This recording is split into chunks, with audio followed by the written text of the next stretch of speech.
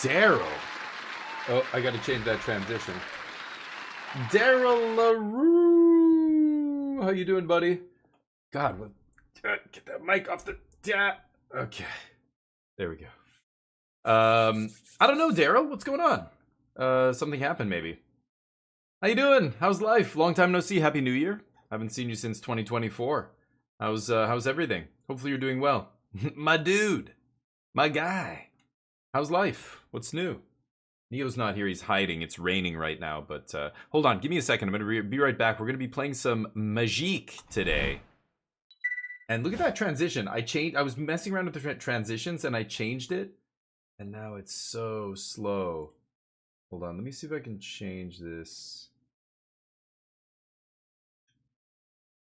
Is it this one, maybe? Hold on. Let's try this again. A bit better? Anyway, I was messing around with them and I screwed it up there. But anyway, we'll fix it later.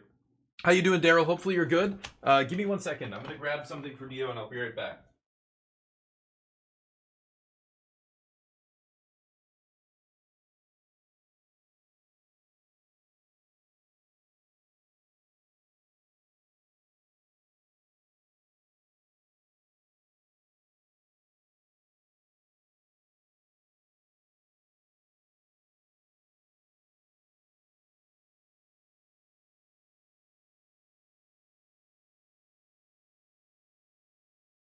Ooh. And it's chilly. Getting chilly here. Finally. We haven't had any snow this year. We haven't had a single day of snow. But now it's starting to get wet and chilly and Neo's not happy. But 42 now. Nice. So your guess is as good as mine in life? Yep. Nice. Especially mine. Nice. I'm 43. I'm right ahead of you. My birthday's in a couple weeks and I'm going to be going out of town, actually. I'm going on a vacation. It's been the first time I've gotten to go on a vacation in... I mean, I guess that's not true. I go to my parents' house for like, Christmas and stuff, but I don't count that as like a vacation, like a proper vacation where you're in a tropical place drinking, something with an umbrella in it on the beach. Something like that. All right, let's cycle this. We're going to be playing some CUUBE today. Let's pop into the store.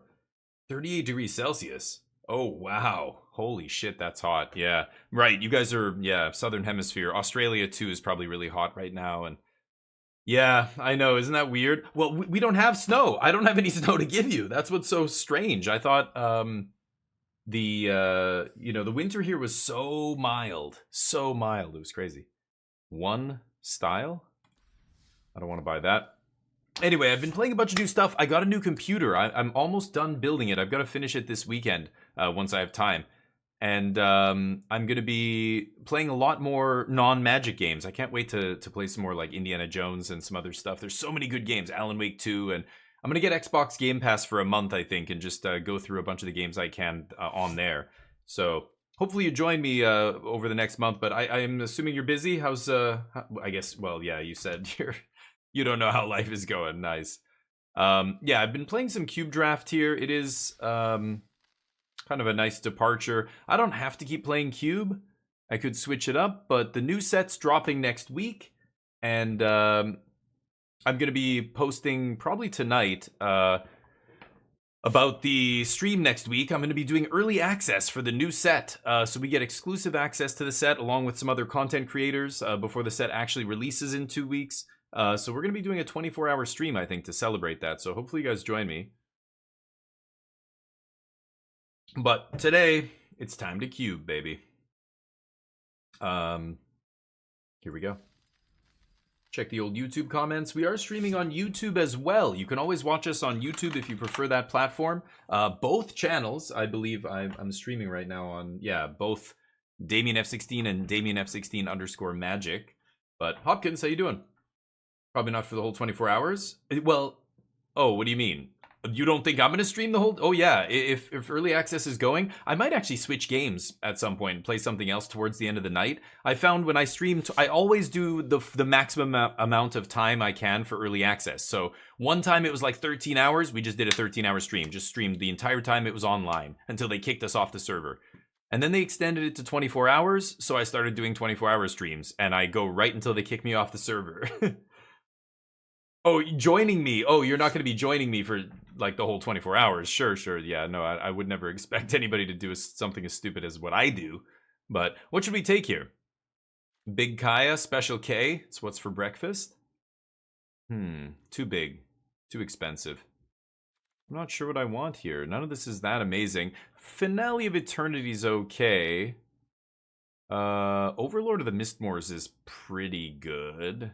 There's a lot of clone effects, and if you can copy this guy when he's impending and get a copy that's an actual non-impending Overlord, it's pretty crazy. But could try Overlord here. I've never started with Overlord. After that, I don't know, big score, joint exploration. Like, I want to take a card that's one color here, I think. And this guy's powerful enough. Let's try this. But so let me catch up here. Okay, I didn't miss anybody else's messages.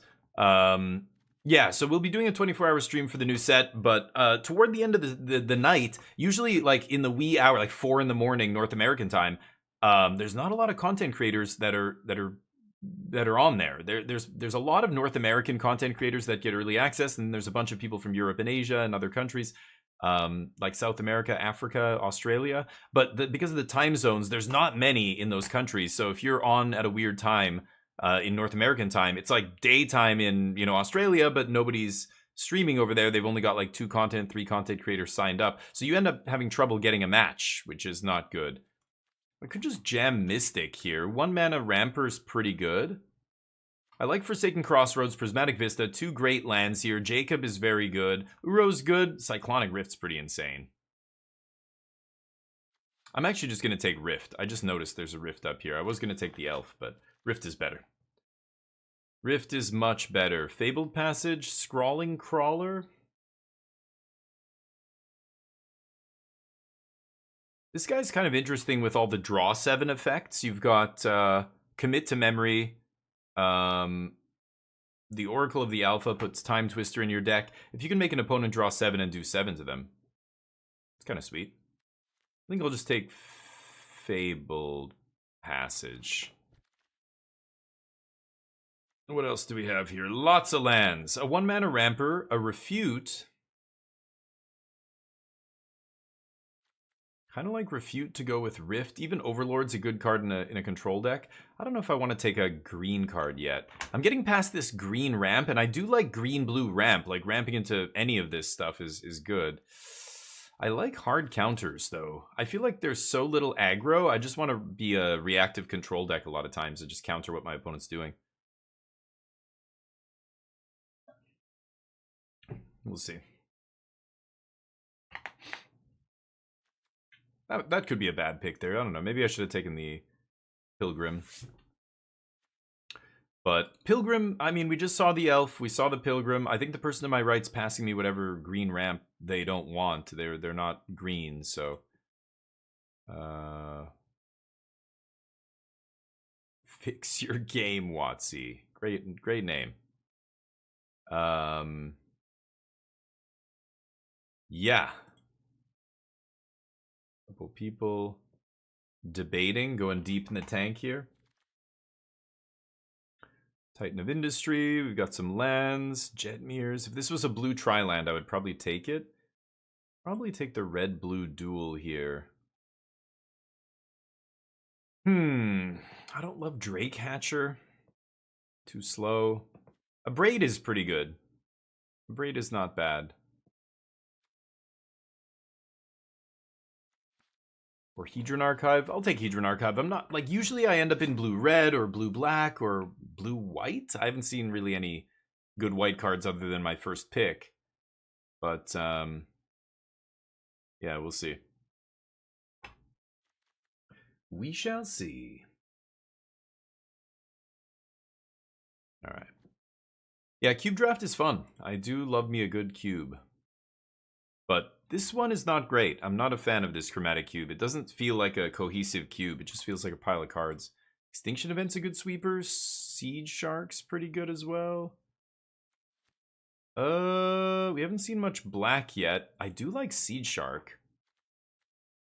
I need sweepers if I'm going to angle toward like a blue-black control deck. Siege Shark's perfect in that deck, but I'm going to take Siege Shark over Extinction Event. How much tire do you interest? Oh, wow. Sure. Okay. Yeah, just okay, so let me know on Discord. Daryl, do you have Discord? You can either reach out to me via email. My email address is underneath in the about section of my channel, under where you're watching me now. I'm not a big fan of Hidetsugu Kairi, but I'm not really a fan of anything else either. I might take just the white black land here. And reach out to me, sure, man. Yeah. I'm sure we can figure something out. Yeah, I've done this kind of stuff for a few other people as well. Like I've worked with other game developers and people on their games and stuff. So yeah, absolutely. I think that'd be awesome. I've got a blue-white duel here. I should probably take that over a double black card. Yeah, we might end up Esper here. Meticulous Archive. There's Kaya. Double black, though? Ugh, I don't like Kaya. I'm going to take blue-white duel again. Spara's headquarters, but that's Jacob Hauken. I'll take Jacob Hauken. He's very powerful. And Scrawling Crawler? Okay. Not the worst. Yeah, if I end up with some draw sevens, the blue is where they're at. But Colin, how you doing, buddy? This is not poker. You know what? Let me see if I can get the... I'll put the intro music back up here. I don't care about getting copyright strikes on YouTube. I found that it doesn't matter for live streams, really. It's only the videos that you post that are really, you know, at risk of being demonetized or whatever. Freedom, yep. There we go. There it is. Sure. Well, I have a bunch of blue, white, and red-blue land. Not sure where I'm going here.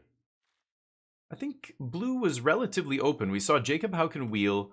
Chromo Sea Shark came around pretty late. Got past the Cyclonic Rift. Maybe Frost Tea? Frost Titties? Perhaps.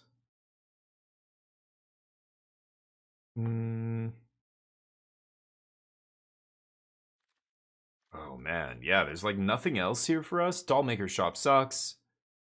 Champion of Wits is not what we're doing. I guess I'll take Frost Titan. I'm not crazy about that, but that's what this cube is. We just, you know, any random finisher at the end here. They're all interchangeable. Lolth, Lone Crafter, Ral. I'd probably just take Cold Steel Heart here. Take some ramp, some fixing. Ral is pretty underwhelming. I love Lolth, but I have no reason to go into black, and let alone double black here. I think I'm just going to take Cold Steel. Trying to end up in another blue deck, maybe? I've draft blue a lot in this cube. I think some of the best cards in the cube are blue. But yeah, we'll see. I don't think aggro's a real archetype in this cube. It's weird. It's just a bunch of mid-rangey crap like tokens and counters and, you know, value, trying to get value from little things. But it's like they give you a bunch of cards that generate a little bit of value, but they don't give you anything that generates like repeatable value. There's another Wrath. And at this point, I could easily be double blue-black. So I'm going to take this. And we're probably not going to end up playing Overlord here. And we'll be a blue-black deck. I could easily splash white, but double white? Not so sure. But if I find any kind of blue-white, you know, Planeswalker, or, I mean, the only blue-white Planeswalker is Teferi. If I get a Teferi or something, maybe. Ral, Consuming Aberration, Consider. Final Showdown, this is like triple white. Davriel. There's people who like this Planeswalker, but it's just too random. Way too random.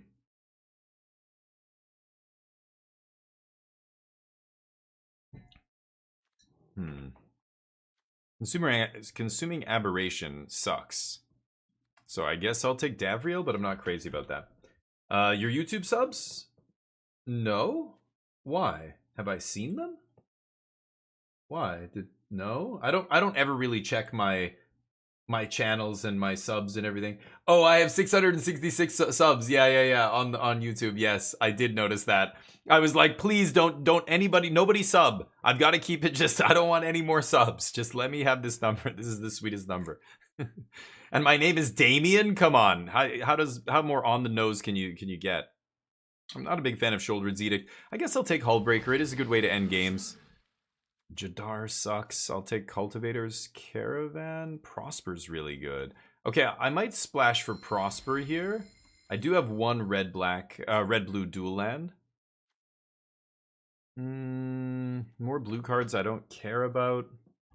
Icar. Blink stuff or make spirits. I don't love Arcanus.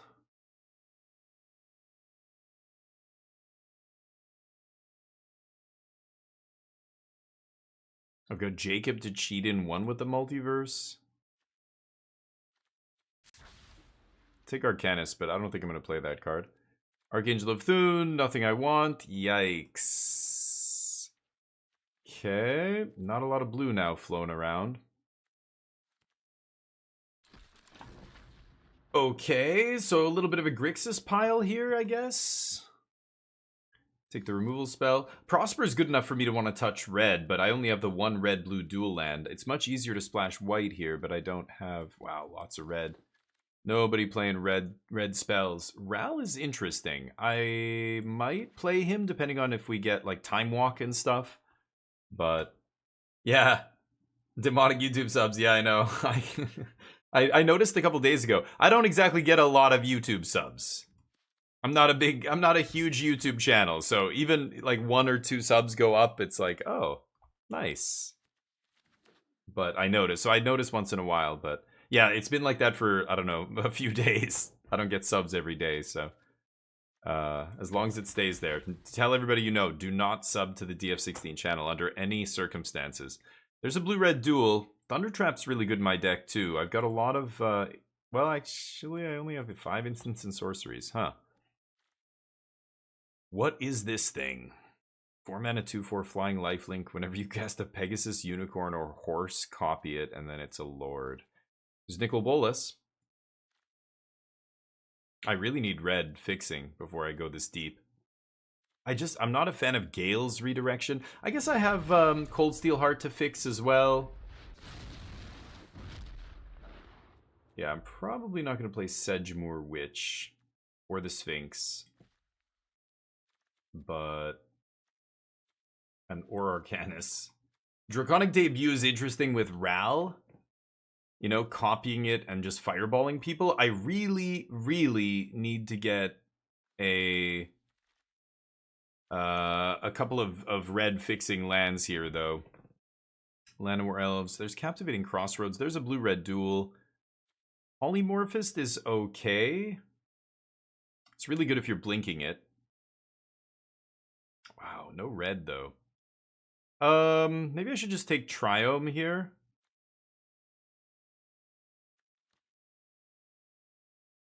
Yeah. I'm not going to take the goggles. I don't have enough instants and sorceries for that. But, Grixis, huh? Let's see how this works out. I'm not super stoked about it so far, but again, it's just a bunch of powerful cards, so we'll see. Commit is nice. This is a draw 7, so if we do end up having Scrawling Crawler in play, I could just do 7 to the opponent. I think I'm going to go with that. There's a blue-black duel that I really hope wheels. Some White Wraths. Bankbuster is really good, too. You like the Overlord? Interesting. I could... Ooh, Traxa. Traxa is so good, but I can't take it here. I think I'm going to take Thief of Sanity. Oh, Hostage Taker as well? Oh, man. Thief and Hostage Taker are both really good. Hostage Taker's 4 mana. I don't have any clone effects to copy it. Gets a lot worse. I think I'm going to take Thief here over Hostage Taker. I don't know. Hostage Taker is pretty awesome. Quicken. Lands I don't need. Enduring Curiosity is not ideal. I think I'm just going to take Cybus Siphoner. Sorry, yeah. No, I find I don't take big, expensive ways to end the game because you don't need that many. I've already got a couple, and these are probably good enough. Like, is Hullbreaker better or worse than some other giant thing like Overlord or whatever? Maybe. Rafine's Tower, but I'm going to take Silumgar's Command here. This is an excellent card, and buying it back and copying it and all that stuff, we've got a Ral in our deck. I think I am going to play it. I don't know if I'm going to play all these red cards yet. We're going to see how this goes in the next, on the wheel. If we wheel some of those dual lands, then maybe I can pull it off. I have Cold Steel Heart to fix. And that's it so far. And, you know, a couple dual lands. But so, yeah, I think in this cube, like cube in general, the big pitfall that a lot of players trip over and, you know, succumb to is they get kind of overwhelmed by the choices. So you've got every card is good, every card is a mythic or a rare. They're all very powerful. There's so many big flashy creatures and legendary stuff and all this stuff that you see a card that you like from Commander. Oh, it's Aurelia the War Leader or whatever, and you like, you know, you take it, but you can't see the forest for the trees because all the trees are so huge and powerful. So it's hard to like step back and say like, I don't care what's powerful in a vacuum here. What makes sense synergy wise? What should I be taking here? I think I'm going to take Ugin. Liliana's not bad, but we're not reanimating anything. I'm going to go with Ugin. Ugin's not amazing either, but okay, Restless Reef's great. And here's a blue-red duel as well. But I'll take the Reef. I want to make sure I can cast my spells here. Meticulous Archive, probably not going to make it. Fountain Port's interesting. Calamity, I'm not going to be doing anything with. I'll play Fountain Port. A colorless land in a 3-color deck's not amazing here, but man. Okay. Take a random thing. So yeah, I find a lot of players that's what I like. People say, but this card's good, and I'll say, but no, it's not. They're like, what? How can you say this card is not good? And I'm like, in this environment, it's not good. You know, in standard or maybe Commander or some other, you know, environment, it's much better. But when every card is good and it's a limited environment like this, I feel like you're much better off trying to find either the most individually powerful stuff, like the real top of the heap, Atraxa, you know, things like that. Or you have to build a synergy deck. Now, the problem with this cube that I found, this version of the cube, every time this chromatic cube comes back, they change it a little bit, right? So this version that is on right now, I find is actually not a great draft format, and I think it's because they watered down all of the archetypes. Like the synergy stuff that I'm talking about, unfortunately, is mostly absent. You can find a couple cards that might work together a little bit, but really the only thing you're doing is drafting like a control deck or a ramp deck. Everything else is just mid-range. I haven't seen an aggro deck yet. So it's very weird. It's supposed to be a synergy-based, you know, kind of format, but Davriel sucks. I'm going to take out Davriel. But the way they kind of tweak this cube, it doesn't feel like that anymore. So this is 40 cards. I have 9 instants and sorceries, so I think Saiba Siphoner is good enough here, bringing one back. And Sedgemoor Witch probably could be cut. I don't know. I could bring in Davriel here. So how much red fixing do I have? I really don't want to play a basic mountain here. So 9-8, and this is 4-5 with Cold Steel Heart. Quicken's another one I could easily cut. I'm just playing it so that it's almost like I'm playing 39 cards here.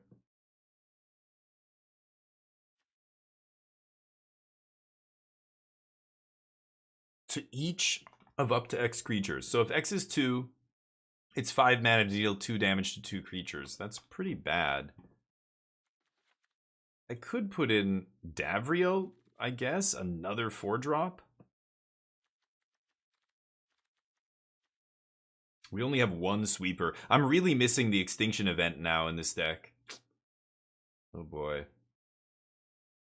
So 1, 2, 3, 4 red pips. I really should have twice as much red in my deck here. 1, 2, 3, 4, 5. Yeah, I don't think I can play all this.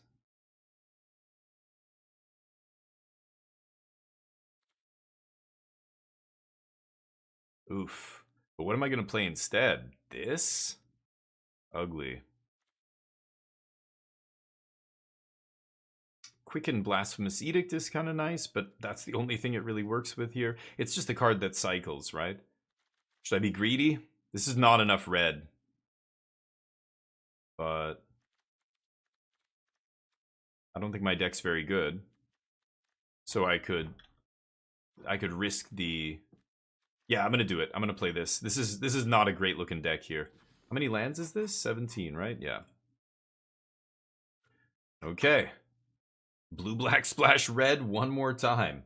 Baru, how you doing, buddy?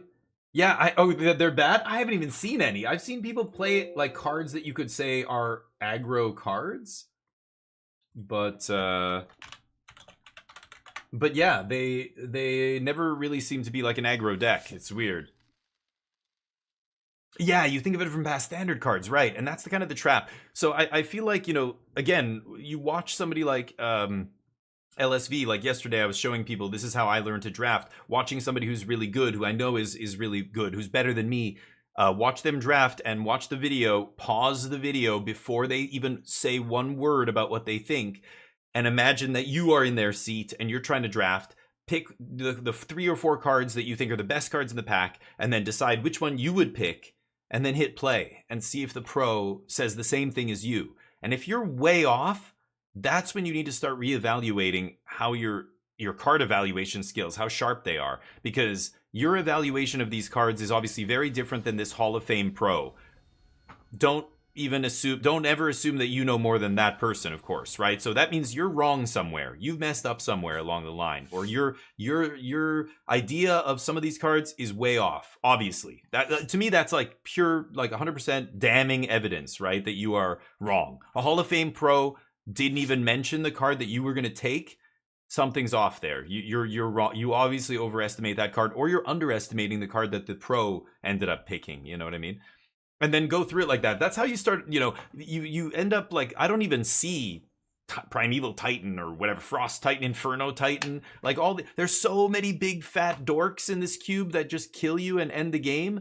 I don't even notice them. Those are a dime a dozen. What I'm looking for are the really unique, powerful effects, like Thief of Sanity, for example, or even like Cyclonic Rift, you know, that you can't, there's no other card in the cube that does what Cyclonic Rift does. It's crazy. So, you know, so, okay, hold on. I could go Thief of Sanity here on turn 3, or through 3. Oh, and never mind. And I drew a red source. That's pretty lucky. So I was going to say, if I play Thief here, I can't Nicol Bolas next turn, but now I can. They scooped to turn 3 Thief. Like I said, Thief, when I was like, you want to find these uniquely powerful cards, like Thief of Sanity. And I was like, well, it's more like Cyclonic Rift. That's a much more unique effect. Thief is just a powerful, cheap creature. But it's one of those creatures that, yeah, on turn 3, if they don't have an answer, obviously my opponent had no answer to a turn 3 Thief, they get wrecked. If this thing connects even once, the advantage I'm getting is already a big jump, and then it just gets bigger and bigger and bigger. So they obviously didn't have a removal spell there, and they just said, yeah, I can't, if this thing hits me twice, I lose the game, so I'm just not even gonna waste my time. Okay, I mean, I'll take it. I think that's still a bit, like, do you not have any removal in your deck? It's a bit premature, but let's get the bets in here. I'll bet no this time. LSV hasn't trophied at my F&M. I have, yeah, exactly, Baru. What does he know? Yes. You know, I know you're joking, but there are people who do mental gymnastics to try and convince themselves that they know more than a pro or an expert. I mean, you step outside of Magic and you see this all over the place. People don't trust medical professionals. People don't trust career journalists or diplomats or anybody who has any position of authority. It's like people don't trust authority. They trust authority less because of a lot of the undermining of authority that, you know, certain political parties do. So now it's like, you know, it would be like taking your car to the shop to get fixed, and the mechanic says, well, this is what needs to be changed, and we have to do this. And you say, I don't think so.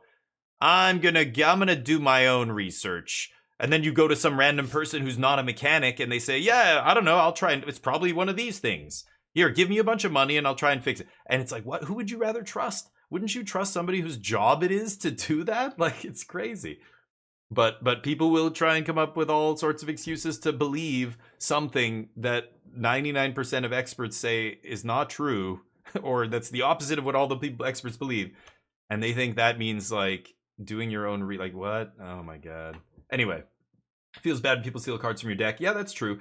But really, oh, see, I don't know. The feel bad part is almost like you have to separate yourself from the variance there. I think the feel bad, the only reason it should feel bad is because you think they're going to take your best card. That's what it is, right? But mathematically, be rational. Mathematically speaking, the odds of them hitting a land is like 40. Look, 42%. This is calculating it. So I'm not full of shit here. I'm 42% to hit a land. That's every deck is going to be like this almost, right? So when you're stealing your opponent's cards, when I hit them with Thief, one, maybe even two of those cards are probably going to be land. You know, you're exacerbating it in your head how bad it is, I think. Now, that said, like, it's the card advantage. Thief in particular, if you don't have an answer to it, I'm not saying you shouldn't scoop. You probably should. The game, even though the game is going to continue on for 6 more turns, that advantage that I'm accruing early like that is going to be probably too much to overcome. But I don't know, you know, it depends on the deck. There are some decks that can go over the top and recover from that. There's so many factors there. I wouldn't blame somebody for scooping to a turn 3 Thief in Limited if they don't have an answer. It was like Pack Rat back in the day. You didn't need to play out the game to know that if you can't kill the first Pack Rat and they copy it, you're dead. You're never gonna, you don't have a sweeper in your deck, you're dead. You're never coming back from that, you know what I mean? But I'm never just scooping to Gaunty. Never, ever. Thief repeatable hitting you, and it's looking at the top 3, so I'm taking the best card out of the top 3. I mean, it was like Grenzo. Grenzo's the kind of card that, the kind of card that steals a random card from your deck, but it's so insane because you get to play it for free that's so much more powerful than just looking at the top 3. Like somebody casts Siphon Insight, you know, on you, and they look at the top 2 in standard. It's like, or Gaunty, like a one-time, I don't even care. If they're doing it every turn, then I'm in deep shit, and I'm probably gonna die. So this is interesting.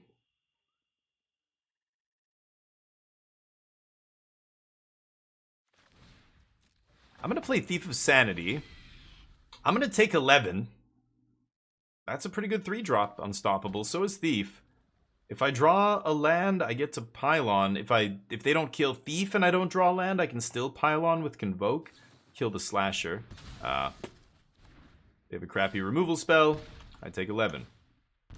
I could have Cyclonic Rifted that thing, and I don't draw a land. Come on. Give me a break. I'm gonna draw a land here, or I'll die. Nope. Right. Take 5. Let's see. 100% emotional feeling. Yeah. Yeah, you're right. That's true. Yeah, if you don't care and it's just like, you know, I don't know. And that's where I'm a stubborn ass. Like, for me, it's the principle of the thing. And that's always been my sticking point in a lot of stuff.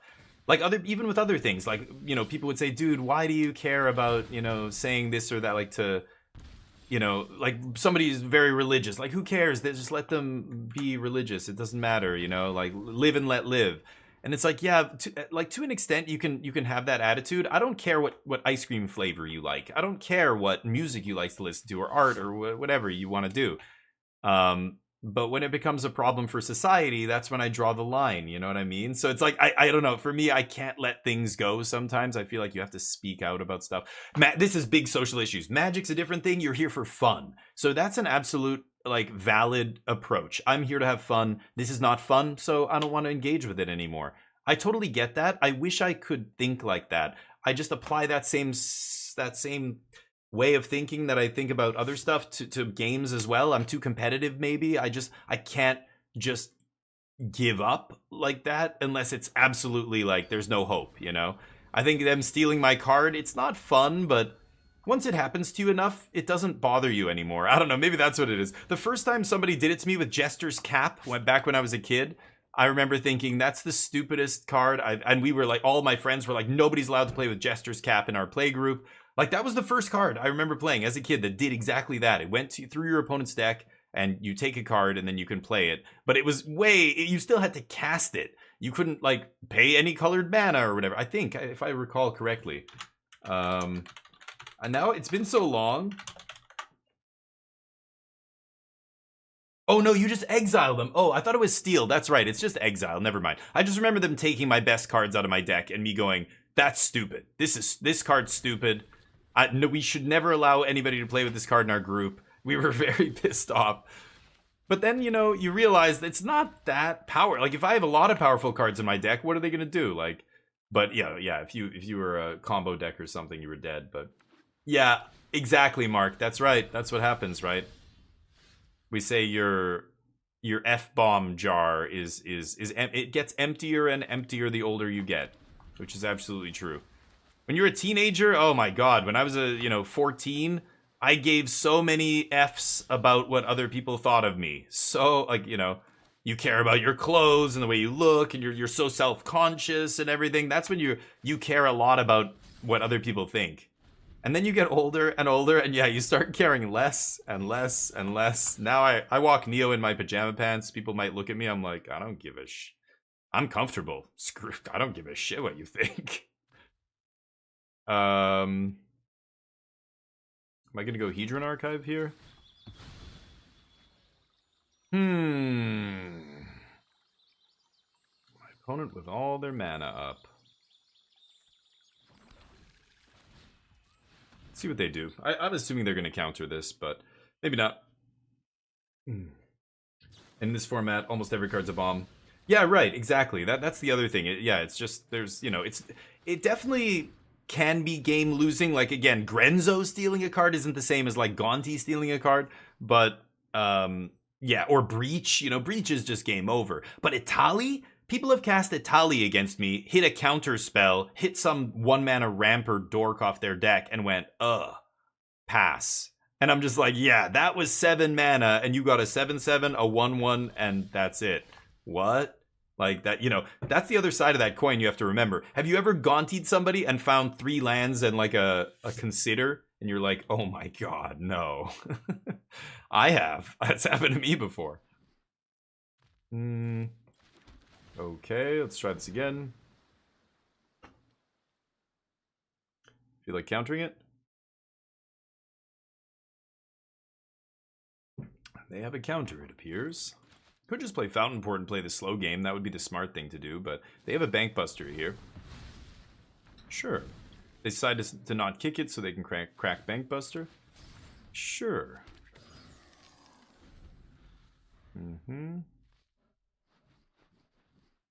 Well.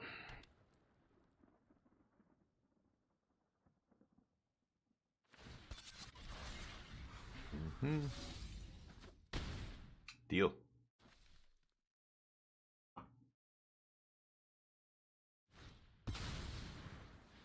Card's bad. I like it. Silumgar's command's gonna be OP here. I guess I can't do anything else. And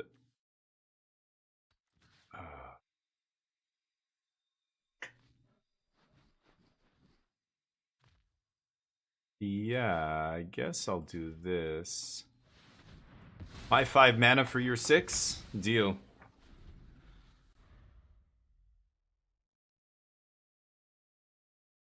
Hopefully we can find something here. But, yeah, right, so... Anyway, it's just funny. I know other people get triggered by things. It always just... I never understood it, because once something happens to you enough, you realize it's not that big of a deal. Oh, I do lose now, I think. So let's see here. I can commit that thing. And then I can Cyber Siphoner, bring my guy back.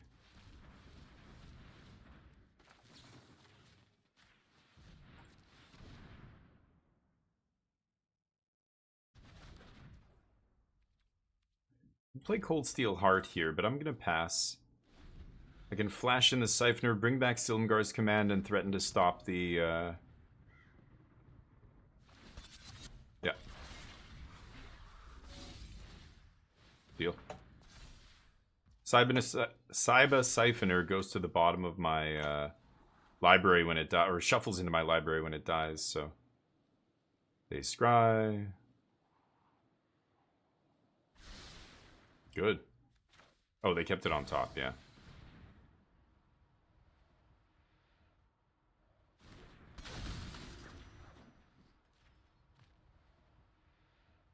Silumgar.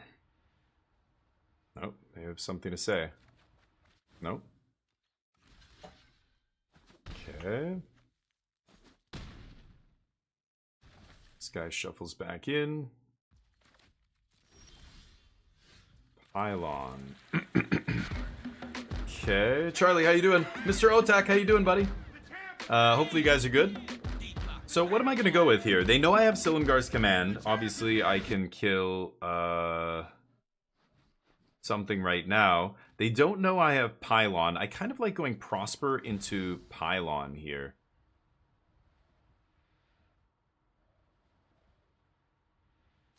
Okay, let's do this. They might have to fight over this. They have more cards than me, which is unfortunate. And the fact that they aren't playing them means they're all reactionary cards, like removal or counter spells. I've also got Fountain Port activation here, but I don't think they're going to let us... Yeah, they're going to do something before end step, kill Prospers, bounce Prosper. So I could kill something here. Like the pilot, for example. This is crew 3.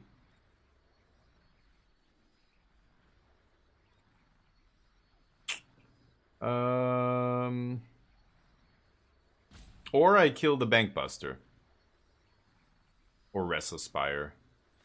I think I'm going to kill the pilot now. I don't know if that's crazy, but I'm going to go for this. I could have Convoked with Prosper as well, but oh no. Okay, get those off the top. Don't need that. Prosper down. New to Magic, trying to learn stuff? Oh, there's so much to learn, dude. You've come to the right place, though. Yeah, I try to be as instructional as possible, so please don't hesitate if you have any questions about anything. Now, this isn't a great format to learn the game. What we're playing right now is a very... Yeah, sure. Is a very high-powered format. It's also very all over the place. There's no real synergy or anything. So this is Cube Draft. But yeah, Commander is really fun. Commander is good. I recommend finding people who kind of want to engage with the game in the same way you do. Because you can find players who are very competitive. You can also find players who are very casual, and everybody in between. And I think if you're a competitive player and you play with people who are more casual, there's going to be friction because the way you want to engage with the game is not going to line up. Like if I bring a very powerful, very like 9 out of 10 Commander deck to a casual game where people are playing, you know, pre-constructed decks or 5s and 6s or whatever out of 10, nobody's gonna have a good time, you know what I mean? And well, I'll have a good time smashing them, but they won't have a good time. And vice versa, you know, if I'm a very casual player and I take my deck to a group of players who are playing, you know, CEDH, which is like competitive Commander, then it's, you know, it's not great. So yeah, and I recommend starting with a pre-constructed deck and then going from there. The pre-constructed decks they put out for Commander are usually pretty good. They're solid. I bought one from Lord of the Rings when Lord of the Rings dropped, and I was actually surprised how powerful it was. It's quite good. And then you tweak it from there, you know what I mean? But if you're new to the game, Arena's great because this will give you the kind of dip your toes into each color and get to see what do I like to play? You know, do I like to play decks that are really aggressive? Do I like to play decks that are, you know, casting huge things? Do I get to play decks, you know, or what, not do I get to play? What do I like to play? What am I drawn to? And then that, you know, I learned very quickly the kind of decks I like to play in Magic. So I end up playing a lot of those decks when I play Constructed or even in Draft. So, you know, in this Cube Draft, I often draft more controlling decks. I feel like the tools are there for those decks to be good, and, you know, I enjoy playing that style of deck. So anyway, these are like, I'm giving you these broad strokes, but basically just play the game and you'll be fine. You'll figure it out. There's a lot to learn, but it's so rewarding. Like, this game is the OG TCG. Before Pokemon and Yu-Gi-Oh! And Hearthstone and all the other games that came after it, this is it. And it's still around. There's a reason for that. Okay, I'm going to play this on red here so that I can cast Prosper on turn 4. So I think I am just going to drop Seed Shark here. It's probably just going to die immediately. This guy is not a very commonly played creature in this cube. A very aggressive card. Okay, I'm playing against my very first aggro deck. Baby's first aggro. I don't think I've ever played against aggro in this format. Yeah, I expected this guy to die. I've got the Blasphemous Edict here as well, but let's get Prosper into play off this red. Prosper's insane. Immediately triggering on your end step, getting another card. Now if they kill Prosper, I'm up a card, they're down a card, right? That's one of the other things. If you do want to play Magic and really be good at the game and kind of really explore all the game has to offer, you have to learn some basic fundamentals of every. This is stuff that applies to every game. I play a lot of games at a high level. Complicated games, not like competitive Settlers of Catan, but whenever I'm playing with people, we're all very experienced gamers and we play really crunchy board games like Twilight Imperium and Kemet and Forbidden Stars and Terra Mystica, Mage Knight. Like, I play these games with my friends, and the same principles in Magic apply to those games. Resource management, having a plan, being adaptable, predicting what your opponents are doing, acting on information, trying to get information, and then acting on the information. Obviously, I'm playing land, so I get a treasure here. And I could just Blasphemous Edict, but 3, 4, 5, 6. Maybe I just slam Frosty here? I think this game's probably over. Let's tap down their flyer. No attacks. Just keep drawing cards. Prosper drawing me another card there. Also ramping me into 6 for Frost Titan was pretty gross. Prosper's awesome. Collector's Cage. Ral with the Fireball is going to end things very quickly here. We're going to combo my opponent out of this game unless they can kill us. Oh, this is gonna... Oh, no, they can't crack this immediately, right? 3 different powers, yeah. Okay. Kind of a power level, yeah, of decks. Yeah, 5 to 6 in terms of out of 10, I was saying. Yeah. Aether Drift decks, cool. Yep, it's a great start. Yeah, and there are decks I look at and I'm like, how do you play this? And I have to have somebody tell me, or, you know, if I sit there long enough, I can probably figure it out. But Magic is so complicated. There are some very convoluted decks that you kind of need to see somebody play well to see what the deck's really capable of. You can't just look at a list of cards and be like, oh yeah, it's a combo. It's a Underworld Breach combo deck or whatever, like Krark Clan Ironworks or some, like, you know, you don't know what I'm talking about, but these really complicated decks back in the day. I think I'm going to go Ral here. And I'm going to plus. Yeah. I don't know if I need this. Let me think here. So if I untap next turn, Draconic Debut is 1, 2, 3, 4, 5, 6, 7. I'm going to do it for 6 twice is 12, plus 6 is 18. I can't kill my opponent here. I don't think I want this. I don't think I want it. Ooh, I could tap down the cage? But then they kill Ral, right? I'm gonna do this. Okay, 15. I've got 12 points of burn here if I can copy the Draconic Debut with Ral.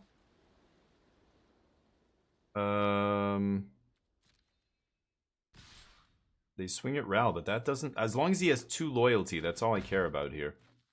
Jub, how you doing, buddy?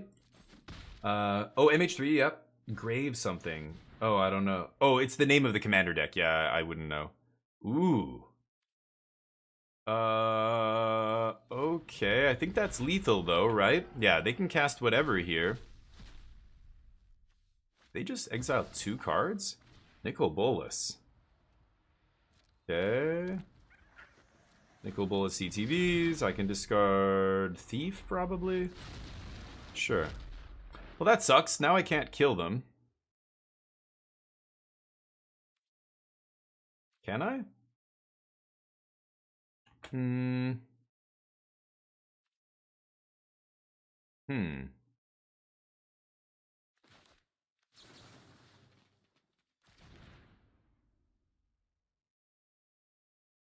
I could bounce everything they control. Yeah, I think that's better, right? Scry with Ral. Okay. Tap one of their lands.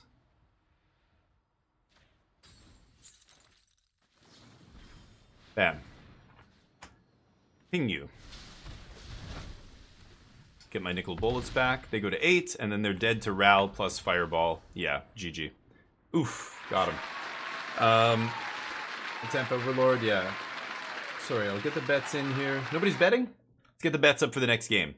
So there's a lot to learn with Magic. Some of the basic concepts you have to try and remember are like, yeah, card advantage and stock mana advantage. There are a lot of articles you can read about stuff like this, and you know, players who will talk about this stuff. Like I talk about these concepts all the time. New players need to understand these concepts because they are universal in Magic. They apply across every deck, every archetype. Doesn't matter if you're playing aggro, control, combo, whatever. You have to understand how card advantage and mana advantage works.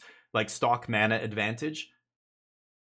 I do have a question. Sure. Yeah, you can ask. Those kind of specific things are pretty easy, though. They're, you know, if it's any question about cards currently in print, people will be able to answer almost immediately. But yeah, shoot. We'll get the bets up here for the next one. Will we win this match? Get your bets in. I'll bet no. But, you know, for example, like if in a game of Magic, you know, if I play a creature that costs 4 mana, and then my opponent plays a spell that kills it for 2 mana, we both are using 1 card to deal with 1 card. Those 2 cards are now gone, right? 1 from me, 1 from them. But if they spend half of the amount of mana that I spent, that still leaves them with 2 more mana on turn 4 to play something else. And then that allows them to start pulling ahead in the game, because they're pulling ahead on board. They're able to better use their mana, cast more of their cards. The player who casts more of their spells, DeFore with the raid. Thank you, buddy. What? It's a raid. Thank you, DeFore, the newest member of Team Magic Jank. Go give him some love.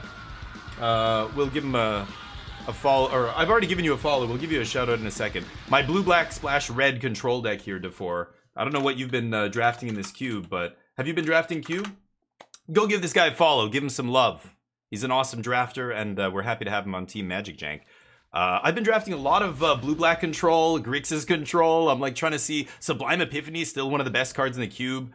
But I haven't seen like any aggro. Raids are a bit wonky? Oh, that's okay. Don't worry about it. Thank you for the raid, dude. I appreciate you. Really appreciate that. Hey, Chatham, thank you for the follow. Chatham, welcome to the squadron. You're a goddamn legend. Appreciate you. But I'm not crazy about this cube. This chromatic cube, like, where's all the synergy? Like, the Aristocrats deck is, like, gone. There's no Blink deck. Like, there's Resto and stuff, but there's no, like, Teleportation Circle or Thassa. I feel like so many of the archetypes are gutted. And, like, Reanimator is, like, they put Zombify in, okay, but is there, like, an actual Reanimator deck? Like, I feel like anytime I try and draft a synergy deck, I get like some pieces, but they just like there's never enough support. It's just a bunch of mid-rangey, like individually powerful cards. I don't know. You're ramping, yeah. Ramp's good. I've been ramp. Almost every deck I have has some ramp in it, right? But Thief on turn 3, GG?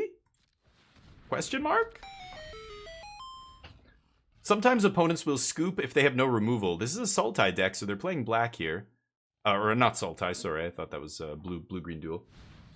Saheeli Radiant Creator with Brutaclad? Oh, Brutaclad's a silly card, but I don't even know what Saheeli Radiant Creator does. If it's a commander card like that, maybe somebody in the chat can answer, but if it's specific like that, yeah, I would have to read the cards and tell you. I don't know those cards.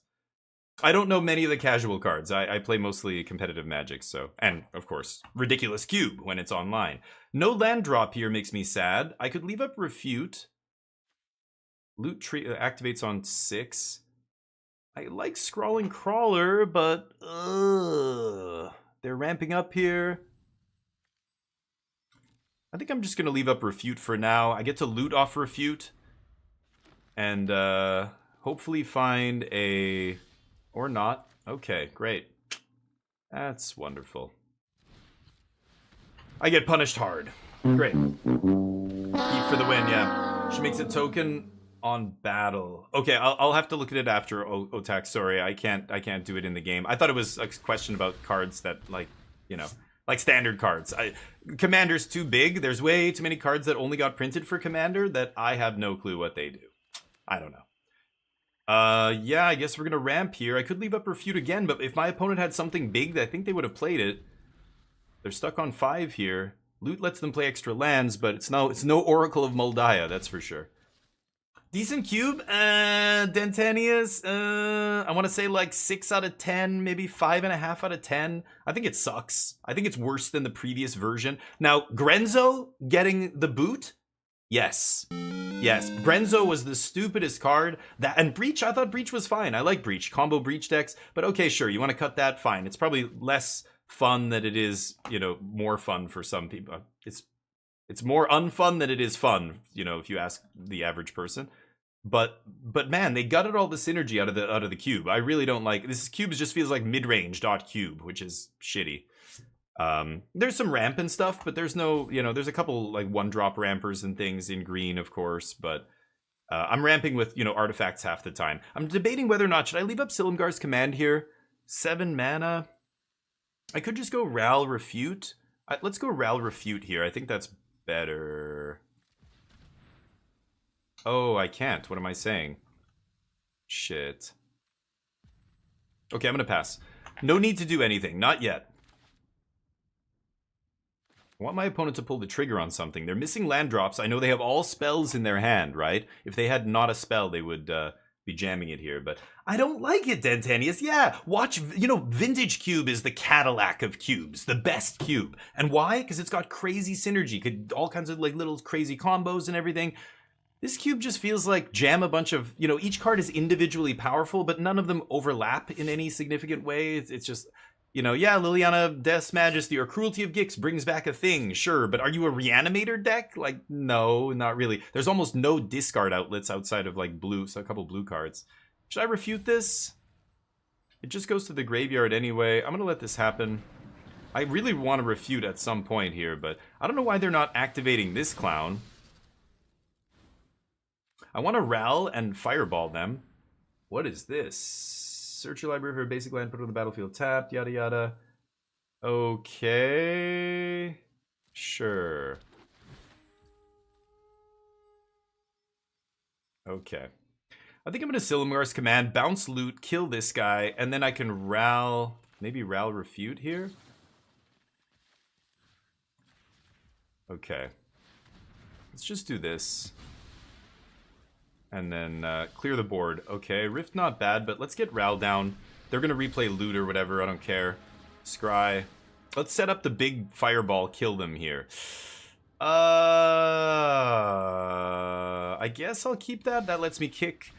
Well, 8. So I have 1, 2, 3, 4, 5, 6, 7, 8 mana. That's 7. So I'm only dealing 14. I want to make a few more land drops here and see if I can just combo kill them. That's something I wanted to counter. Shit. Okay.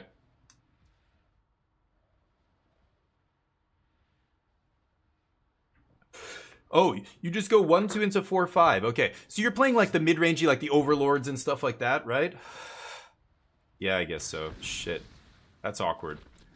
Titan's annoying. Glad I kept the land on top. I mean, I could bounce all this. I could just Ugin kill that, but then that thing's gonna kill me. I could flash. I think it's probably Rift. I hate giving them Titan back.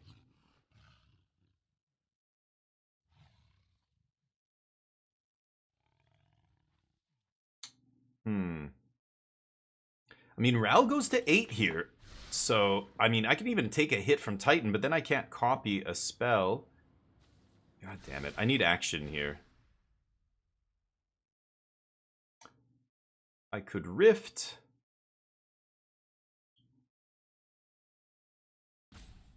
They're not going to play anything, though.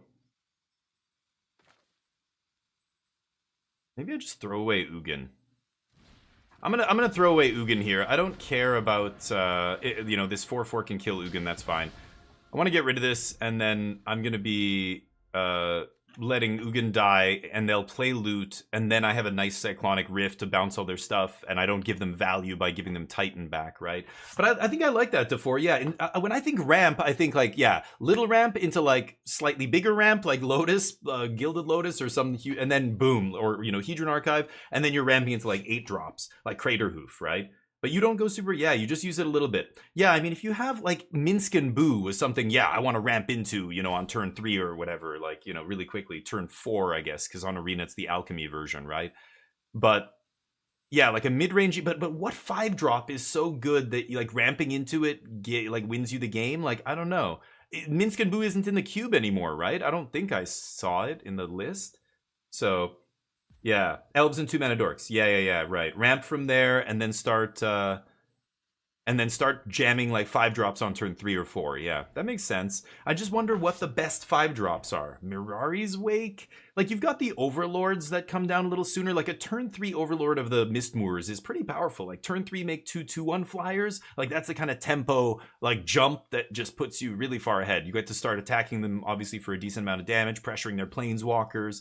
You know, they have to sweep. Like, it's, you know, and you're not even down a card if they kill your 2/1 flyers. Maybe it's like something like that. I've been having some success with blue-based control because I find Sublime Epiphany, Cyclonic Rift, like these cards are nuts. But they took out all the time walks. Chandra, Ral, all these ways to copy, no time walks. There's part the Water Veil, that's it, and it's clunky, right? They took out Alrund's Epiphany, they took out the red one, they took out Time Warp. Or was, I don't know, Time Warp might have been just Arena Cube. I can't remember anymore. There's so many cubes, so many versions.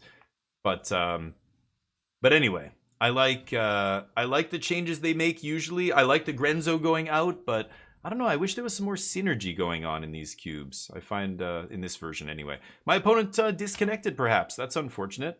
Let's get Neo a treat. We'll give Neo some love while we're waiting here.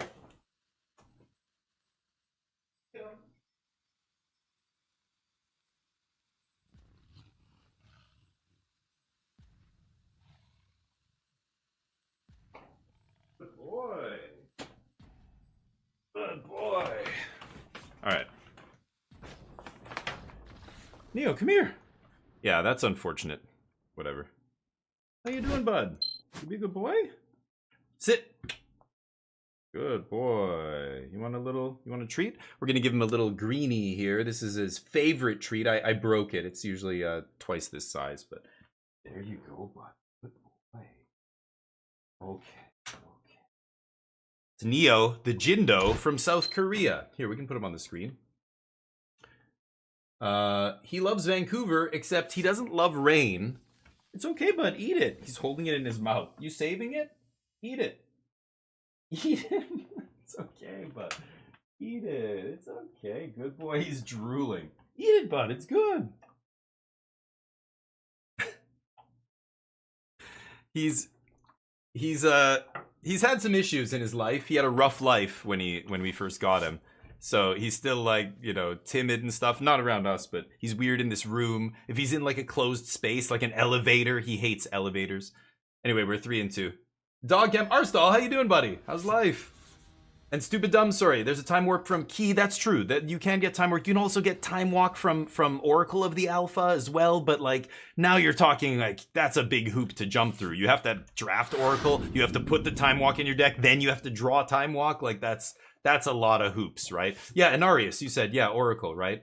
There are ways to do it, but but see, Superman, that's Arena Cube. This is Chromatic Cube. I think it's different, but like that's a lot of hoops to go through. Really, there used to be like Alrund's Epiphany, the red one, whatever that red one was called with Overload or Cleave or whatever it was called. It's the same mechanic basically. Everything is flashback or everything is kicker, I mean. So I keep this on the draw, I think. Jam that Seed Shark, start making babies. Shiny artifact babies. Who doesn't like shiny artifact babies? Okay. Not gonna bounce their mana rock here. I've been told. Oh, Omni Tokage. Omni Tokage, you're a goddamn legend. Welcome to the squadron. Thank you for the follow. I appreciate you. Yeah, turn 4. This is exactly what I just said. Turn 4 or a turn 3 Overlord is kind of annoying. Okay. Shark is pretty good here, but I'm assuming my opponent's going to have removal. I could Rift on end step there, but I don't think I'm going to do that. This is going to be interesting. I've got Hedron Archive, and then I can make I can activate the token, but I can't, like, block here. Please don't have a removal spell one time. I can't watch. Don't kill Seed Shark. Don't. Path of Exile? I'll take that. But if it's just like Mizium Mortars here, go to hell. Brofessor. Yes, okay, I think this means they don't have, or they have multiple. They either don't have a removal spell or they have like 3 removal spells and they're like, what should I use to kill this shark? Punished for being on the draw MP, yeah. That's okay. Empire from Germany. With all the blink cards, Oracle goes infinite. Sometimes I find not. I find most times it hits Moxes and they lose, or I lose. We did have a couple crazy games on the YouTube channel on the DF16_magic. I put a video of our first cube draft from this current chromatic cube, and we did some crazy shit with Oracle. It was awesome, but that doesn't always happen. So they have nothing in the graveyard. Lauren preemptively, and then I get to play this. That's going to feel bad for the opponent. So I get to do this, make a 4/4, then I use this to crack the 4/4 token. And I mean, they're not even attacking here. The Sedgemoor Witch is interesting, but I don't think there's any other play except this. It just fits together so perfectly right now. Let's pass. Sedgemoor starts to make little 1/1s very quickly here. Is it? Oh, it's instant or sorcery. I thought it was non-creature, actually. This is worse in my deck than I thought it was. We have 9 instants and sorceries. Nahiri. Whoa. Nahiri's kind of scary. If she does get to 8, she can bring like Eldrazi onto the battlefield from their deck. But then it gets haste, then they have to shuffle it away. Really? Yeah, you probably would have attacked before playing Nahiri if they were going to attack here, right? Okay, I'm going to make a 4/4 and I'm going to start swinging at Nahiri here. See what they want to trade with. Hullbreaker, not a bad draw. So we've got 7 mana for Hullbreaker if I really want. I've got Rift up. I could just bounce their entire board here. It's kind of insane. And then what are they going to do? They're going to Overlord again. Rift also makes... Oh, it just makes a 2/2, right? Overload isn't a replacement. It's a replacement cost? No, mana value is still going to be 2, right? I could just Rift right now. It's kind of interesting. I think it's probably better than anything else I could do. I think I'm just going to Rift now. I could wait for their upkeep, but then they just get to block and do a bunch of shit here. Just Rift. Why do I smell Emrakul? Yeah, exactly. Well, back in the day, do you remember in Modern, people were... Well, before it was... no, it was in Modern. You could play like a blue-white control deck that used Nahiri to cheat in... Yeah, old Emrakul, which was pretty insane with Annihilator 6. But in this format, like Emrakul, the Promised End is the best you can do, but all that's doing is hitting you for 13, right? It's not going to get the ETB trigger because you're not casting it. This is just put it on the battlefield, it gets haste, and then bounce it. Bouncing it's good, they can recast it or whatever, but... Okay, Saiba gets back the Rift, and we can do that again. So I'm going to go Ral... Oh, I don't have a red mana, what am I saying? Yeah. Maybe I go Sedgemoor into Saiba? They Nahiri. Kill my shark, sure. Okay. I could swing with the Reef here as well. That's 10 damage, put them to 4, and just ignore Nahiri.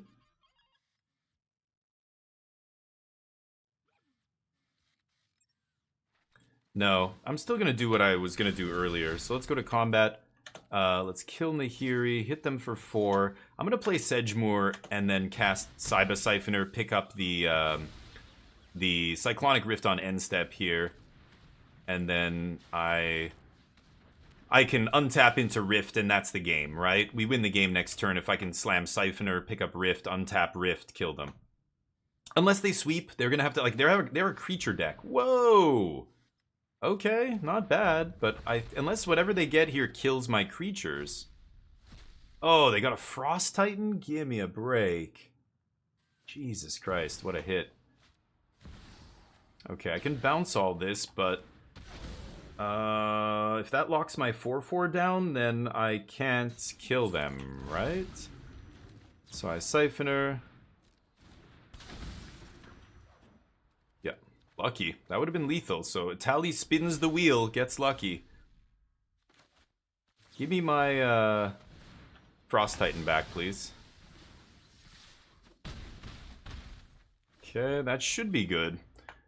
Let's see. Tally number 2. Try. Spin the wheel. It's your only hope, really. They've got to hit some kind of sweeper. I have Blasphemous Edict in my deck. If they hit that, they might be able to survive. Oh, no, I have Restless Reef. Yeah, no, they're dead here. Yeah. Day of Judgment. Wow, in their creature deck, they had Overlord of the Mistmoors, all these little dorks, and they have Day of Judgment. That's what I mean. Every deck is just a random pile of cards. It's so bizarre.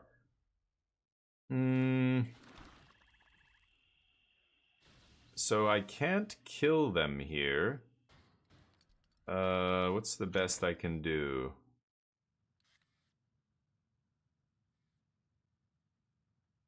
It's probably just Frost Titan.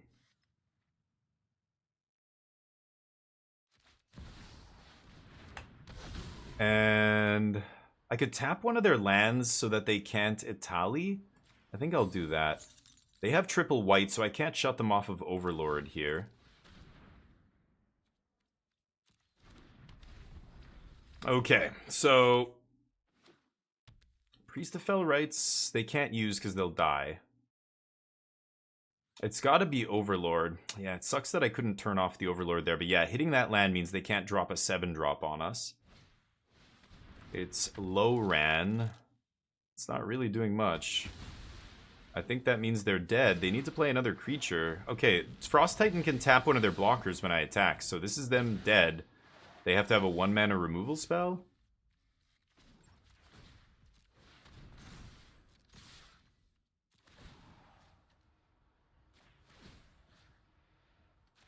Finish him! Yes! Yes! Now you die, my friend. Wait a minute. Oh yeah, because Frost Titan, they would have to block Frost Titan because it's got Ward 2, basically, right? GG. Alright, let's keep going. 4 and 2. Let's run it up. Ancestral Recall, yeah. Half the power 9. Yeah, that's what I mean, Arstal. I think people overrate Oracle of the Alpha big time. I mean, even if you're looping it, for every 1 Time Walk you're putting in like 7 other cards that are bad. Ancestral's good too, but you know, Time Twister and 9 and 5 Moxes and a Lotus, like that's like 7 cards that you're, you know, bloating your deck up with just to put 1 Time Walk. I don't think you're finding Time Walks any faster if you're blinking Oracle. But that's one of those subjective kind of things. People remember the time they find Time Walk and they think it happens all the time. It's like, no, you got lucky. That's what happened. But it happened like 3 times in 3 matches. Yeah, then you got lucky 3 times in 3 matches. It doesn't mean it wasn't luck. It means you just got, you ran well. Sometimes you get lucky more than once in a row. Ask anyone who's won any 2,000 player tournament. You have to get lucky. You have to, or poker, same thing. You have to win your coin flips in Magic, right? To win a big tournament, it's not just about how good you are. You also have to win those 50-50 toss-ups. You know, I keep this hand, I'm 42%, let's say, whatever, it goes up if I miss a land drop, right? So by turn 3, I'm like 48% to hit a land, 47. I've got to hit that coin flip. You know, if I miss those over the course of a tournament, I will lose the tournament. Whereas if I hit most of those, I win the tournament. But they're 50-50. It's not like your odds are great of hitting them or not, right? I'm going to keep this for sure. Turn 3, Thief of Sanity on the... Oh, I'm on the draw, though. The real Ral Zarek. Got the avatar and everything. Oh, I am on the play. Never mind. I'm talking about play and draw and all these things, and I'm not even paying attention to what I'm doing here. Another one. Hashira, how you doing, buddy? Khalid voice? What is... Oh, does this sound like... What? Is DJ Khaled? Khalid, whatever? Guy's a clown. From everything I hear about that guy, out of his own mouth, he sounds like a clown. Anyway, yes. Hopefully doing good work here. Well, it's got to be Thief, right? I mean, Sedgemoor's nice and everything, but if this starts hitting them, the game rapidly ends. But red-blue, they're going to have a lot of outs here. Hey, Spawn 25. Spawn 25. Right from the depths of hell into the DF16 channel. Welcome. You belong here. I miss Todd McFarlane sometimes with the... He got a little bit ridiculous with the Spawn stuff, but the Spawn movies in the night... Oh, wait a minute. We get to hit with Thief? We get to hit with Thief of Sanity, though? Alright, alright. Definitely gonna see if I might want to take a land, but... Ooh, the Houkster? Transform. Transform does not remove it will not go to my opponent's control. So I'm very tempted to take Hauken here. They do have a mountain, but I already have my red source. Yeah, let's take Hauken, I guess, right? So what am I going to do here? I think it's probably just Ral, use all of our mana, and then next turn I can go Chrome, Host, Jacob Hauken, because Ral scries us into a land here, right? Otherwise, I'm kind of wasting my mana. I think I'm going to do this. I can't flip Hauken anytime soon. And he just sits there. It's not until the end of my next turn. It's not until whatever. It's just like, I can cast this whenever I want now and pay whatever amount of mana I want, right? So yeah, Ral scries land to the top. We go to 5 here, then I can double spell. Turn 6, I go Frost Titan, or maybe double commit with Ral. That's kind of interesting. Minus Ral, commit. Could be, ooh, okay. That's not bad. Okay, but they wasted that, or not wasted it, they had to play it, and yeah, the Thief found us a very good card, so I'm still up on that exchange, I think. Ral was kind of, you know, he got wrecked, but whatever. Nice.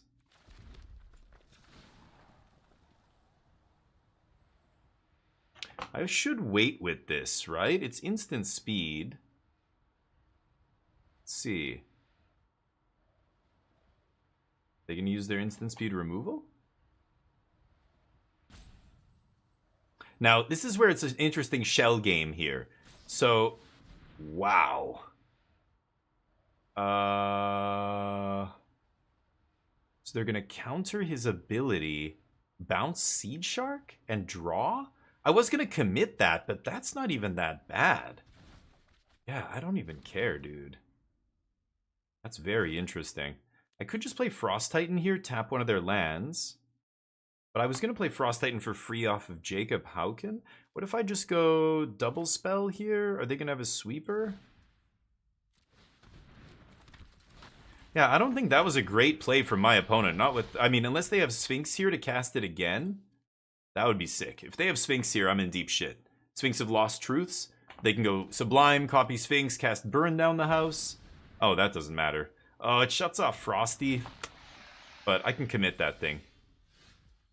Okay. I would like to flip Hauken. What are the odds he survives this? They used a Sublime Epiphany to stop the trigger, though, right? Oh, yeah. Okay, so let's do this. And I guess I'm playing this, but it gets no trigger? Yeah, I don't really care. Yeah, let's jam it. Now they counter. Okay. They say oops. I don't know why they said oops, but okay. Take 5. I'm drawing 2 cards a turn. I don't know what the oops is, but Hauken's Insight's still gonna start pulling me ahead this game. I don't know what they thought they stopped. They stopped my Titan, but we just trade a card for a card. I spent 0 on mine. Yeah, this is gonna start drawing me 2 cards a turn. There's Refute. Refute's the worst card I could possibly pull. Torf, what's up? Spawn, big love. How you doing, Torf? Could fire up the Restless Reef here. 2, 3, 4. 1, 2, 3, 4. So I go... Oh no, I don't have enough mana, I guess. Awkward. Okay. Let's pile on here. And if they fight over it, I've got Refute, right?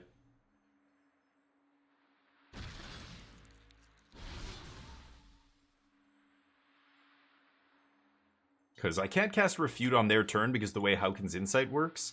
Only during my turn can I play a spell that costs... Or a spell that I exiled with this, so... But fight me, bro. What's that? Is that a counter spell I smell in your hand? Play it. Oh, big score discarding a card? Oh, I couldn't have asked for a better card to copy. That is GG. Yup. Oh, out of all the cards, if they're discarding a card and I get a 2-for-1 with my counter spell, ooh, that's no good. That's no good. Let's get the bets in. Get the bets up here for the next one. Neo took off. He doesn't want to hang out here. He doesn't like this room very much. It's small and it's cramped. I've got my voice acting stuff over here, and he doesn't like it. 5 and 2. Let's keep cruising here. Let's get the bets up. Will we win this match? Get your bets in. I'm gonna bet no. 10K. Treats, Torf. We just gave him a treat. Okay, I'll get him one more treat here. Okay, hold on. We'll start the matchmaking.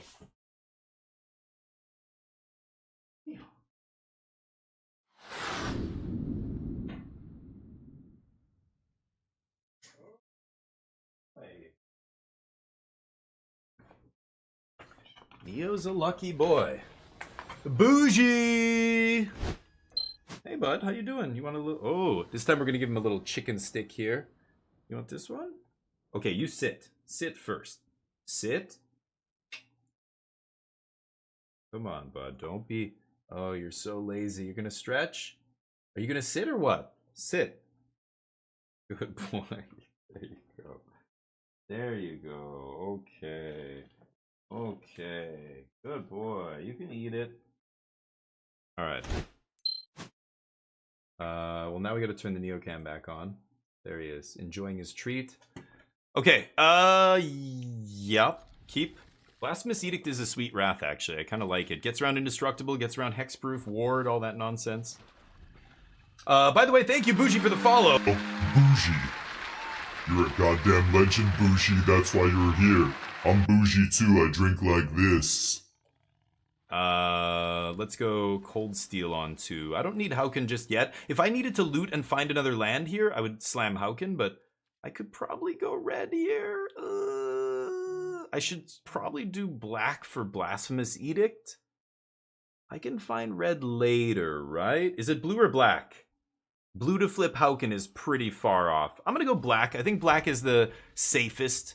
Like, we'll probably need to play this at some point because I'm not doing anything. I'm not going to affect the board at all. My opponent's playing Boros here. Boringos. Fine. Actually, if I play Fountain Port, I can start activating it, right? Do I want to play Hauken this turn? I think I do. Yeah, let's just jam Hauks. The quality of this stream is crazy? Oh, come on. You flatter me. Stop it. You're laying it on too thick. It's too much. I'm just kidding. I'm gonna stop now. Don't tell them you're gonna stop. Just stop. I mean, I'm stopping now. Idiot. Restoration of a Ganjo. Sure. I'm going to not... Oh, I did name black. God, I'm smart. I'm so damn smart. Let's go Fountain Port. I can pass the turn with a Fountain Port up. Restoration of a Ganjo is mediocre. What are they gonna do? Ramp here? Discard your planes, put your planes into play. Big combos? Oh, that's not bad. Okay, that's better. Tapped. This card saw brief play in Standard, but I was never ever crazy about that card. I don't know. The card, yeah, Torf. How much is he paying? Shh. It's because it's the end of the month, Superman. This is when they all come to get paid at the end of the month. That's when I get all these compliments. It's not... I'll pay you. It's tomorrow. I swear. I have a legion of paid actors. I just hired them out of some PC farm in China somewhere. Tajik. Might be Edict time. I really want to flip Hauken into Edict here, I think. So I'm not going to bother with Fountain Port. I guess it doesn't really matter. I could make I should just make a treasure with Fountain Port, right? Yeah, absolutely. Okay, you get a spell book. Oh, this guy has haste. Oh, yeah, right. This motherfucker has haste. This is a first strike, so I can actually block with Hauks here? Is that double strike? First strike. There's 2 swords on there. He's got first strike twice, because he comes with first strike, and then this guy gives him first strike or something. I'm gonna do this. I really don't need to block this idiot, but... Okay, let's make a treasure token. And then I'm going to also loot skis here. I want my land drop. Should I just ditch debut? I probably don't need debut, right? I want my land. I kind of want archive. Archive works great with debut. I need to cast Edict. Cyclonic Rift? Am I really going to ditch Rift here? No. 1, 2, 3, 4, 5, 6. Like, I still have, with the treasure I'm making, I can actually afford to discard the land and still flip Jacob Hauken. So I'm going to do it and be greedy here. I'm super greedy. Oh, I can actually play it off him as well, but... Okay, so let's activate. And now we get to discard Edict, flip Hauken. I can play the land out of exile, but I can only play 1 card per turn, so be careful with that. Sweep. Play the land from my hand. Pass the turn. End up top decking a land there anyway, so greed pays off. Just like in life, apparently. Just look at the US. Alright, Perforos. Perforos. I have not seen that card get cast in this cube yet. I've seen it go around last in packs quite a few times. When a creature you control ETBs 2 damage to each opponent. Yeah, okay, that's gonna kill me pretty quickly, actually. Okay, drawing a pile of cards here. Let's play land. I've got the Cyclonic Rift. I've got big debut. If I find Ral, I can probably just combo my opponent out here. 1, 2, 3, 4, 5, 6, 7 mana here. So there's always bounce everything with Rift. I'm at 16. They're never hitting Devotion to red. This has to go to what? 5? Yeah.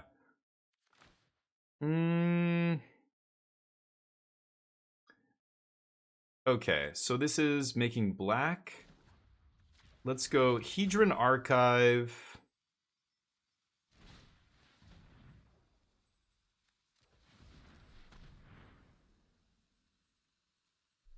I need 2 black here, right? So do this.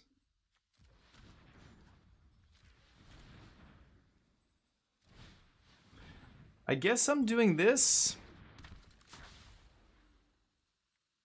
Yeah, let's pass.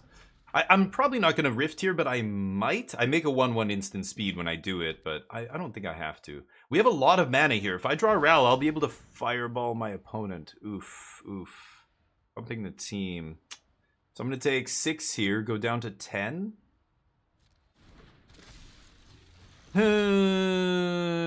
Oh, this is whenever a creature ETBs. Oh, that's a lot of damage. That's a lot of damage.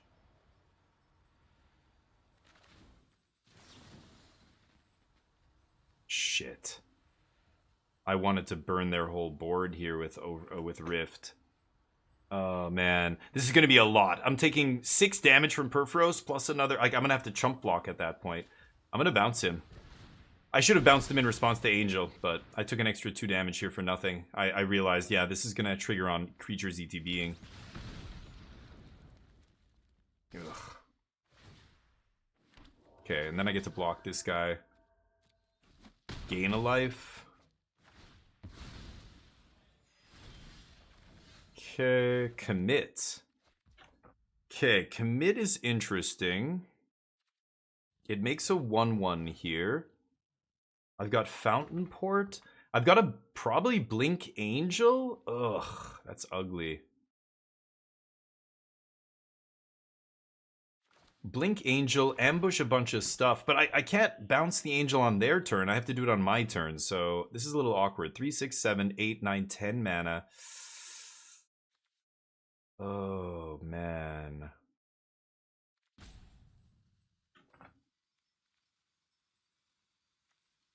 I could Time Twister for free here. It's very tempting. I think I want to try Time Twistering, getting back my Blasphemous Edict or some other removal spell and winning the game that way. Oh, I can't cast the Aftermath? Oh, that's only from the graveyard, yeah. Okay, well then, I guess I bounce their biggest dude. I'm not going to let them have Angel again. Okay, let's play... Well, if I memory, it shuffles away their thing. 1, 2, 3, 4, 5. Yeah, I can memory after I cast this. Let's do it. I think I like that. They have 3 cards, I have 1, so I'm getting more value here. Plus, I'm getting rid of that Perforos, right? Okay, but then they get first crack here, which is a little scary. Ooh, Pylon is nice. Pylon is really nice. With Convoke here, that was a great pickup. And there's Ral, but I got rid of my Fireball. Oh well. Yeah, I'm going to be doing some blocking here, and then I'm going to instant speed pile on that Angel of Invention to shrink their team. Might be able to eat their whole team here, basically. We'll see what happens. As long as Perforos doesn't come back, but they have so many cards now. I think I had to do that, though. Okay.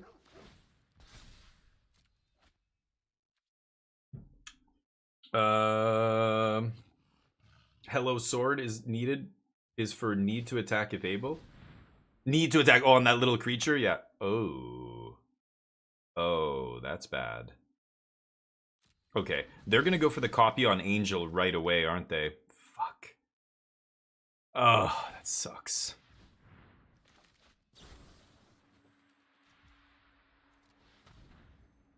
I've got to do this. It means I can only block one creature, but I can't let them have this, right? Okay, Silumgar's command's pretty great.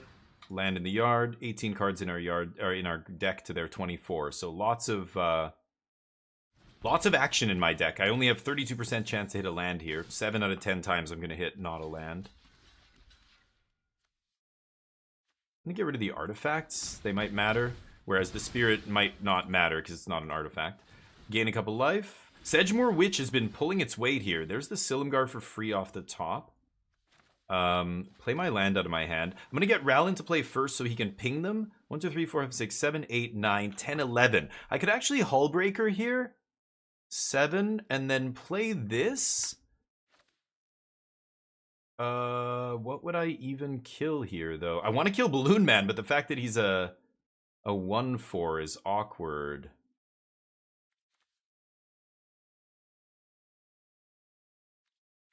Wow, I could Ral copy this? That's kind of insane. I think that's what I'm going to do. Let's go Ral.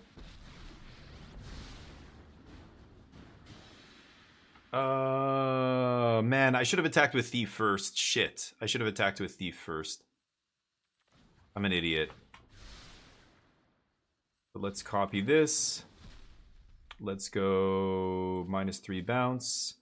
And I'm going to go bounce, -3, triggers.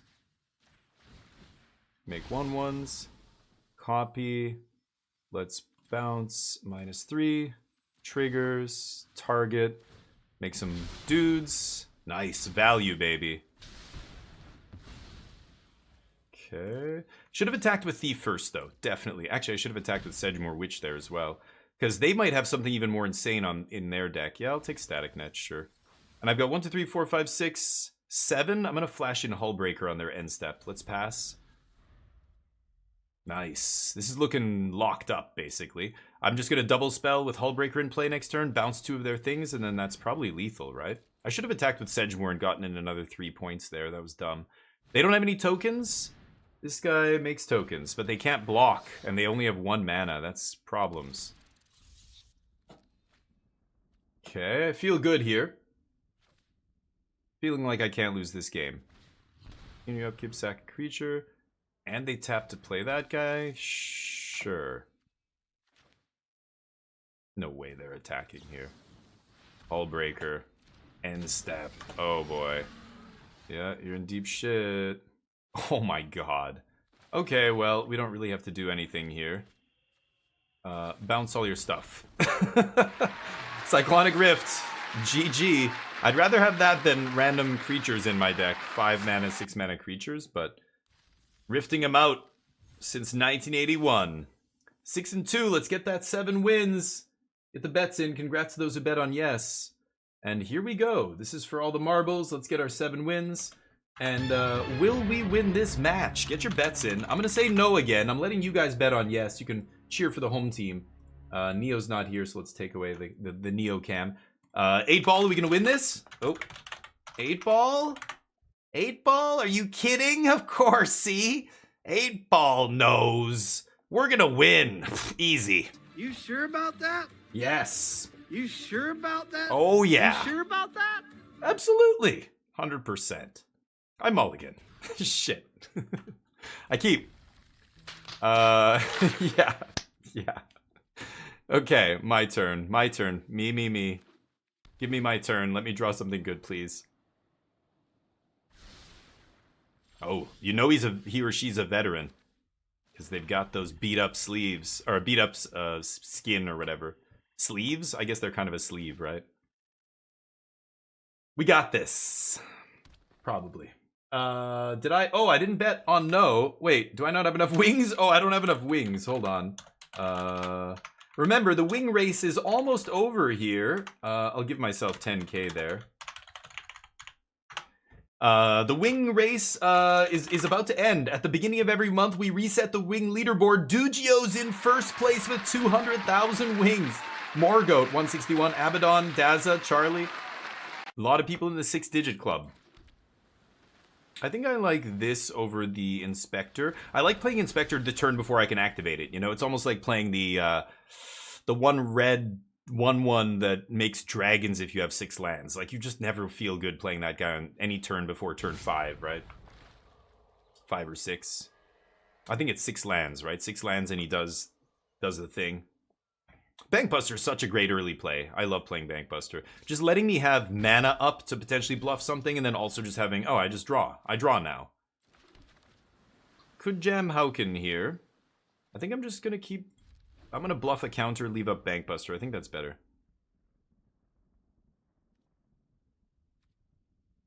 Let's see what happens. Need to gamble them. Hell yeah. That's right.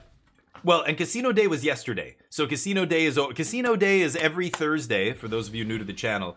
And every Thursday, all the games are live. Slots, roulette, gamble command, number games, rock, paper, scissors, a bunch of stuff. Okay, they plot pillage. Okay, tap land. I draw. Pretty good, but the play here has to be Prosper. This is one of the most powerful cards in the cube. I love Prosper.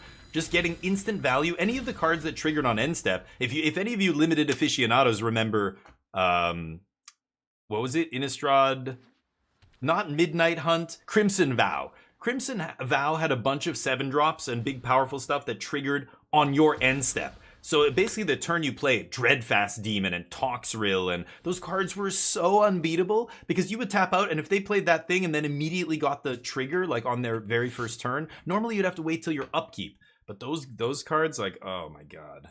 Hated it. Okay, let's pull a Swamp out of the deck. They kill our guy, of course. Kind of have to do that. But Frosty, I can't really play here. That was kind of a shitty rip off the top, but what are you gonna do?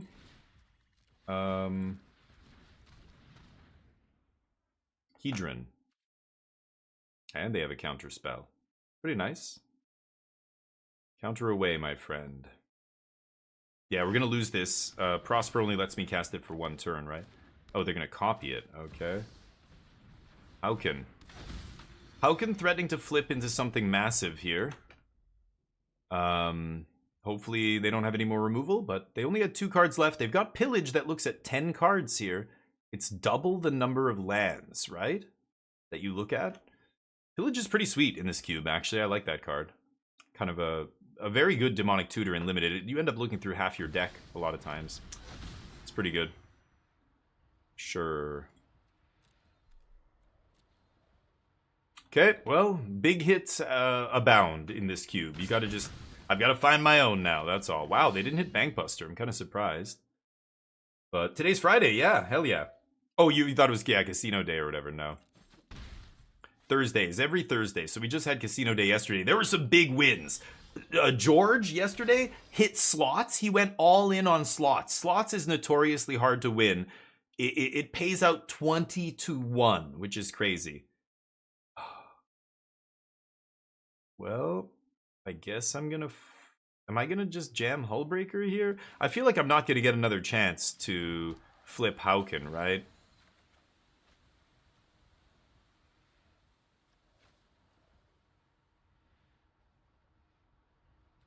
I can't cast it for its overload for free, can I?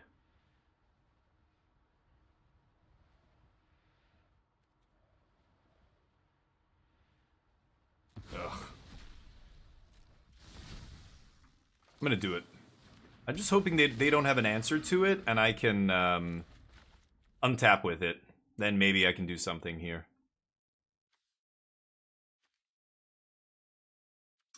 We'll see. They've had answers for everything I've done so far. I just had a 6 Fear of Ridicules? Oh my god. That card's another really good one, but it's so small and like pathetic. Like Menace, is Menace really enough to get it through? But if that thing starts hitting you, oh my god, dude. I know that card is ridiculous. Alchemy cards, man. Alchemy cards. They're on steroids. They're juice monkeys. They keep juicing them. I don't know why. Grenzo is a perfect example of like, why is this card, get this card out of this format. They listened, thankfully. That's how egregious it was. But yeah, some of those other ones are pretty good. But they're not like game-winning, like unbeatable bombs, but definitely pretty good. Oh, am I dead? Sure.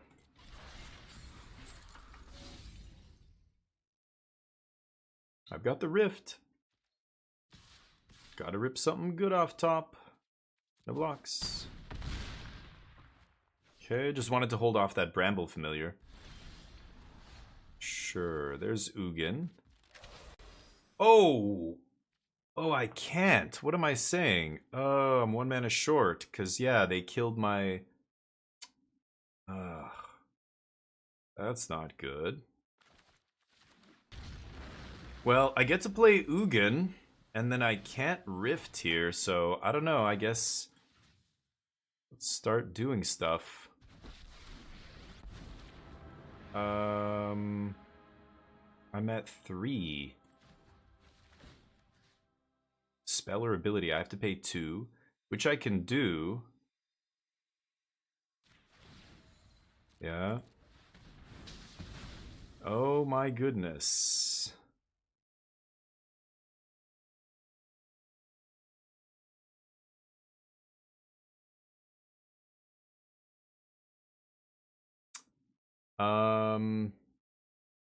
Okay.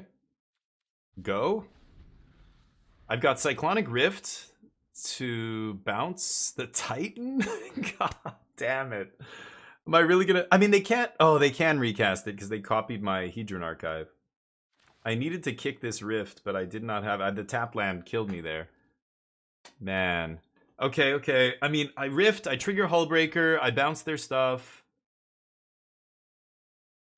Well, let's see. Let's see what happens here. If they tap mana here pre-combat, we get them. Oh my god, you're crazy. They are crazy. Okay. I mean, I have to bounce this. And then Hullbreaker triggers. I can put the spell back in their hand. Hell yeah. Nice. And then I get to draw a card. Oh, we're hanging on, baby. You thought you had me? Gretzky's in his office. I'm right where I need to be. Oh, cast for free? Come on. Okay, let's rip one of these. It's a land. Thief of Sanity. So let's go Thief. Bounce. This. No more Titan for you. Oh boy, this is looking good. Crunch for 7. Suddenly this is looking very good. I can't... Yeah, X is going to be 0 here, so there's no point in ever casting that. I get to draw a card with Bankbuster on end step here, make a pilot, and I'm threatening lethal. Ugin's a -3, sadly can't blow something up here, but they don't even have 7 mana now. Oh, they do have 7 off Bramble, so they've got to go Titan here. It's got to be Titan, pop Hawkins Insight, or pop Bankbuster, but then, yeah, they're still in trouble here, I think. This is going to be close. I've got a Hullbreaker. If I find any spell, I can decimate all their blockers here, right? I don't have a 2-mana counter. This guy resolves. What do they do? Gotta see. Bounce the Bramble might make the Doppelganger weaker. No, bounce the Doppelgang. That was definitely the play there. Because remember, Hullbreaker can bounce a spell on the stack. That's why he's so insane. They weren't able to remove him. I said, if I untap with Hullbreaker, we might be able to win the game because I'm out-tempoing my opponents so badly. I didn't even kick the Rift. I just bounced one thing, but that was already enough. Yeah, kill Hawkins Insight. That's what I would do. And they give themselves 5 life. They know they're in the danger zone here. Okay, I'm going to draw now. There's no sense in not doing it, and I might actually find something relevant. Okay. They get my insight, so be it. My turn. Yeah, there's a pylon. That's lethal. Huge. Let's just pay that. Yeah, that's GG. Bounce that. Surveil, do not want. I'll take a Seed Shark. Crew. I get to hit them with Thief here. GG. Woo! Get that 7 wins, baby! In style. Hell yeah. Got him. Congrats to those who bet on yes. Get those dubs. Alright. Claiming it. Finally, the Grixis deck paid off. I didn't even have Sublime Epiphany in this version, which is kind of wild. Let's jump into another draft. After you said no reason never playing the Draconic debut. Oh, I see what you mean. Wait, what? How would it make it worse, though? Oh, just to play it to bounce. Oh, Squid, you're absolutely right. Yes, because it's still a spell that triggers Hullbreaker. You're referring to the Hullbreaker trigger. Yeah, you just play Draconic for 0 just to trigger Hullbreaker, then they can't 7-drop, yeah. It ended up not mattering, because 1 7-drop isn't enough there, even if it is... he gained 5... They gained 5 life and blew up my thing, but that's just still not enough, right? I draw almost any spell off the top, and that's it. So, GG. That was a close one. Okay, let's... I thought I was looking pretty grim there at one point, but Hullbreaker got us back into that game, single-handedly. Okay. We drew well, but I had all action in the deck because I had Time Twistered earlier, so I was like 7 out of 10 to draw land every single draw, basically. Okay, pack 1, pick 1, best card in the cube. What do you pack 1, pick 1? Go. I'm gonna be right back.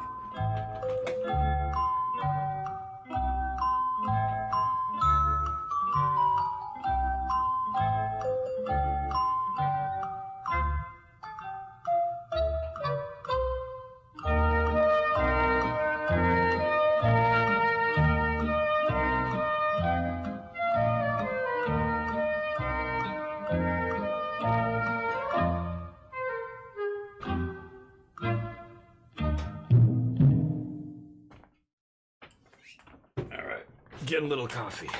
More coffee. More coffee, more good. What do we think? Best Birds of Paradise. Oh, that's a very interesting... okay. Like, most powerful? That's what you would want to start with? It used to be Grenzo. Grenzo, not even close. Breach was probably up there. That's gone. I think it's... Like, Sublime Epiphany has to be in the top 3 for me. Atraxa's probably in the top 3. But you think, yeah, Birds is like one of those sneaky kind of like, yeah, you're probably, like, according to win rate on 17 lands or something, you're probably right, you know?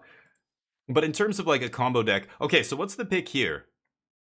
Some spicy ones. I want to start on something big and powerful or just mana fixing. I don't love taking gold cards early, so Crabomination's pretty awesome. This is a great reanimation card, great card to ramp into, generates a shit ton of value. It's basically a 3-for-1, right? Prismatic Vista's a good land. The Blink thing, again, there's no Blink deck. So things like this are okay, but you're never like just like looping it and just wrecking them with Teleportation Circle or Thassa or something, right? So I could see Prismatic Vista, I could see Crabomination.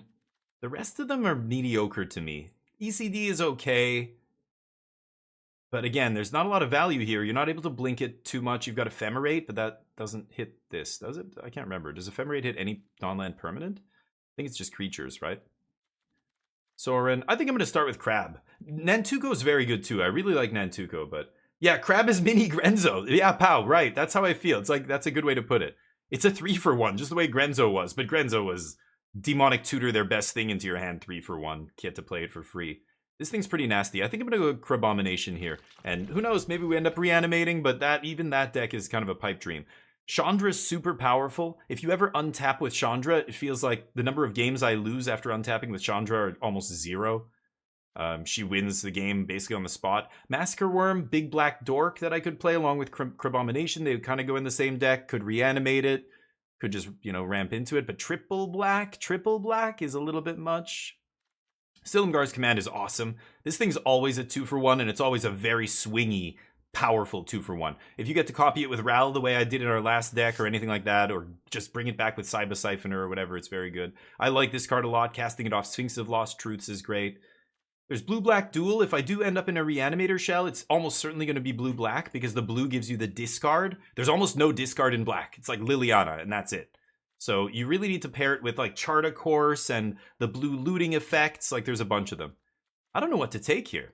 Maybe it's Chandra, maybe it's a land, maybe it's Silumgar's Command. I like Silumgar's Command a lot. It's a gold card, but I'm going to take it. I like blue-black a lot. I like the controlling decks. Oh. You want that dramatic action, Pachiro? Anything that turns on the dramatic action. There's an Invasion of Tolvana, Esper Reanimator, incoming. Runescar Demon, another card for a Reanimator deck. No on-colored lands here. But again, the whole cube is just this shit. Like Obnixilis and Inferno, and like it's just all big chonkers. Like, I don't know, what, like they're all the same to me. They're all interchangeable, right? I'm gonna try Invasion here. It's early enough that I can make the mana work. Okay, Overlord I like a lot. There's Emrakul. I'm taking too many big chonkers. I haven't seen a single reanimation card yet. No ramp either, for that matter. Forsaken's got to be one of the best lands in the cube. Probably the best land in the cube. And one of the best cards in the cube, too. Quietly. Like Birds of Paradise. Like, you know, just quietly being like one of the highest win rate cards, making the mana so smooth. Can I pass Emrakul for the content? For the dramatic action? Reanimating it does kind of suck, though, because, again, you're not getting the trigger. But if I'm a reanimation deck, I'm filling the yard, which kind of makes it cheaper. You know, maybe you cast it sometimes. Maybe it's just Overlord. Or Watery Grave, or Forsaken Crossroads.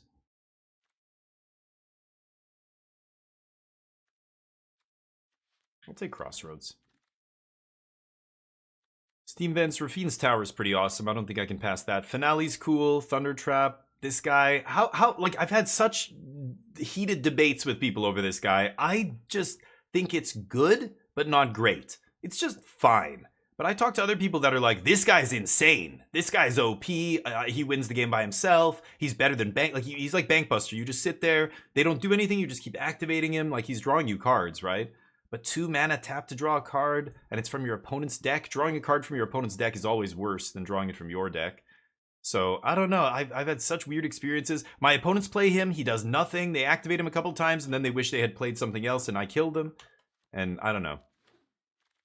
But Rafine, the Informant, you like it? See, this is where I'm not as crazy about it as some people. It's a white-black duel here. I'm trying to angle into Esper, but this could be a mistake. I'm kind of forcing right now. And I probably shouldn't be, but this cube has so many playables that you can probably just force whenever you feel like it, and it's fine. Well, here's a bunch of Grixis cards. I don't have a reason to be white yet, except Invasion of Tolvada. Liliana is a reanimation card, so I should probably take the 5-mana reanimation card, but look at my curve. It's chromatic cube or whatever. Who cares about your curve, right? Chupacabra, there's a blue-white duel, but I'm doing pretty good on lands. Shark Typhoon makes me excited. I could just be white-black reanimator, though. I don't have to be blue, or I could just splash blue for Silumgar's. Shark Typhoon is very good. It's better in a controlling deck, not really like the reanimation thing. I think I'm just going to take Chupacabra here. Could be black-white. Wow, Prismatic Vista Wheels, black-white dual wheels. This guy's mediocre, but I don't know. I guess I could play him. I think I'm just going to take Vista. I like having good mana. Take a random white card. I'll take a blue-red duel, I think.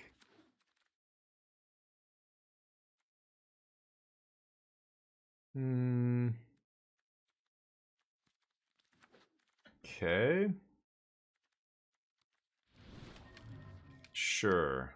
Not sure where we're going here. Still, like, this is what I mean. I still have no discard outlets. Invasion is a reanimation spell. Liliana's a reanimation spell. So I just need a few ways to get stuff in the yard. Looking for Atraxa here. Looking for big boom booms. Maybe Vaultborn Tyrant or whatever that card's called. You like Rafine. Yeah, I don't know. I think it's too mana intensive for what you're getting. Just because, again, it's fun to take your opponent's cards and beat them with them. But you have to be honest about the number of times that guy just finds a random, like, you know, garbage card that doesn't do anything for you because it doesn't fit with your strategy. I think that those kind of cards did get a little bit better, the steal your opponent's stuff cards in this cube, because in this cube, the archetypes are less well defined, right? Like in this cube, there is no like aggro deck, like mono white, you know, low to the ground aggro with Thalia and blah, blah, blah, or mono red, low to the ground aggro, or, you know, there's no combo decks. So, you know, when you steal a card from your opponent's deck in, like, Vintage Cube, you could be on a totally different wavelength than your opponent, right? That's the nerfed Winota, right? Like, your deck, the card you're getting from your opponent's deck does nothing for you, because you're completely different, like, types of decks. This format, every deck's just a soup of good cards. So it doesn't really matter if you take your opponent's stuff. Half the time it's the same as taking your own stuff, you know what I mean? And here's a Zombify, but again, like, I don't have any way to put cards in the graveyard yet. I don't even have, you know, I have Crabomination. Ugh, our deck is looking very mediocre right now. And this is what I mean. Like, you try and build a reanimation deck, but they don't give it enough support. There's not enough discard. Maybe you have to be Rakdos, and maybe there's, like, red discard spells that I just always pass, so I don't even notice. I think Zombify might wheel. I'm going to take Gonti here. Swarm. Okay, there's Chart, finally. A way to discard cards. I'm going to take Chart here. I like Clearwater Pathway. I hope that wheels. The blue-black duel, but... stronger in control decks. Right, yeah. If you're sitting there on, like, yeah, a counterspell, and you've got that guy up, yeah, that makes sense. There's Cold Steel Heart, Nicol Bolas. Rankle is a discard outlet, but it's another 4-mana card. Ugh, it'll probably wheel, too. Muldrifter's good, but I'm going to take Cold Steel Heart here. Junji, oh, there she is. There's my girl. Yes. Get in here. Yes. We've got the blue-black-white already covered. I can make green off Cold Steel if I really want to. White Sun's Twilight. I think I might just take white-black duel here. So far, I don't have a ton of reasons to play blue. But Chart, of course, is my best one. And Silumgar's is okay, not really doing much in our deck. But yeah, okay. Hopefully Zombify wheels, and then I need a few more discard outlets, and this might be the closest you can get to a Reanimator deck in this cube. We'll see. Priest?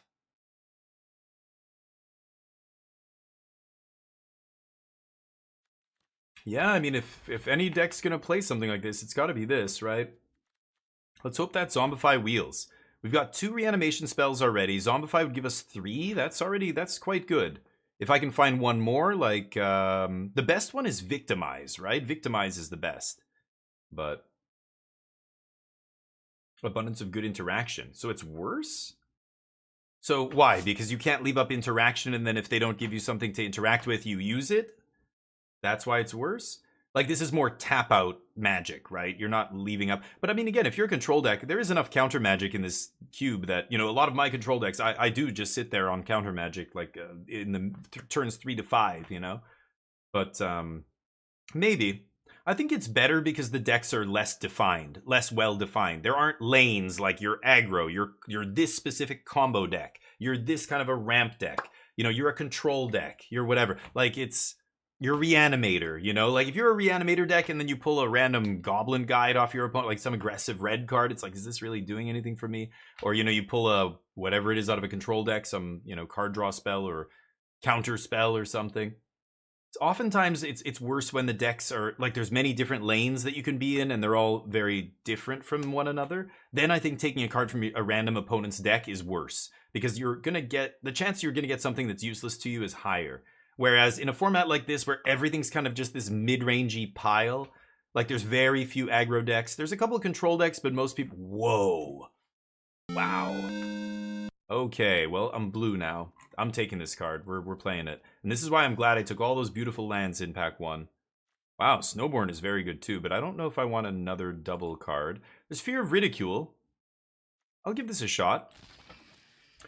It's okay. I don't know if I love it, but blue-white, black-white. I think I'm going to take the blue-white duel here. So, yeah, it's really weird, Bougie, right? Like, I think... I never thought about it, but because this chromatic cube has, you know, just kind of this mix... Everybody's deck is just a bunch of good stuff. It's just good stuff deck, like mid-range piles often are. Ugh, Nikeah sucks. Like, this is the kind of card that's just useless in my deck. I'll just take away somebody's fixing. Yeah, take your fixing. Okay, so some of this stuff, we have fixing for red, but I'm probably not going to play it. Thraben Inspector is not the worst. I can sack it to Victimize later, potentially. Or maybe it's O-Ring. I don't have much removal here. I'll take Inspector. Can't go wrong with a 1-mana play, right? Okay. I don't know where I'm going to end up here. If I'm, like, now that I have Sublime Epiphany, I kind of want to be just blue-black base, which means I'm not going to play white cards like Thraben. I'll just splash for Invasion of Tolvada. There's Rafine, but I don't have enough creatures to make Rafine good. 3 steps is very good. Oof, there's an Oracle. Big Fat Dork to reanimate. So far, I have Crab and Atraxa to bring back. I would like a couple more big chonkers. But I think I'm going to go blue-black here. Yeah, I'm probably not going to end up playing this. I might still play this in the late game. It's a late game card, double white.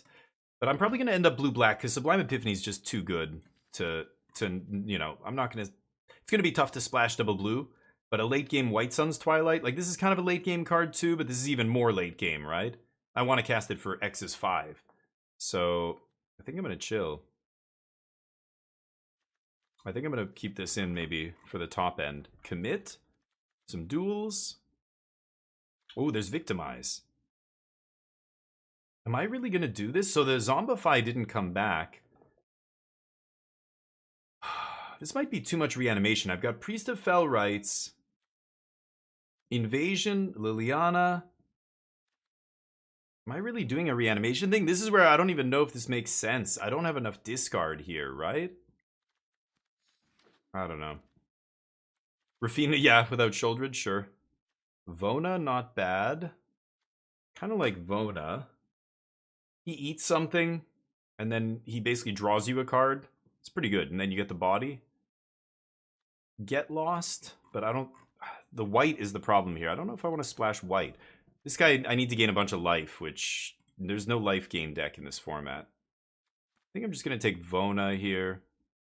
Could take Frost Titan, but I don't love reanimating a Frost Titan. That's not big enough. Yeah, big score discards, but... Take Seed Shark, Temple. I think I might just take the land here. Hey, Schottenspiel, how you doing? You prefer fixing, yeah. I did take a bunch of good fixing in pack 1, so I have pretty good fixing already. You guys can't see it. I'll show you when we're done here. Maze Mine, not bad. I can scry, not discard, though. Hullbreaker is not what I want in this deck. We're not a spells-based control deck here.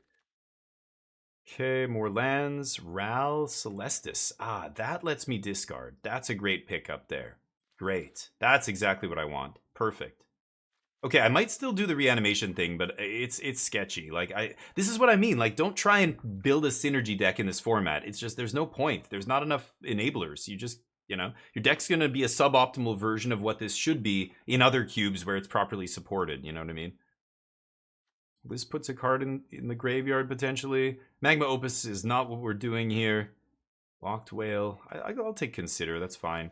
I have a lot of lands here, so I'm a little shy on playables, but I can obviously put some of this stuff in. Could even put Thraben Inspector back in now that I have Victimize. So these blue cards all discard, or mill. Consider, you know, puts a card in the yard. These discard from my hand. Celestis lets me discard. And that's really it. Oh, the Scholar to go with Sublime Epiphany? Yes, and I wanted another big thing on the top end. That was perfect. The 8th pick Scholar, yes. Perfect. 5-color good stuff. Yep, a lot of decks are doing that. It's just, you know, yeah, good stuff soup deck.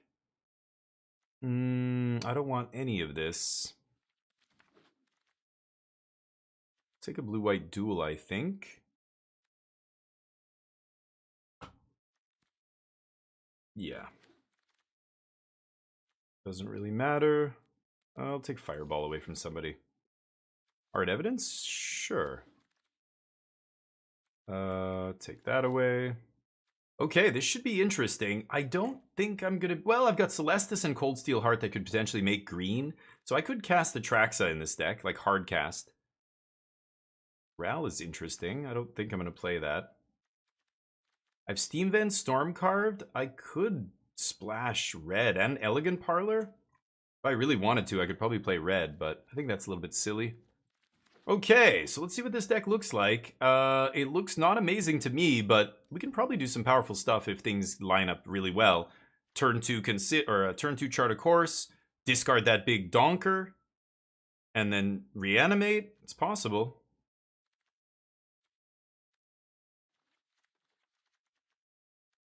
Okay, so this is 38. Like, I'm a little shy on playables here.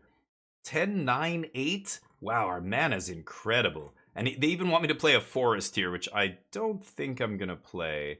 That gives me 3 green sources? Oh, Forsaken makes green, right? And then Prismatic, yeah.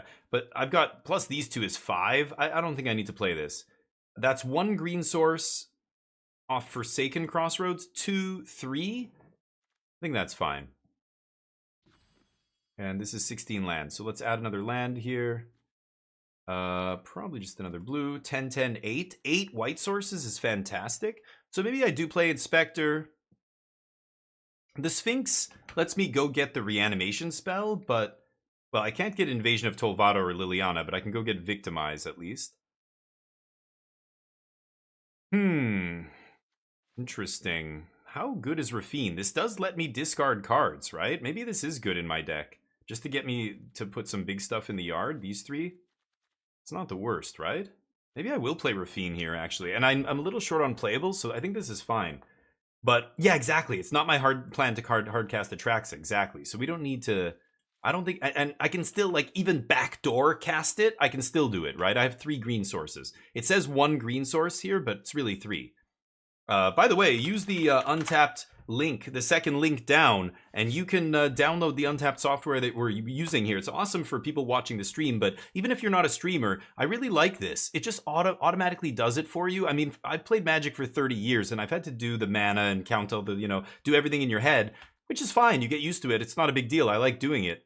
But the fact that this makes it so easy, it's so much nicer. You know, it really does a good job. It adds up all your fetch lands and whatever else.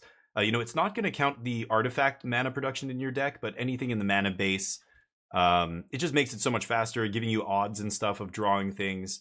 So anyway, I recommend using Untapped. If you use that second link, you support the channel, and I appreciate you. Let's see here. This is Esper Reanimator. Let's get down to business. Okay, I think that looks good. It's as good as it's going to get. It's not amazing, but... All right, will we win this match? Get your bets in. I'll bet no. Give you guys a chance to bet yes. 8-ball. I have 1,000 wings. Are we going to win this? Nah, mate. Okay, 8-ball. Take it easy. Let me give myself 50k here. Oh, whoops. There we go. There. Yeah, great. Can definitely keep this. Rafine will ditch Atraxa. The crab can start conniving on turn 3 immediately. I like that. I think I'm going to lead on Hard Evidence, though.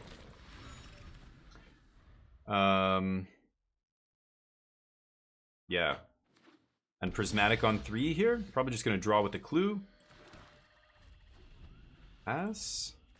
And there's Crabomination. So we've got some stuff. Just need to find some discard or reanimation spells, and we're in business here. Sure. Ramping up. The Gaunt Father. Okay. Let's go get a white source.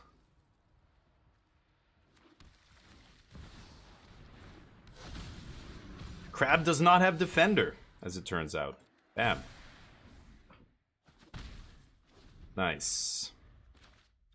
Attracts in the yard, threatening that Zombify off the top. Boy, Victimize would be insane here. I could attack, connive away Crabomination, Victimize, sack Crab, put Crabomination and Atraxa into play. GG. That's just GG. Let's see if we can find Victimize off the top. That would be the Gay Watch. Classy name. Classy. Jesus. Crab's gonna be real, Shark. Shark, hey, if I trust anybody about crabs, it's gonna be another underwater denizen. So if Shark says watch out for those filthy crabs, you listen to the Shark, okay? Trust me. Liliana.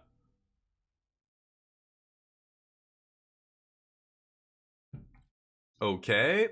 I think I'm gonna attack with both. There's Priest of Fell Rites. Okay.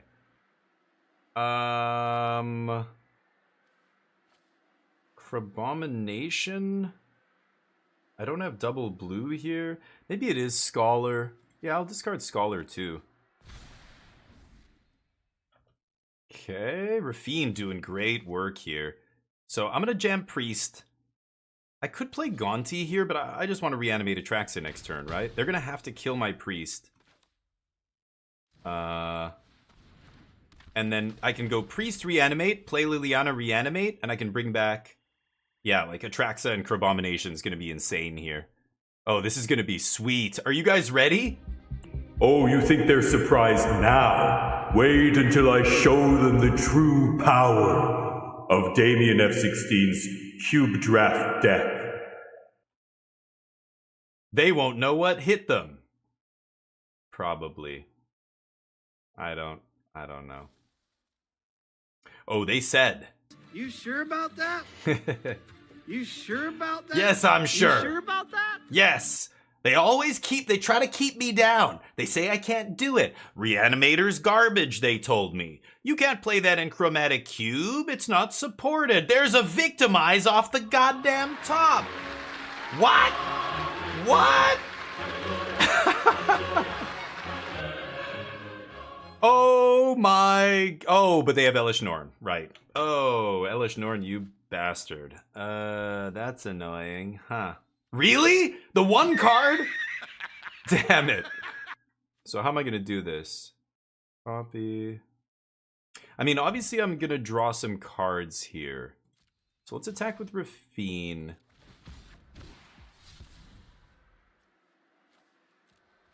Okay. Elish Norn. Really? Elish Norn? Out of all the cards they could have played. Oh, Gaunty doesn't do anything. Right. Right. I don't know how I'm supposed to kill Elish Norn. I've got no removal in my deck. I think I have a bounce. I have the Wrath. I have a bounce spell, right? I have Sublime Epiphany. Silumgar's command bounces? Jeez. I don't think it matters. I'm just going to swing with the team, and I'm going to start conniving like crazy, and I'm going to kill them with Rafine, I think. So I'm fine playing Gaunty for no value. I have to play something here. Liliana, I guess? I don't know what milling really does. Am I going to get to 7 and ultimate here? Probably not. Starnheim? Sure. Was that in Fortell land, I guess? Ooh. Need to draw some lands here.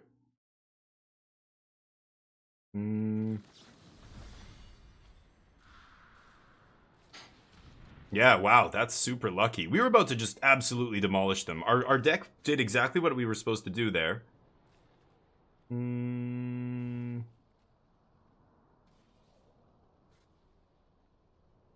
I need both of these lands is the problem. I think I'm going to discard Liliana. Okay, let's do this, and we'll say blue, and ETB, whatever. Okay. And next turn I go untapped. I guess I should have named white, probably, but then I don't have to pay 2 life. Yeah, I'm an idiot. I probably should have just named white with Crossroads, but... or played Hallowed Fountain this turn. That's fine, too. But this comes in tapped guaranteed next turn. Yeah, no, I had to play this turn. Sure. They're going to exile Atraxa or something. You clown shoes. Oh, you picked the wrong one. What are you doing? Wow, that was a mistake. They shouldn't have taken Crabomination there. They want double the triggers off Elish Norn. They're all going to die. So Bloom Tender adds 2 mana here. So that's not enough. 3, 4. They can't play the Crabomination here. They get 3 steps. Oh, because 2 triggers, right. Sure. Uh-huh. Yeah, White Sun's Eden should be pretty good here. I'll put all my guys in front of their dudes. Let's see. Jeez. Does it block Hallowed Fountain untapping? No, Ultra Orc. Good question, though, but no.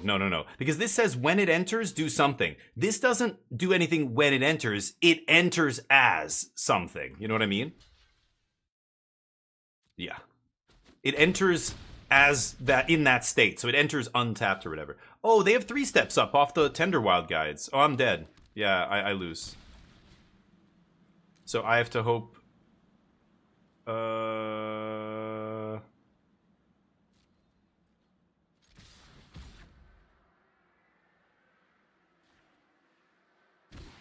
I have to hope they're dumb enough to waste mana here. but I would be very surprised if they did. Sure.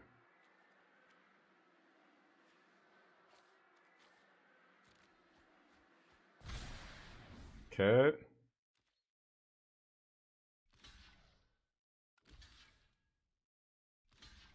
Yep.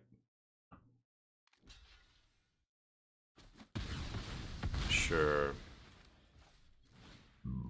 I lose. Boy, was that ever lucky. The one card in the cube that could have stopped me, and they had it. That is very unlucky. I don't think any other card would have done it, but either way, we could have also gotten out of it, but they ended up having Elesh Norn in to get my counterspell out of my deck. Give me a break. Opponent luck sacked out of that one. I think our deck drew pretty well. I can't complain about our draw. Our draw was amazing, but our opponent just randomly found the only card in their deck that could have stopped me there. Jesus Christ. Unlucky. That's how it goes. We lose. Oh, I bet on no. I take all of your wings. Oof. All the people who bet on yes. All right, get your bets in. Will we win this match? Damn. And that was set up so perfectly too. I had the Abomination and Atraxa. I found the Victimize. I'm like, yes. And they play Elesh Norn the turn before I find the Reanimation, before I untap. What a shit show. Anyway, what are you gonna do? It's variance, right? My opponent got extremely lucky. Nothing I can do about that. Let's try and do it again, but this hand, not keepable. Okay, this looks good. I think I'm gonna ditch Maze Mind here.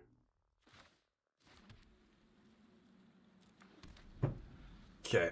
I'd probably chart on 2, but I could just play Priest, set up for the chart next turn. I think that's better, right? Priest on 2, and then give myself a chance to draw something really good here.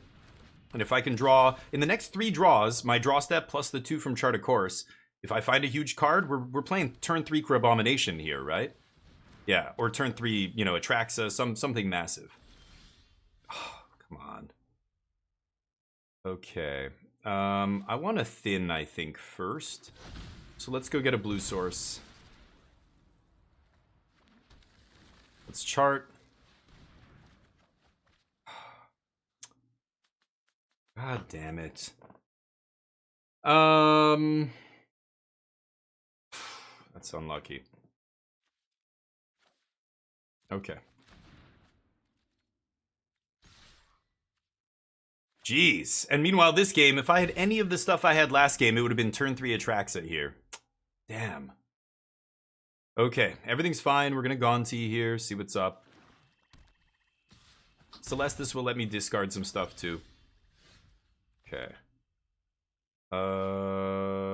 Let's just do this. No single mana counterspell for 3 here, right? I think it's all double blue counterspells. So let's take a look. Cold Steel, not bad. This is when I cast a non-creature spell. Oh, that's pretty powerful. Bouncing my Gonti over and over whenever I cast a non-creature spell? Yeah, okay. Try that. No attacks. I don't know what they have, but I'm not going to run into a flash creature here or something, right? Just let them do whatever they want.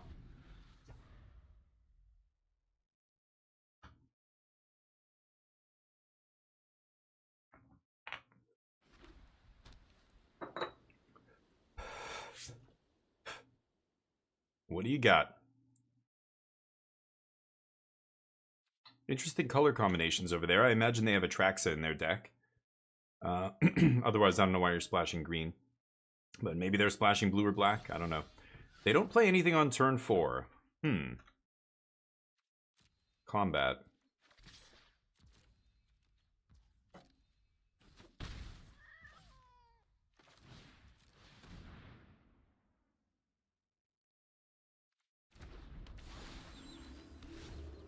Okay. So next turn I can go Kaikar, pass. Leave up. I can just leave up Epiphany. Golos. Sure. There's no Field of the Dead in this format, so Golos is not very scary. Just a 5-mana ramper. Maybe they're playing green just to activate Golos here. I guess that's it. See what we find. Celestis can start looting here immediately. Like, if I rip an Atraxa, I can just activate Celestis, or discard Atraxa, priest it back. They only have 6 mana. They can't do this yet, but next turn if they have untapped land. Okay, that's not bad. That blinks Gonti. Or I could just Sublime Epiphany, bounce Golos. I don't love bouncing Golos here. I can't let them activate Golos, so what am I gonna do?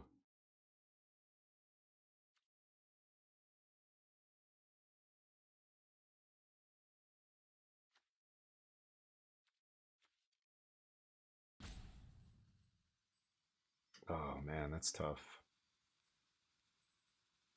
I could counter the Golos trigger?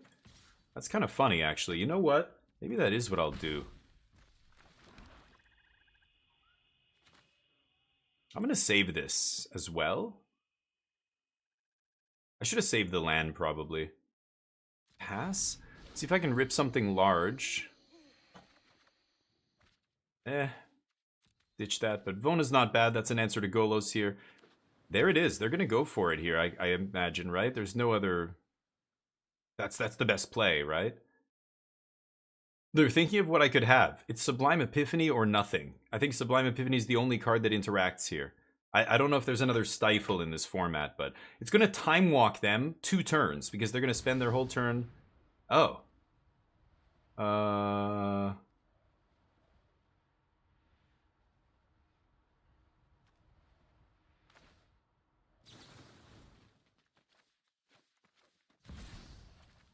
Let's bounce this, copy this, I'll draw.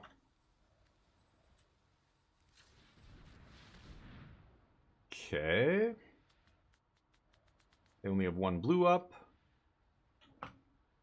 So they can't recast Gonti here. And I get to draw a card and copy Gonti, so I'm going to keep the OG in play. Actually, I could get the OG one in the yard. That's probably better, and keep the token. I don't know. It's better. Oh, they kill Gonti. Okay, so the point is moot. Sure. Fear of ridicule. Okay, don't need land. Okay, so now I can go Kaikar here. I don't have anything great to reanimate here, just Gonti. Okay, let's go Kaikar. And then consider blink something. Could also play Fear of Ridicule. I think I'm going to play Fear. Pass. Okay, they're going to go for Gonti here and then pass. Maybe they play another small spell, like a 2-drop or like Mana Ramp Dork, some Spirited Companion garbage. But they're going to have to get Gonti back into play. Then I'm going to eat Gonti with this. Get a copy of Gonti into my hand, I guess. But that's not really going to do much for us.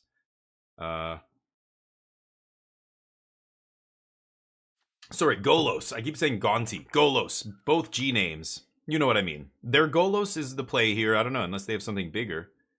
But they want to get Golos going. They know I didn't have a permanent answer to it because I had to bounce it. Fear of Ridicule's a spicy one. Oh, they just go for Rift here to reset me. Okay. Not bad. There's a Rafine. That also gets them their thing back, which is pretty good. Okay. But they do blow the... You know what? I am going to do this now. I think I want to find a land. Oh, son of a bitch. Whatever, I get to cast it, it's fine. And then I get to reanimate it after. See what they do here. Crab is scary. This is representing big damage. Okay, they're going to start trying to blink Spirited Companion, I guess. Sure. Value Town? I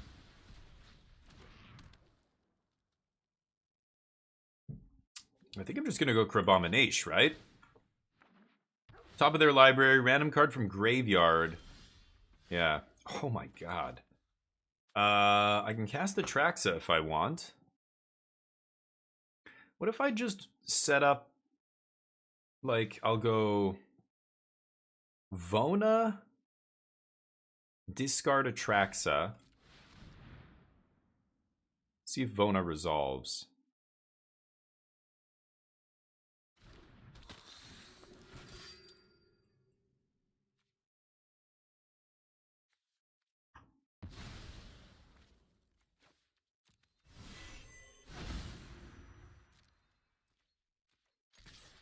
Punch? Sure. I don't need this, but nah. Could do better. And then Priest. And then pass. Priest can bring back Atraxa next turn. They know that. So they're either going to have to interact with Priest here or something else. And if they interact and break up the reanimation on Atraxa, I just get the Slam Crabomination here. Let's see. Are they going to play something? I think I'm in the driver's seat right now. They have more cards than we do and more mana. But I think I have a more powerful board state here. With Atraxa being in the yard and reanimation in play. As soon as if Atraxa touches the battlefield, I probably win the game. That's a lot of mana. This is Cube. They could do something crazy. They could play Emrakul, you know? You never know.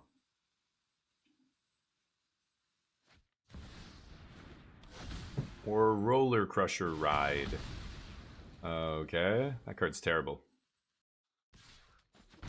It deals double. Okay.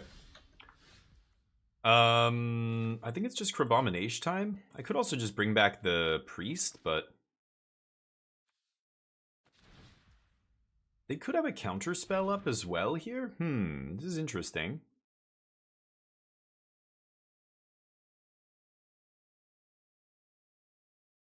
Maybe it is just bring back Atraxa here. I'm gonna go for it.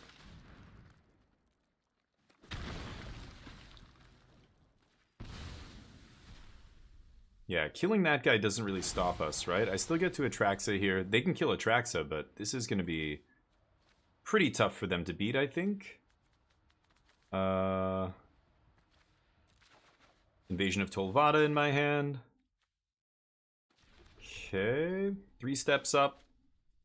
Yeah, they're in deep shit now.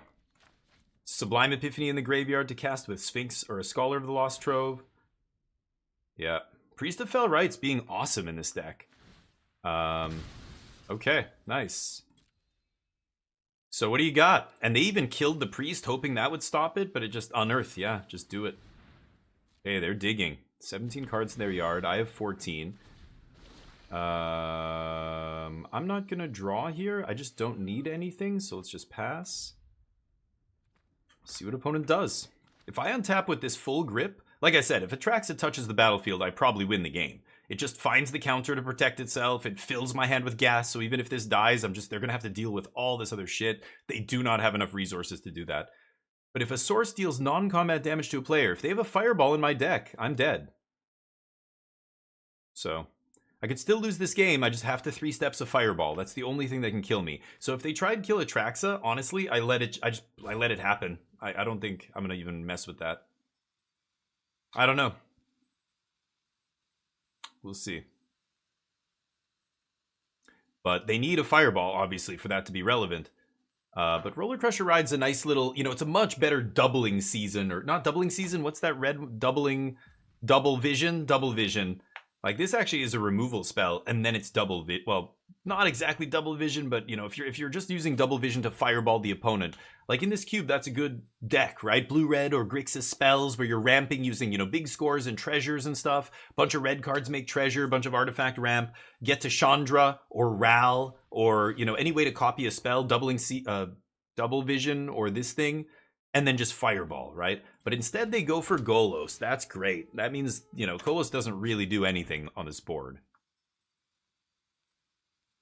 He gets another land. So again, Fireball could do it here, but if they had a Fireball, they could have just killed us this turn. So they're just getting a land here. They're going to start activating Golos. Skyclave. That eats Celestis?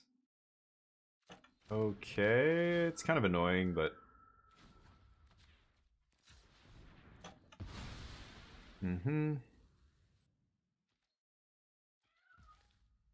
Okay.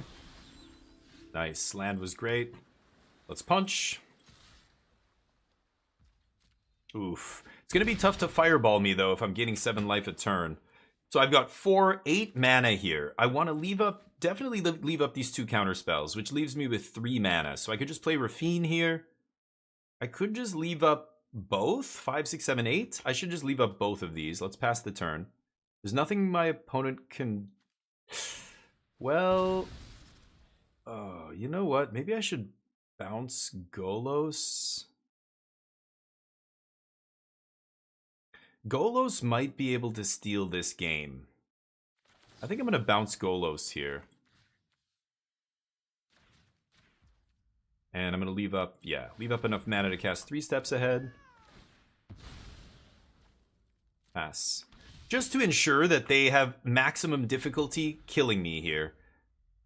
If they go for big fireball, it's got to be big, because I'm at 23, so they've got to basically tap all their mana, and they know I have 3 steps. So if they have to set up again with another Golos, they need Golos in play to cast like 3 free spells. He wouldn't be able to fireball me for free, but he can definitely kill me in other ways here. Like if they find Magma Opus off the top or something, that's going to be no bueno. Let's see what happens. Close one. Everybody's got big, powerful stuff. My opponent's got 11 mana. 3, 4, 5, 6, yeah.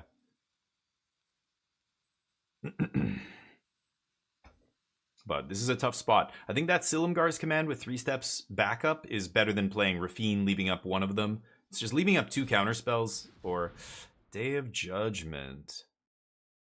Day of Judgment. I think I'm going to counter that.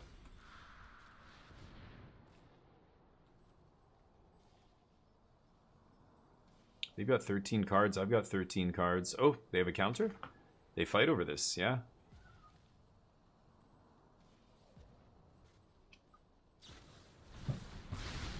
Sure.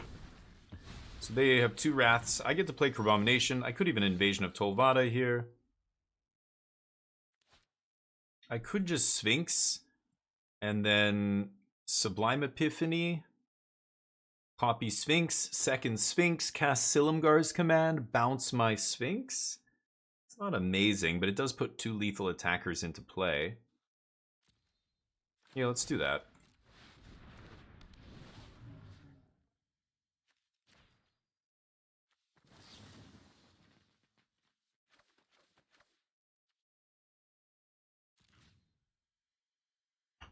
I think I'll bounce Roller Coaster.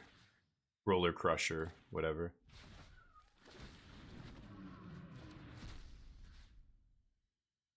Consider? Chart? Silumgars?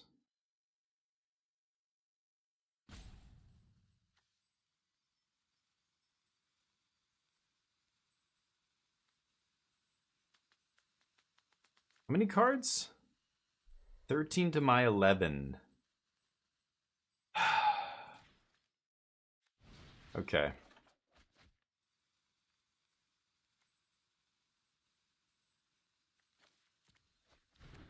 Yeah, Rafine's no good here. Play our land, can't play a 2-drop, but that's okay. Victimize is going to be gross. We can bring back... Oh, actually not. Maybe not. Okay, they get a turn to do whatever. They're going to kill my dudes. Round and around we go.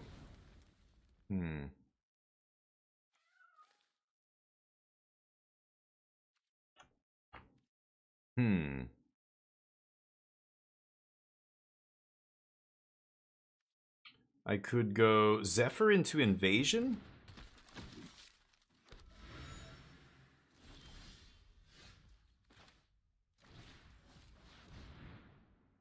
Let's play Zephyr. What a crazy game. Or Kaikar, Zephyr Awakener, whatever he's called. Okay. I could get the Vona guy back to eat Roller Coaster Ride? Roller Crusher Ride, whatever. I'll just take this. Okay. God, they had a bunch of sweepers. 2 sweepers in their hand that turn to survive. Then they have this sweeper again. So I bounced it. Maybe I shouldn't have bounced it. Yeah, I probably shouldn't have bounced it, actually, now that I think about it. I don't know why I bounced the red thing, to be honest. They have enough mana to kill both my dudes. Yeah, if I hadn't bounced it, they're probably dead, right? Oops, my bad. Sublime Epiphany. So used to choosing all the modes, and then I'm like... Because I'm actually scared of them fireballing me to death. Like, if they have a fireball here, like an X spell, I could just die, right? Okay. Seek. Yeah, maybe they're trying to deck me. I have 6 cards in deck.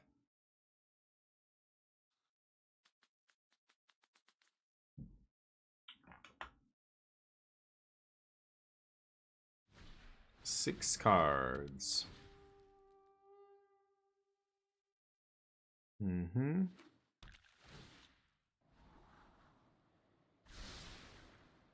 Right at the bottom, they have 9 cards.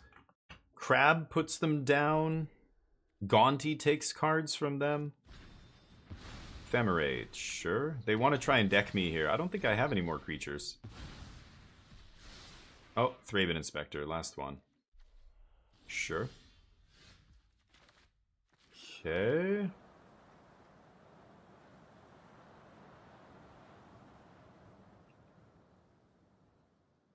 Oh my god, I have so many options. So I can reanimate, like, Vona plus Scholar. Vona eats Roller Crusher Ride. Scholar casts Silumgar's Command. Silumgar's Command kills Polymorphist, bounces. Invasion, then I cast Invasion. Gaunty. Ugh, I don't know. Chupacabra. Okay, let's attack here.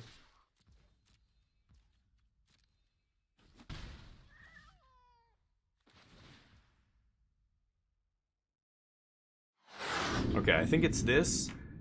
Yeah, whoops. I didn't mean to do that. Squid Baby, how you doing? Thank you for the follow. Hold on a second. Let's kill Golos. Squid Baby, thank you for the follow. You're a goddamn legend. Last card, Touch the Spirit Realm. Whatever. Sure. Let's put Scholar and Vona into play. Okay. Triggers. Let's eat Roller Crusher. And then this guy casts this.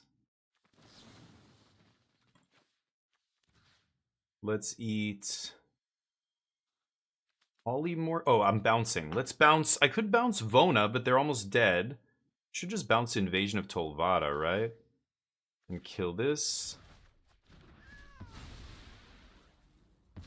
Okay, I have 2 mana here. I could play Thraben Inspector. Discard a card. Thraben Inspector. Get the Roller Crusher. I have 3 mana here. Maybe I just play Fear of Ridicule. Play that. Okay. Pass to them. They top deck. They have Golos. They can exile 3 cards from their deck and play them for free. They only have 9 cards left. 8 cards left. They ephemerate. They're going to blink Golos. Get another land out of their deck. Wow. What are they going to play for free here? This is a crazy game. I don't know what they could have. They can't play an X spell for free, so they can't Fireball or Outrageous Robbery me to death here. They go for it. Sublime Epiphany. The Balloon Man, Inspiring Overseer. Sublime Epiphany is a nice one, but I don't think any of those get them out of this right now. What a crazy game. They know I have Roller Crusher and I have Delirium here, so I can Roller Crusher and do double damage. Yeah, so I can wipe their board. This is gonna be very interesting. Urza, how you doing, buddy? We just came off a 7 wins Urza with Little Grix's control. And I'm trying to see if Reanimator's a real thing. I had a Reanimator deck kind of yesterday, a Sultai one that was like, it was like the Reanimation was the worst part of the deck. Again, I just felt like it was just a mid-range pile, you know? This deck, same thing. It's like we're trying to do this reanimation thing. Sometimes it looks very good. Like we took a loss in the first game, right after, like the turn before we were going to put like a turn 4 Atraxa into play. They play Elish Norn. Oh my god, and stopped all of our shenanigans.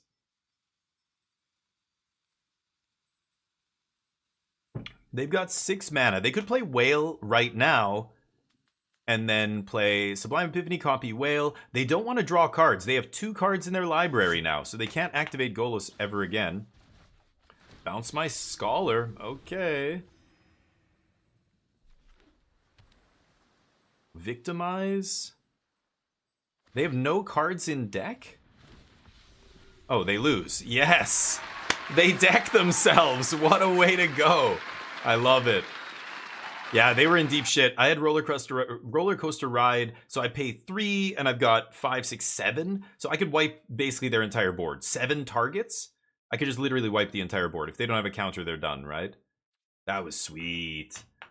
Alonzonator, what's up? Own terms. Yeah, going out on your own terms. Big respect. Big ups. Big ups for that. Always kill yourself with a pain land. Don't give your opponents the satisfaction. What, do you want to be a POW? No. You take yourself out before the enemy captures you. If you are unlucky, like maybe you get knocked out by something else and then they capture you, you just act like an absolute lunatic till they're forced to execute you. That's it.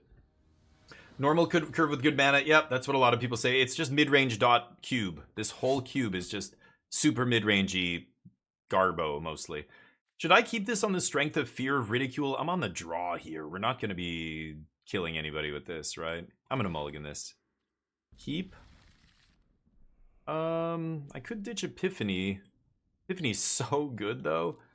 Whatever. We'll do it.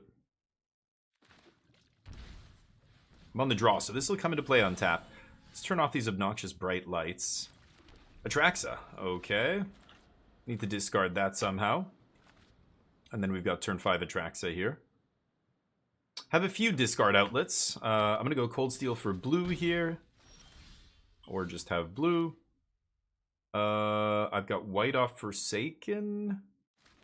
I think I'll still go Cold Steel blue here, I think. Just in case 3 steps ahead comes off the top. I have second black already. And then I'll wait on this till I want to know if I probably name white and just have 2 of everything. But, yeah, Sphinx is fine. I'm going to kill that elf. This is still good value. I'm fine killing an elf here with this. Slow them down a little bit. And then Forsaken Crossroads comes down. I can't Liliana quite yet, but any discard spells. I could just jam Liliana here.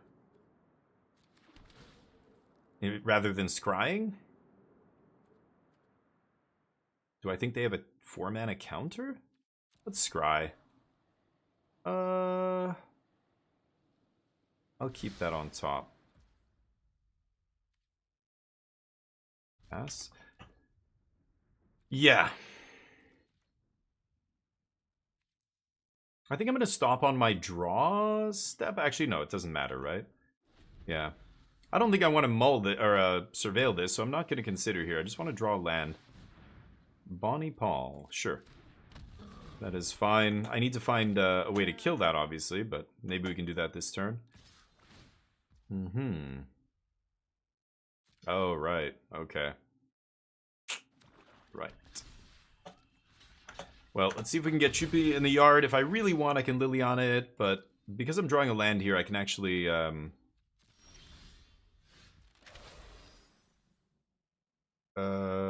I guess I don't have to do that yet. Let's do this first. I might be able to put something huge in the graveyard. No. Okay. Damn it. What is this? This is on... Oh, you've got to be... Oh, no, I have double black there. Yeah, okay. Blue. Let's go Liliana. Chupa. Kill Bonnie. And then I'm going to try and chump the Ox. The Ox doesn't have Trample. They have Restless Reef. They could fire up and attack me. 5, 6. I can't cast Scholar next turn to consider again, but... Let's see. Not a great Liliana. Didn't find a discard effect, so was not able to put Atraxa in the yard. I could have thought about naming green with Cold Steel Heart just in case I want to hardcast Atraxa. I didn't have the Atraxa in hand when I named the color, right? Did I? I don't think so. Yeah, on turn 2. I think I drew that after. But anyway, let's see if they waste the removal spell on Chupacabra. Oh yeah, they're going to do it. Great. I lose Liliana. They lose Bonnie. I trade Bonnie for Liliana, basically. Sure. Bonnie drew them a card, though. And left behind a body. Not a Maze Balls. Ooh. Again, just needed to put something in the yard this game, but no such luck.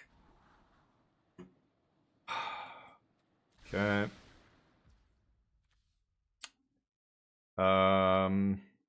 Yeah, that's awkward. I could fire up Restless Fortress and attack Ob Nixilis, but that doesn't even do anything. It just might get me a Strip Mind. So let's do this and pass.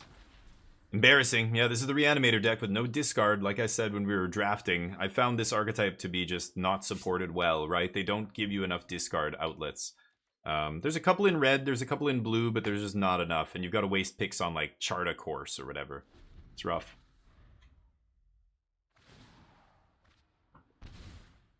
Yeah, I don't think we're going to win this one. How you win? Yeah, right, Urza. Yeah, but that makes the cube shitty, right? I really think that's a lame-ass cube. Literally every deck's the same. It's a 5-color soup, 4-color soup, 3-color soup sometimes, of just a bunch of random stuff along the curve. None of it has really any synergy with anything else. It's just, yeah, that's it. I take 8. It's just a bunch of cards. That sucks. Like, mid-range is the worst archetype. It always has been. It always will be. It's because there's no synergy. There's no interesting anything in a deck like that, right? Okay. Well, I guess I'm gonna do this and lose the game. Jesus, couldn't even put a Crabomination in the yard, huh? Not amazing. This is Ward 4. I guess it could have brought back the thing.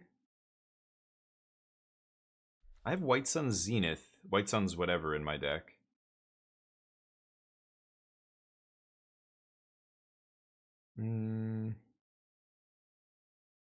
Yeah, maybe I should have just priested to kill Coma there and spent my whole turn doing that. And then block? Oh, I'm dead. No, I'm dead no matter what. They could just kill my blocker, activate Reef, I'm dead. I think I'm very dead here.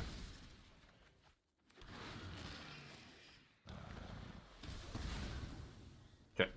I wanted to see if I could find a big thing off the top there. If I Crabomination into just the right number of cards, like something like a removal spell or a, you know, another thing that puts 2 bodies into play off my opponent's deck, I get to cast it for free. Like I get that Bonnie Paul out of the yard, that would be insane. But yeah, I die. Cool. Unlucky. That's how it goes. No discard effects. I mean, that's not really, it's kind of luck. We didn't draw our discard, but it's also the deck. That's the problem with this archetype. I don't think there's enough discard in this archetype to make it good. You know what I mean? So we lose. Damn. Bets are in. Congrats to those who bet on no. Will we win this match? Get your filthy bets in. I'm gonna bet no, 10K. Let's see if we can get him. The cheese stands alone. What is that from? That's from, I know that. That's from a sitcom or something. A comedy show. Oof, we're on the draw here. This is fine to keep a 2-lander on the draw with Cold Steel Heart and Hard Evidence and stuff. Yep.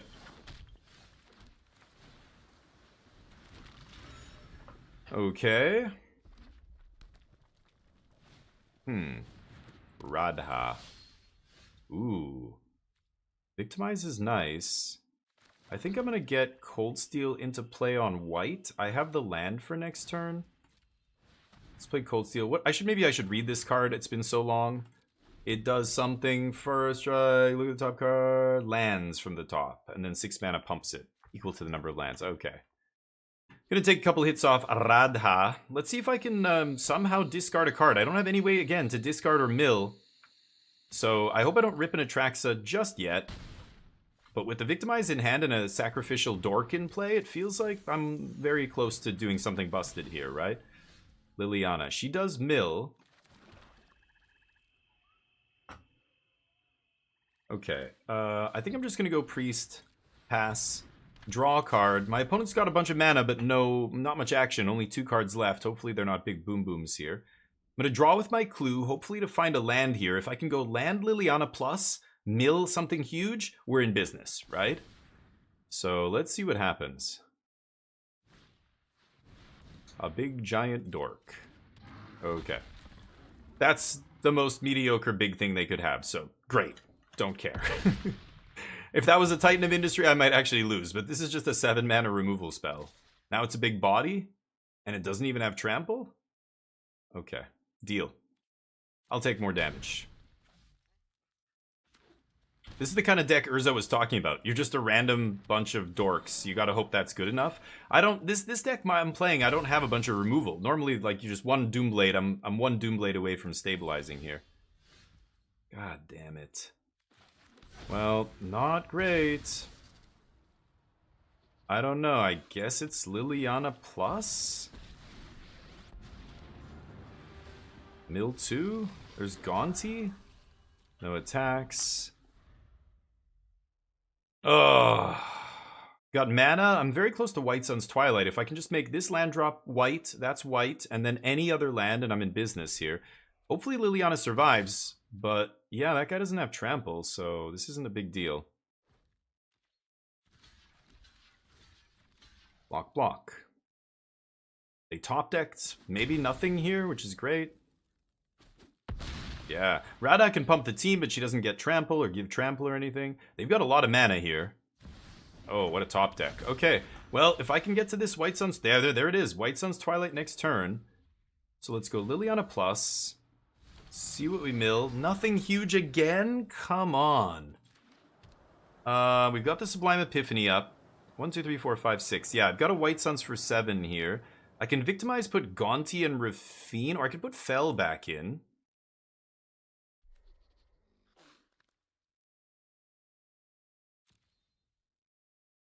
Gaunty's not bad here. Or I just leave up Sublime Epiphany.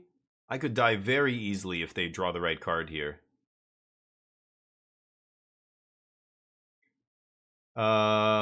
Shit. This is close. Yeah, Radha can pump the team +4/+4. I'm 1 turn away. Okay, I'm gonna Victimize here. Let's put Gaunty and Rafine into play, I guess. Can't believe in this game I didn't find any stupid big stuff to put into play. God, that's so frustrating.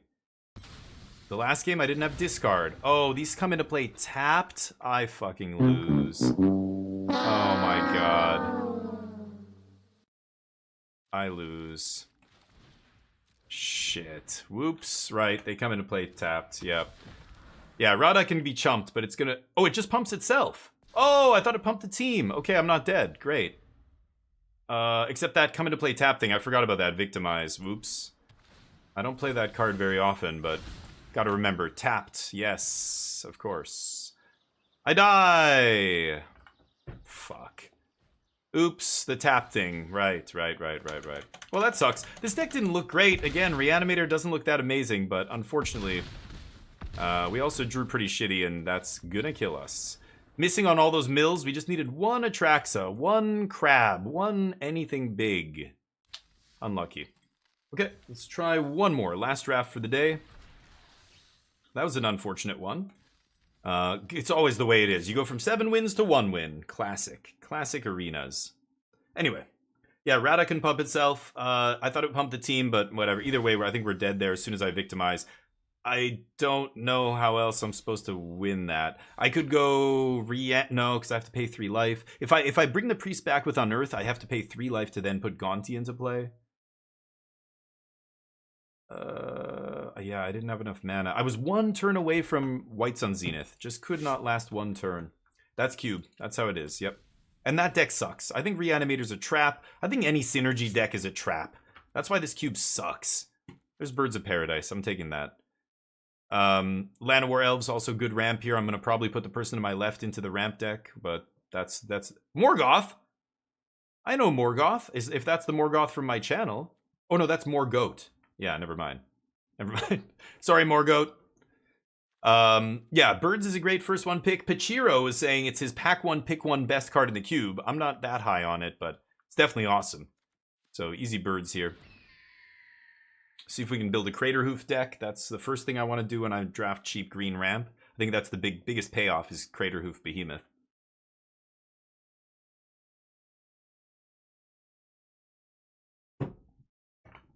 We shall see.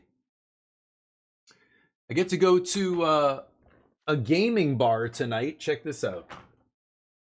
This is it's called Rec Room. You put this bracelet on, and then you go. It's an arcade where you just walk up to any arcade machine. You just go beep, and you know put the bracelet up to the machine, and that's how you pay. So it's got a bunch of credit on it, and you just beep it. And they serve beer. They have like pool and darts and archery and stuff. Which I can't believe they have an archery thing in the back of a bar. Like people, it's like axe throwing. What a great game for when people are consuming alcohol. Throw an axe, throw a hatchet at this giant wooden board. It's like, oh, dude, you're asking for big problems. Don't tell drunk people to throw sharp objects. Mind Stone, just 2 mana ramp here. Is that the play? Bunch of white cards that all suck. The blink thing is not a deck, so you can take these little random blink effects. They're not great. Unstoppable Slasher. There's Spell Thief I don't even like. I think I'm just going to take Mind Stone. We're ramping, baby. Yeah. And there's no synergy decks. Like, I was really shocked at that. Outrageous Robbery is a good payoff. Agent of Rafine. Lands. Jacob Hauken. I like Jacob Hauken. I think blue-green is a really good combination because when you have green ramp, you end up dumping your hand very quickly. You play a bunch of these little ramp dorks, you play the rest of your ramp stuff, and then you have like 2 cards in hand on turn 4, you know? And blue pairs nicely with that because it's got a bunch of card draw that lets you then find the things that, you know, you want to cast once you've ramped into 7 mana by turn 4 or whatever. So I kind of like blue and green. I could see taking Hauken here. There's Agent of Rafine we've talked about before. There's Robbery as a, you know, I win. Oops, I win. But double black. Like, there's lots of oops, I win cards in this cube. I don't think we need to take one, pick 3. Blue-green duel, blue-red duel. All these teamer color duels I like. So I wouldn't fault anybody for taking like a Temple of Mystery there or something. Green-red or teamer could go off with this, but I bet you that wheels. Elspeth. It's a sweeper. Otherwise, I'm taking an off-color duel. I guess like a blue-white duel. Am I really going to take a double white card here?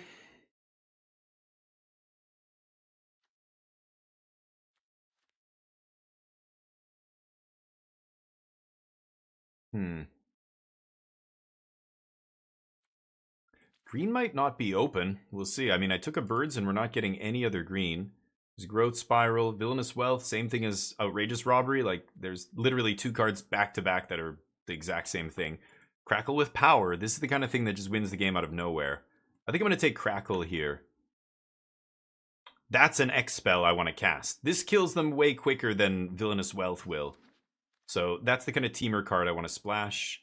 Get Lost. Multiple choice is not bad. There's Green-Blue Duel. Haven't seen a lot of ramp. Here's another 2-mana ramper, but 2-mana ramp. Multiple choice is pretty good.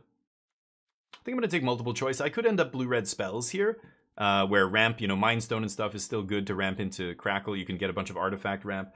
Don't sleep on the Walrus, Wait for Fate. You think so? It's okay. Oh, Ketria Triumph's perfect here. And Cultivator Caravan, not bad either, but like the more expensive the ramp is, the less I want it. So yeah, 3-mana ramp I'm not really crazy about. 2-mana ramp's better, but not the best. 1-mana ramp? Oh yeah. Give me that 1 mana. So Llanowar, I passed the Elvish Mystic, which will not wheel, but Temple of Milady. Could take that. Railway sucks. Electrolyze, Devil's Play. If I am going to do this big fireball deck, let's go Devil's Play here. If I find Ral, if I find Chandra, you know, all those cards just like, oops, I win the game with this. Roller Crusher Derby or whatever it's called. Roller Crusher Ride. The Walrus is okay. I don't know if I love Walrus, though. I think Walrus is... it's too... Like, 3 mana is not amazing, and it's like, Artifact makes it worse. But You know, there's some stuff that like Lauren is floating around the cube, and there's random stuff that just blows up artifacts. There's a green raccoon that blows up like a, you know, it's like a not restoration sage. What was it called? Reclamation sage. Green red duel. Fires of Victory is pretty good here. Titan triple green. Not crazy about that.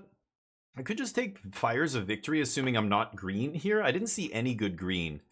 I took the pick one birds, and then that was it. So I think I'm going to take fire, and I'm probably going to end up blue-red here.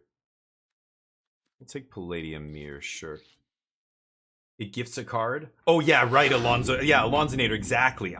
When I saw somebody play it, I'm like, this can't be good. Yeah, giving them a card is not amazing. There's the Robbery Wheeling. I think I'm just going to go Rootbound here. And I could still be Teamer. I don't know. We'll see. I think that's better. Zealous Conscripts is great when they're Splinter Twin. By the way, Erwin Staller. Erwin Staller, you're a goddamn legend. Welcome to the DF16 squadron, buddy. You're in the right place. All right, let's take Rootbound Crag. Crag Crown Pathway, Crag Crown. Actually, Pyromancer's Goggles is the pick here with Devil's Play and Crackle. Oh yeah. Now remember, this is only a red instant and sorcery. When I first played this card, I'm like, oh, I have Time Walk in my deck. This is going to be great. I had Part the Water Veil. Found out the hard way. No. Not taking all the turns with the goggles. You can only see red with the goggles. Get it? You can only see red. You're just, red stuff. Red. No. I'm here all week. Try the buffet. Okay. Snappy Cyclonic Rift. Hell yeah, that's what I like to do. I like to play unfair cards. All my commander homies, they shudder, visibly shudder when I talk about this card. I haven't, you know, I played it in standard, it's fine, whatever. I'm not a big commander player, so I don't have the trigger warning that a lot of commander players have. Cyclonic Rift, if you want to trigger a bunch of commander players, oh, I have a mono blue Teferi commander deck that plays all these kind of effects. Sunder, oh, when you sunder everybody's lands and you have a bunch of artifact ramp, oh, I love the look on their face. They just want to quit Magic. They just want to stop playing Magic. Full stop. It must be like a professional athlete, you know, making it such an insane play against their opponent that their whole career is just over. They just want to stop. Just make it stop. Craterhoof Behemoth, sadly, we're not that kind of deck. I don't think I'm going to end up playing green, but Chandra? Ooh. And there's a fireball that's going to wheel. I have 2 amazing fireballs already. I like big balls of fire. Get in there, Chandra. You're in. Not going to play Azorius Charm. Rewind? Ral, copying stuff. Yes. We've got all the copy effects here. This is going to be very powerful. I just need to survive the early game, and I think I'll have an excellent blue-red fireballs deck here. So I'm looking for cheap red removal. Or even Piggy Bank, but Piggy Bank probably wheels. I'm going to take Sulfur Falls here. Yeah, and I'm not going to play green. Crush is a Wrath. Solar Transformer is a mana ramp. I'm going to take Transformer here. Decadent Dragon's okay, but probably not going to touch white. I might touch green, but not for a birds. Not going to splash birds. Oh yeah, a Lothopterus. If you haven't done this, you play these big X fireball spells. Crackle's the best one, because this one just kills them it's 8 mana basically, do 20 damage, right? If you can copy it. 8 mana does 10. And then you copy it with Ral, you copy it with Chandra, you copy it with Pyromancer. I've got 3 excellent ways to copy. Double Vision is a much worse way to copy. I actually like the Roller Crusher. The Roller Crusher is good too, because it's actual removal. But like Double Vision, like it doesn't do anything. You just play it, you have to pass, you have to untap with it. It's so awkward. Ooh, Nahiri's Warcrafting? Yeah, get in there. Now I want cheap red removal so that I can survive long enough. Wow, that's a late Atraxa. I don't want to take... I just want to hate draft it here. But I should probably just take, like, Drowned Catacomb or something. I don't know. Maybe I get a Nicol Bolas I would play. That's a late Atraxa. I don't know what people are doing with... That's got to be, like... That's one of my top 3 cards in the cube. But yeah, the deck used to be a lot better before when you also had Alorun's Epiphany to copy. And, Yeesh, nothing for us here. And, you know... Time Warp and that red Time Walk. When you were casting Time Walks, it was great. This could be interesting. You cast spells from the top, but not for free, so it still works with the X spells. X spells don't work well with cards that let you play them for free. Just remember that. The decks that look ugly to me sometimes, people show me, or I've drafted bad versions of this deck, and it's because I had Golos in there, or I had, what's it called? Even Jacob Hauken. Jacob Hauken can be a little awkward here. If I flip this into Hauken's Insight, and then I exile one of these off the top randomly, it's like, oh, that's a complete waste. I will never be able to cast it for anything. X is always going to be 0. That sucks. So you've got to try and avoid that kind of stuff. I do have Jacob Hauken, which is annoying, but, just bear in mind that kind of thing, right? Whereas Case of the Lost Witness, if I do get to solve this, I get to cast it off the top. That's a different story. Then I can actually go off still with one of these. It just, it's future sight, basically. I've never played with this card. It looks like it could be good. In a deck like mine, I just want to buy time, draw cards till I draw my fireballs, and then I combo kill them, basically, right? I think I like that. I'm going to try it. This is going to be the first time we get to play it. And Quicken is going to be spicy in this deck as well. Not only is it a cheap cantrip, but instant speed Devil's Play and stuff. Instant speed Crackle. Can play around counter magic and stuff much better once I get to the late game. It's pretty good. There's the fireball wheeling. Yeah, I'll just take another fireball. Remember, you want stuff that goes to the face. These are the 3 big ones. This is the best one. This is the second best one, and this is the third best. After that, they don't go to face. There's a bunch of X spells that only hit creatures. They took Electro Dominance out of the cube. That was an insane one. Woo! Temple of Epiphany. Season's a spicy one to copy too. Remember, we have Ral and Chandra and Pyromancer's Goggles. This could get us a lot of value. But if only the burn could go to the face. I think I'm just going to take the good mana here. I don't need another big sorcery. I want cheap. I want like Royal Eruption, Burst Lightning, like that kind of stuff. Even, casting that stuff off of Pyromancer's Goggles is still pretty insane. Like double Burst Lightning for 1 mana or double, whatever it is, Nahiri's Warcrafting, sure. It's going to be sick. This is going to be sweet. Blue-red spells, big fireballs, doing busted stuff. There's nothing like wiping the smirk off your opponent's face when they have like 8 creatures in play. You're at 2 life, they're at 20, and they're like, this game's over. Why are they even playing anymore? And you untap and you just fireball them for 20. Yep, piggy bank wheels, perfect. I love this. This is great in our deck. Normally you would think this is an aggressive card, but nope. It's going to be a 2 mana play that trades with one of their cards and ramps me. That's fantastic. This is only pack 2. We've got a whole other pack here. What I really want to see is some counter magic, some red removal, and if I can snag like another big powerful card like Sublime Epiphany is my number 1 here, or I would take... See, Sphinx of Lost Truths is not great in this deck, right? I don't know why they jam this in here. It's so bad. The stupid homunculus horde. Oh, Magma. Yeah, that's right. Magma Opus is a nice one. Okay, another red-white duel. I have a couple red-white duels here if I really want to touch white for anything. Siege Gang. Ugh, this is kind of a whiff. I like Metamorph. It's just a good, powerful... Like, the clones are always good because this is Cube and everybody's playing, busted shit that ETBs and does something. The best clones are the ones that target any permanent. Not all clones are the same, for those of you who aren't familiar with all of them. Like Clever Impersonator is one of the best, because it can target any permanent. The Alchemy one, it's 3 mana if you were the on the draw or something. If you were not the starting player, it costs 1 less, it's 3. That is busted. I've had games in our last video where I copied my own land in order to get to Sublime Epiphany and win with that. You can copy any permanent, so much better. This is still very good. Restless Spire probably wheels. And I don't really want to play anything else in that pack, to be honest. Which sucks. Plarg. There's Bolus. I think I'm going to take Refute. Ooh, Ornithopter of Paradise pretty good too here. But I think I want a little bit of interaction. I said I wanted counter magic. I'm going to take Refute. I could maybe splash Bolus. I only have 1 Catacomb. I have Solar Transformer. I don't know. I like Nicol Bolas, but I probably don't need it. I'm definitely taking Refute here. If it wheels, I'll consider it, but I'm probably not going to touch green either.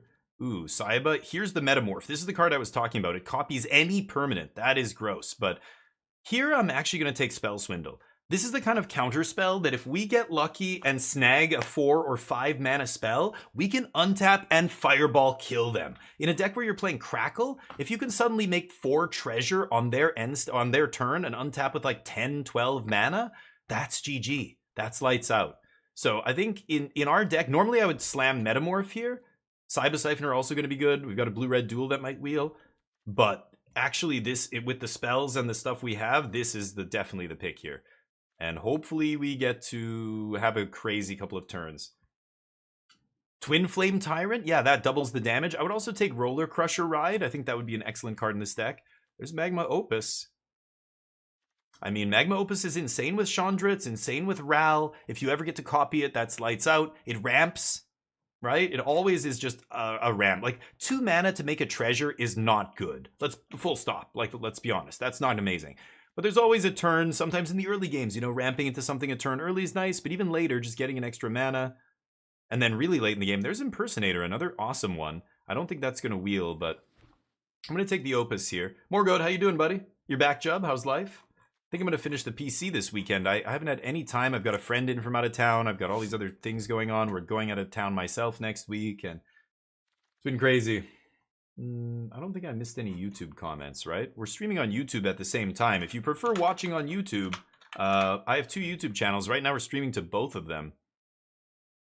I don't want anything here. Atsushi's actually not the worst. This dies into treasure. Sure, I'll probably play that. I have a bunch of lands here that I probably am not going to play. Let's just take those out. Drowned Catacomb. So we've got 2. So this is 22 playables. Still have a slot or 2. Well, there's nothing here for us. Cascade. Oh, Cascade. You silly, crazy mechanic. What am I taking? What's the best card in the pack here? I'd probably lose to something like this. So I'm just going to take that. Got Friday drunk? Hell yeah. Nice. There's a Tali. There's Xander's Lounge. Thundertrap Trainer's probably the card here, though.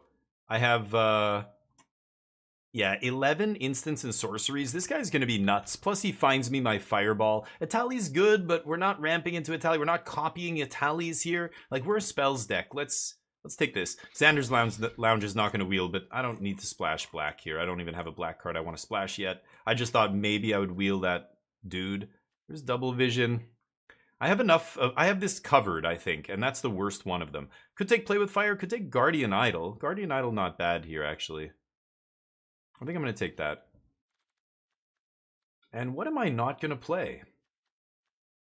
I'm going to start. Oh, maybe it's Palladium Mirror. I'd rather have the 2 mana ramp than the 3 mana ramp, actually, yeah. Siege Gang's okay. I guess I'll take him. I'm probably not going to start him, though. Well, there's no starting here. This is best of 1, but starters are your whole deck. I think the other stuff is better. This looks interesting. This looks like a good deck. I think this is going to be sweet. Red, white, green, blue. I'm just going to take 10th pick for Abomination there. No respect for the Crab. Crab's awesome. I think Play with Fire is probably better. You're probably right, but I like... What did I take? I don't even remember. Oh, Guardian Idol or something? I want to ramp. I want to ramp into Fireballs here as quickly as possible. Storm Carved, easy. Mana's great. Mana looks fantastic. We're going to have like 11, 10 or something sources. I think this deck looks good. I think this is going to be sweet. We've got all the payoffs, all the finishers, a good curve. These are all X spells. There's one more, right? Devil's Play. Bruce Tarl. I think Quicken's even good here. Again, just instant speed Devil's Play or Draconic Debut or anything. Just come out of nowhere, kill them. Sure, take fixing away from people. Screw up their mana fixing. Hit them where it hurts. Sure. Great. Okay, this deck builds itself. There's no real debate about the mana or anything. I think that's the starting lineup.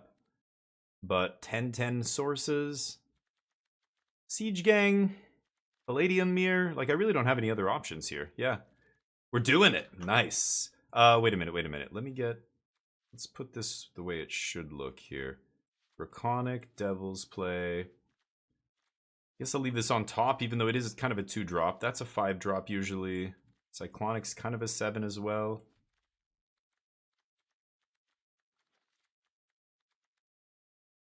Okay.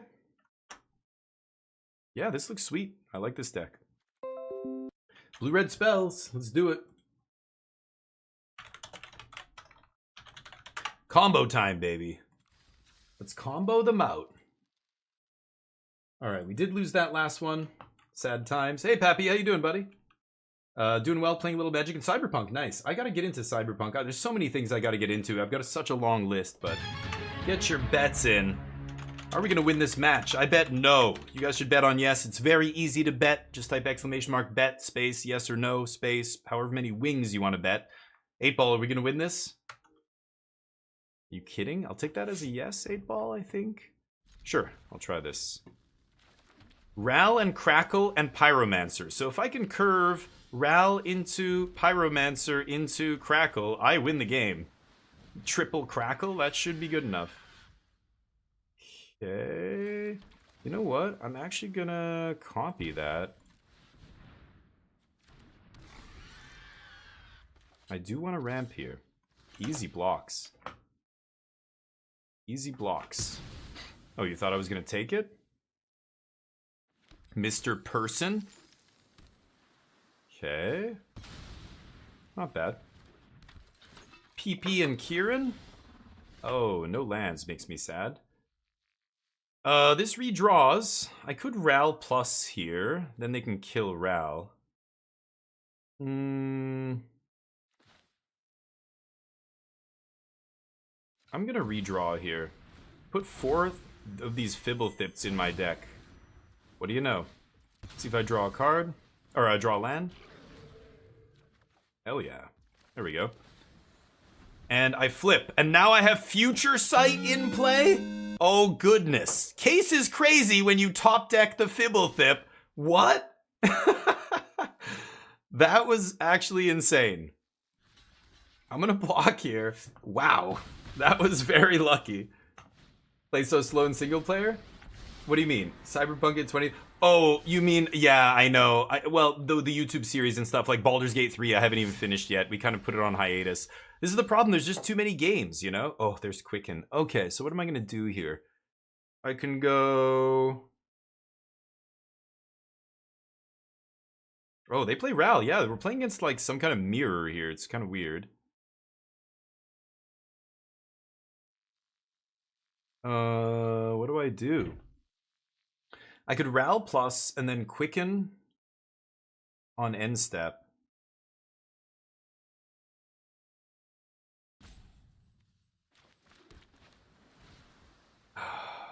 Is that the play, or do I kill their Ral? I don't think I'm dead. I could draw 2 cards here as well. Oh, I'm supposed to draw first. What am I doing? Oh, I'm supposed to draw first. Shit. I already played my land. Okay, let's pass. I think I'm just going to cycle Quicken here. 3, 4, 5, so I minus... Yeah, I've got to get Goggles into play, and I can kill them in one shot here with Crackle.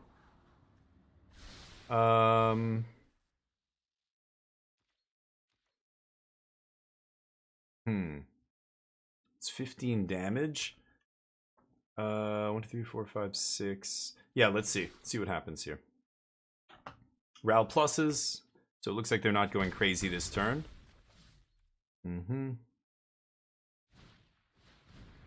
Sure. Card's terrible. Okay, Quicken. Draw.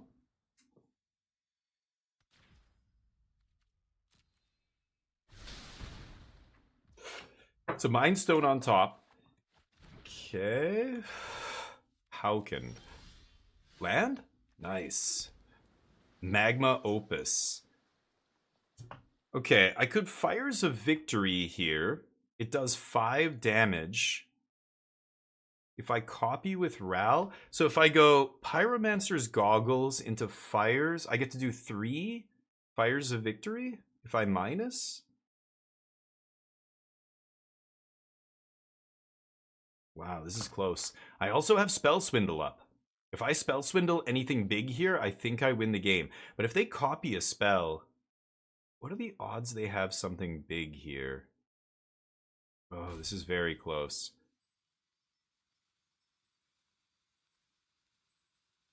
This is very, very close.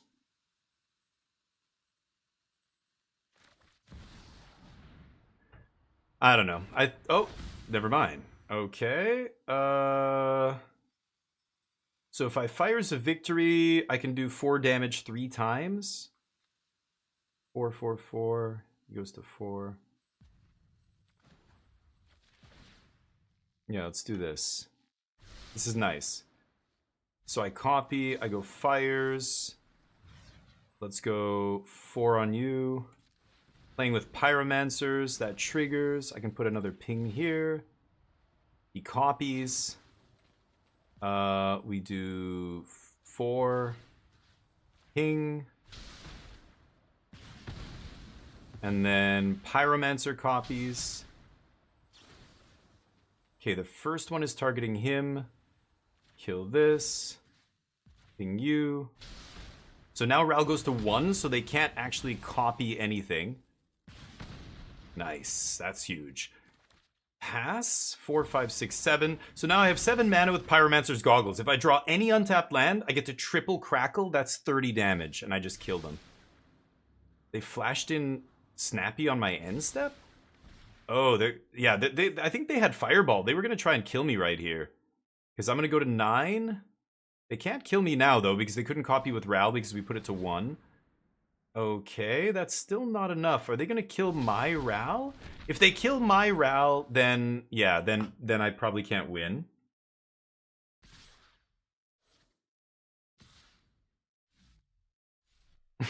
Yeah. Gotta kill Ral.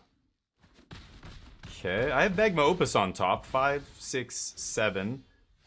God. Oh, if there was a land on top and I can copy Magma Opus with Pyromancer's Goggles. 5, 6, 7. Shit.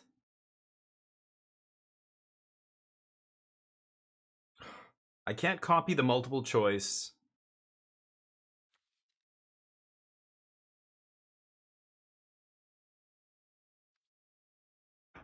One land away. Wow, that sucks. Oh, how can I not die here? I'm at 8. 1, 2, 3, 4, 5, 6, 7. Yeah, I'm dead to the Ral ping. I think I have to do this.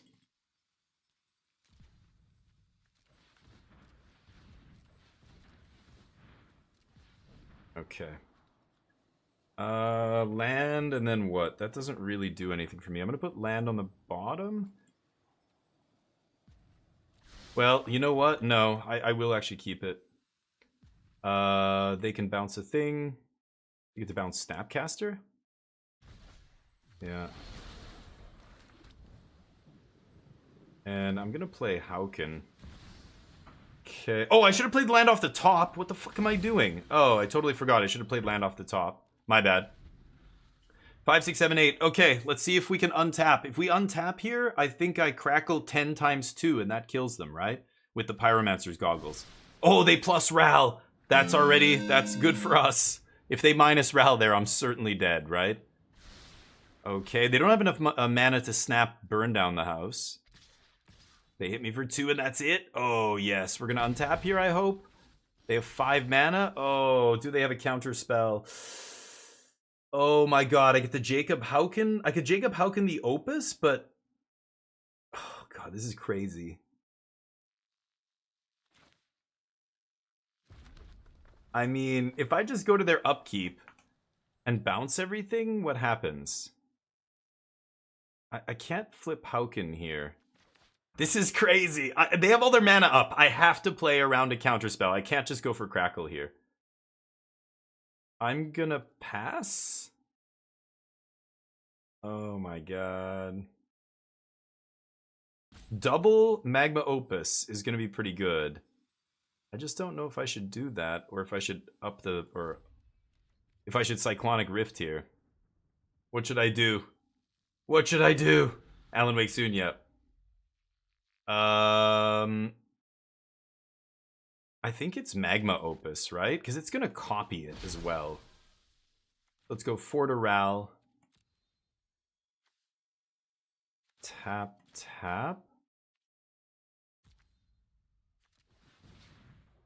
Okay, copy. And they can counter it, but doesn't really matter. Yeah. Sure. Sure. They get some treasure. Pyromancer still turns into a copy of it, though. So let's go 4. They have 8 treasure. Could tap 2 of the treasure here. Oh, they can snap, burn down the house.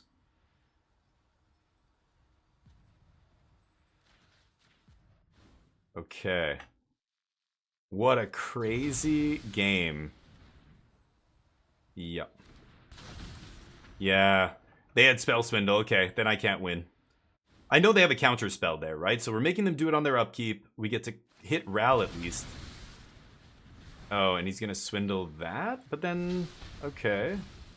Then they get 8 more mana. Oh my god, that was so ridiculous. Spell Swindle wrecked us. I don't think... Well, let's see. If they don't have a Fireball, I still win. But now I think we're very dead here, right? I'm at 4 life. I'm going to go to 1, assuming they have nothing else. Crazy.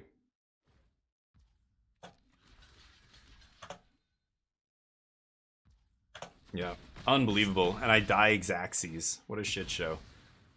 That again, this is Cube. It feels like you lose by the tiniest fraction of a hair, you know, like I literally have lethal multiple turns. It's just like, you know, do they have a random counter spell?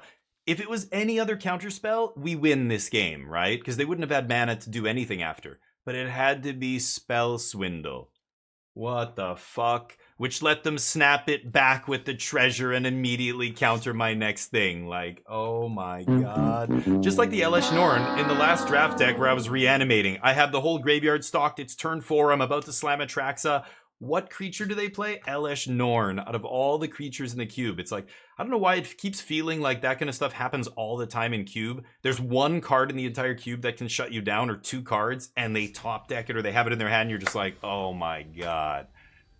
Like if that was any other counter spell, we win the game. Like they would have to pass the turn if they counter. They still get Magma Opus again. And I don't die, I untap, I crackle them, I win, right? But had to be spells, whatever. Spell snatch, spell whatever. Okay, keep it.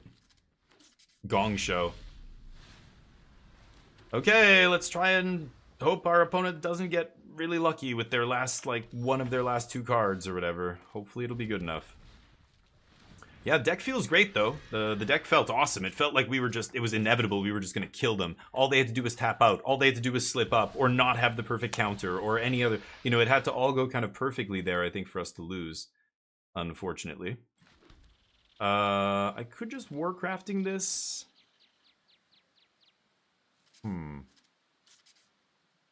Yeah, let's just pass. I'll leave up Refute here. I don't want them drawing cards off Gix, so if they do have a removal spell, I think I'm going to counter it. I'm going to counter that too. Case. Should I ditch Hauken? This Case? Or I could ditch Case. I'm going to ditch Case. Metamorph. Okay, now I think I'm gonna go Warcrafting, see if I can rip a land here. Sure. Punch. Pass. Going to 5 mana here, probably just gonna drop the goggles, but I guess I could do these 2. Bloodthirsty Conqueror. Now I feel like I have to leave up what is the combo? There's some weird combo, right? A 5 mana black spell. I could just copy this guy.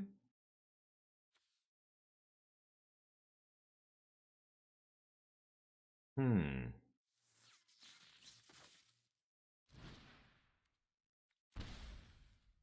think I will.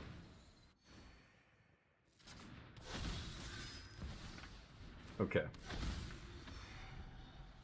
I don't know if that's correct. I know that there's some really bad enchantment. I don't even know if it's a card, but the Sanguine Bond or something like that, whenever you gain life, your opponent loses life. Like that's the loop or whatever. And they're down to 1 card. Okay. Surveilling a couple lands. Sure. You gain 5. Doesn't matter. I really want to leave up Spell Swindle here. But I can't play anything. Let's play this. Hopefully they don't draw something insane. Right, I keep forgetting Goggles you can tap to actually use the mana for anything. You don't have to use it for instants and sorceries, but if you do, then it's great. Sure. That guy randomly has Menace, huh? Jesus Christ. Okay, go ahead. Can still win this game if I top deck a Fireball here. Yeah, they even give me a treasure there. Okay. Oh, I take 4. Right, so I die. Jesus Christ. I can't catch a break. Okay. No removal, no bounce, no Cyclonic Rifts. All the mana, nothing to do with it. Cool. Kambakiwi, how you doing? Cube, not being very nice to us here. Let's try again. I think our deck looks fantastic too, but getting kind of outdrawn both games. Just didn't draw anything that game, and game 1 my opponent drew kind of perfect against me. Let's see if we can do a little bit better. Magic variance, yeah. It feels like sometimes it just, you know, that's how it goes. I've had insane decks that went like, yeah, 1-3 or 0-3 or something, and you're just like, how is this possible? It's Magic, that's how. Anything is possible.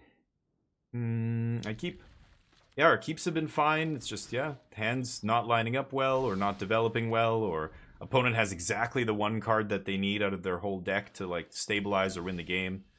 Those kind of games do get frustrating, but let's jam this guy now and see what we find.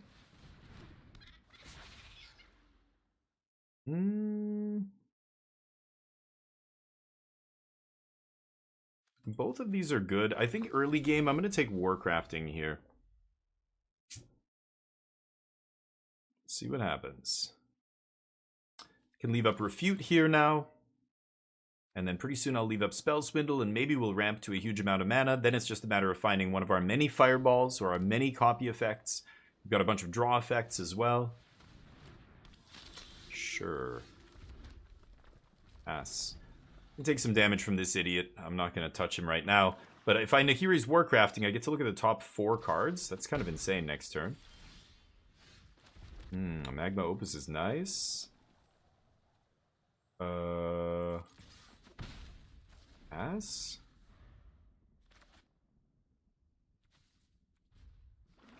Let's see what they do.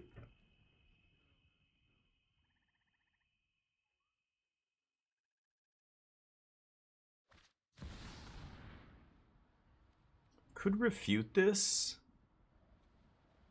I think I will.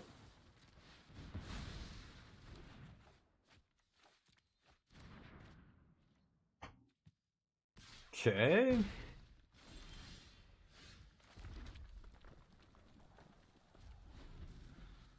Oops, forgot to attack. Whatever. Missed the point. Okay, Spell Swindle into Magma Opus here is going to be pretty nice if my opponent plays anything relevant. We shall see. Yeah, it is. Yeah, I do like it. It's just frustrating sometimes. It's like poker, you know, sometimes you have the like quads and your opponent's got to hit running, like, you know, they have 1 pair or they have something, you know, 2 pair on the board. They have to hit like running outs here. It can happen. It's just like, it's 5%, right? Okay, so let's go for this kick then if they don't do anything.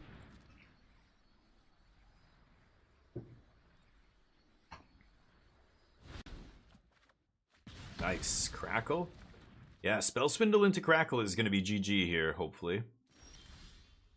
Mana's good. Let's attack. I don't know, maybe they have Wandering Emperor here. Who knows? It is in the cube, I think. But I have the Swindle up.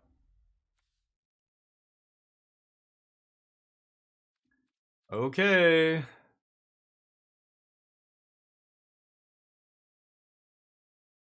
They're debating which spell to bait me with.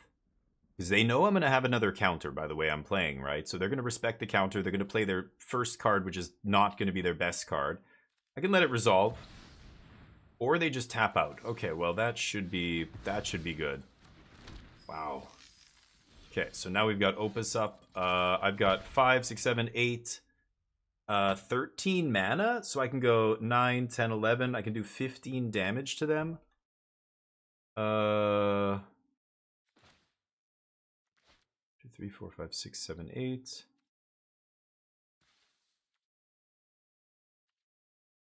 I could just do this on upkeep.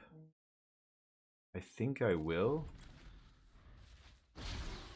Hit them for 4. Tap their lands. Cut them off of white. Still have a few treasure left over. All I need is 8 mana to do 20 damage here, right? If I copy this.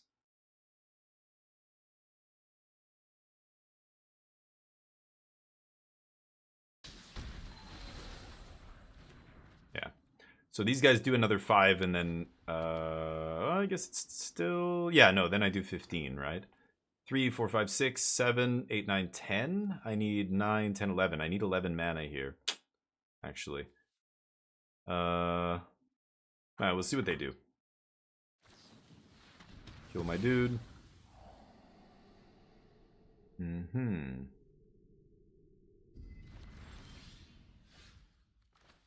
I guess it's just mana rock time.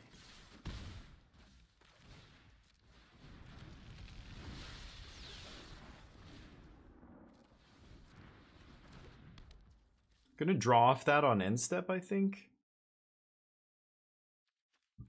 Pass the turn. 1, 2, 3, 4, 5, 6, 7. 1, 2, 3, 4, 5, 6, 7, 8, 9, 10, 11, 12. Yeah. I'm gonna sack it and draw. Okay, that doesn't really matter. What are they gonna kill? My guy? Okay.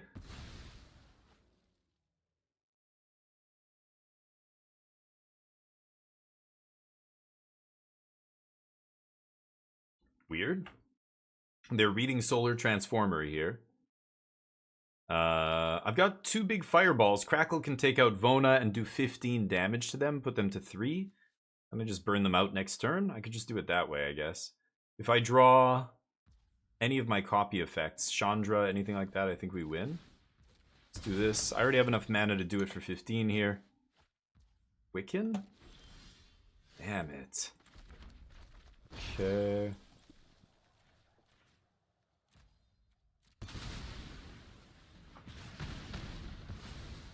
Put them to 3. Go. Crackle with power.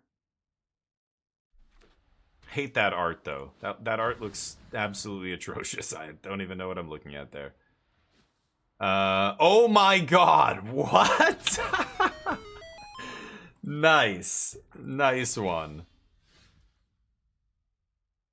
Well then. Huh. Right.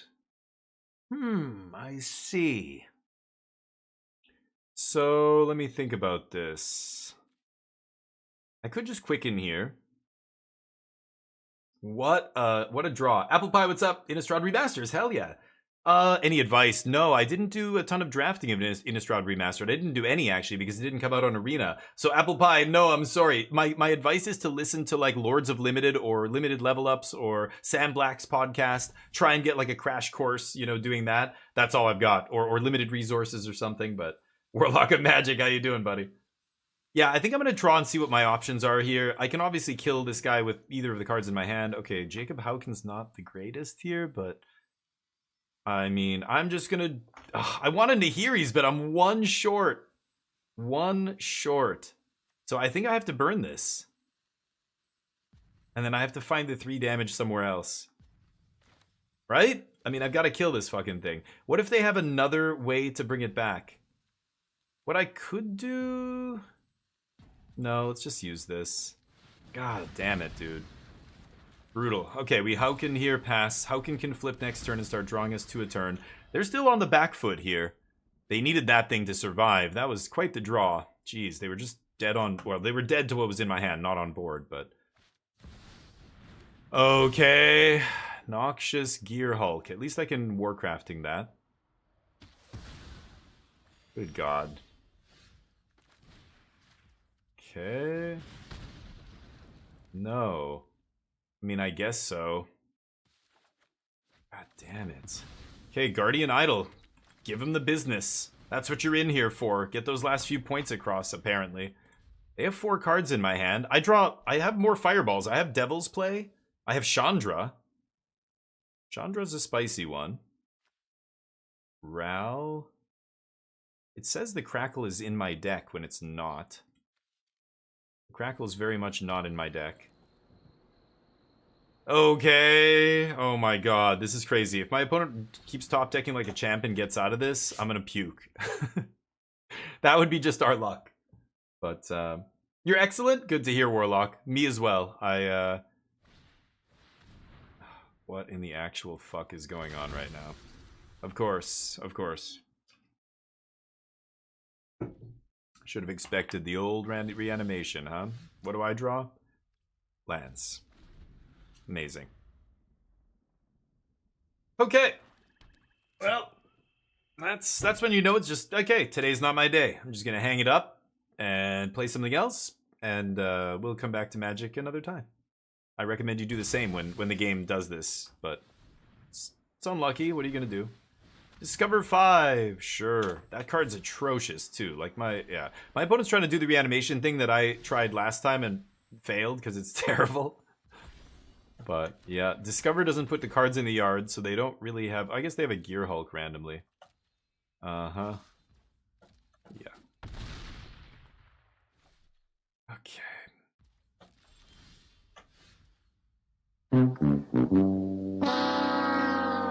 It's just one of those days. Darn. So many outs. My opponent dead immediately to the card in my hand. Like, almost no way in their deck to survive, right? Like, literally no other card would have let them survive. Because I have Fireball in my hand. They don't play counter spells. They could have, they could have Thoughtseized me somehow. Like, gift, yeah, there is like a duress effect, I think. 1. So there's probably like 2 cards in the cube that can get them out of that. And they found it. Oh. Okay, do you have a removal spell as well? No? Okay. Devil's Play would be good enough. Fucking land. Wow. Wow. Yep, that's how that goes.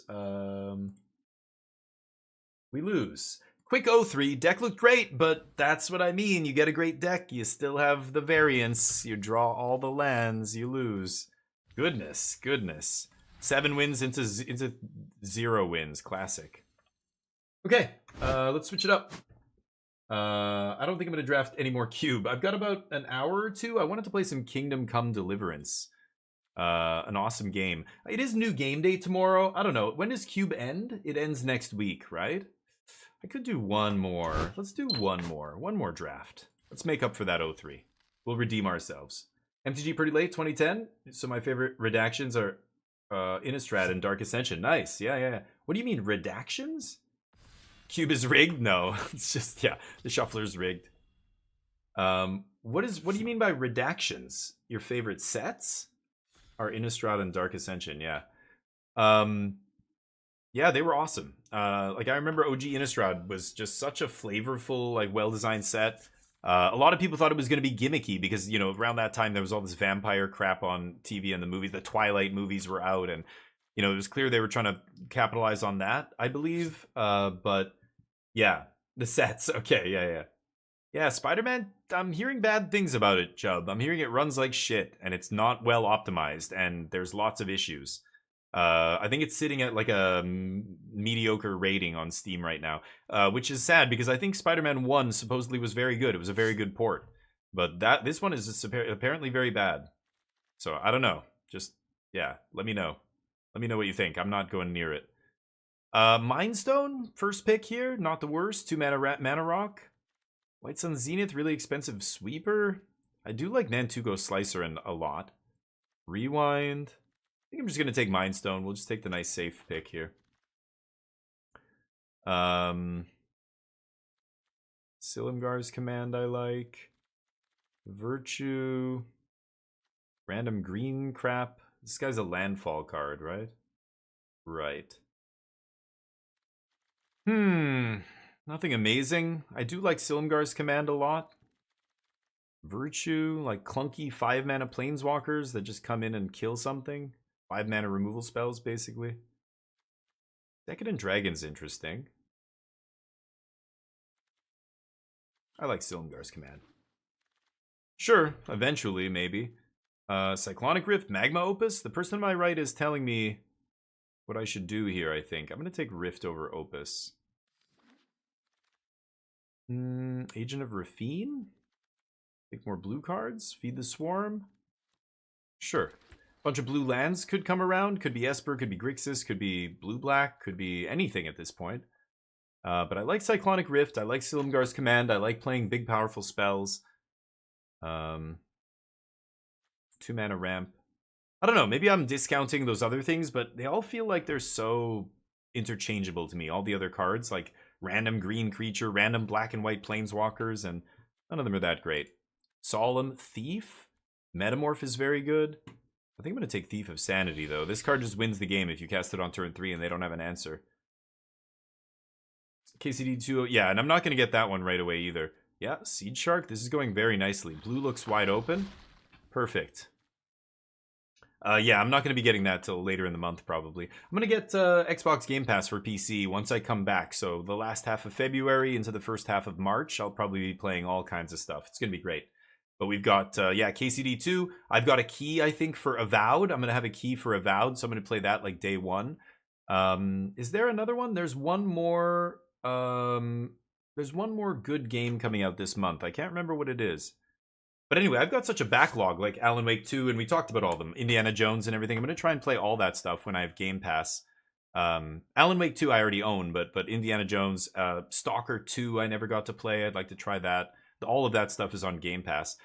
So anyway, it'll be fun. I think I'm going to do Magic in the first half of the stream and then just play something else the last half of the stream. And I know half the people in here will bounce, and that's fine. I totally understand, and I never hold it against anybody, of course. But I just like playing other games. There's so many awesome games out there, and I just love seeing them all, experiencing them all.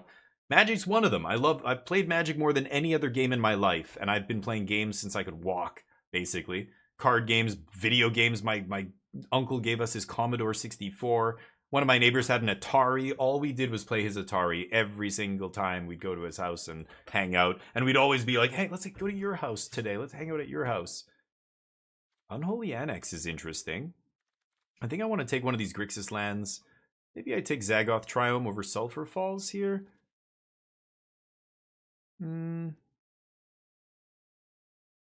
Yeah, it's blue-black. I've got some blue-black cards already. Sure. Painful Truths. Horned Lockwhale. This is interesting.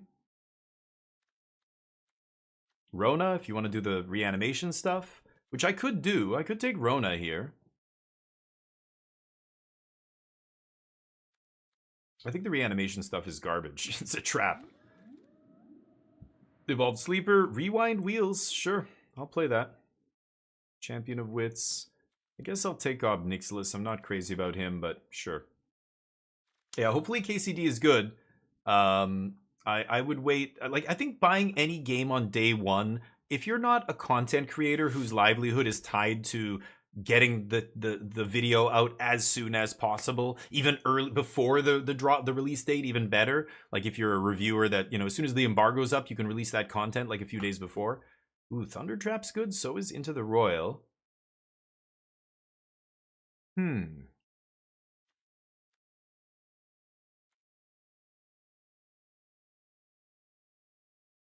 think I'm going to take Into the Royal. That's one of those X spells I was talking about that doesn't go to the face. It's not very good. But anyway, buying it on the first day is always like, I recommend not doing it. I'll take Black-Red Duel. Just because it's always going to have a day one patch. There's always going to be a bunch of issues. The servers are going to be at their worst the day it drops. Like, that's when everybody's going to be trying to play it. Like, you almost have to wait a week and a half or 2 weeks, and then it feels great. Or a week. Maybe a week is a good amount of time. 5 to 7 days.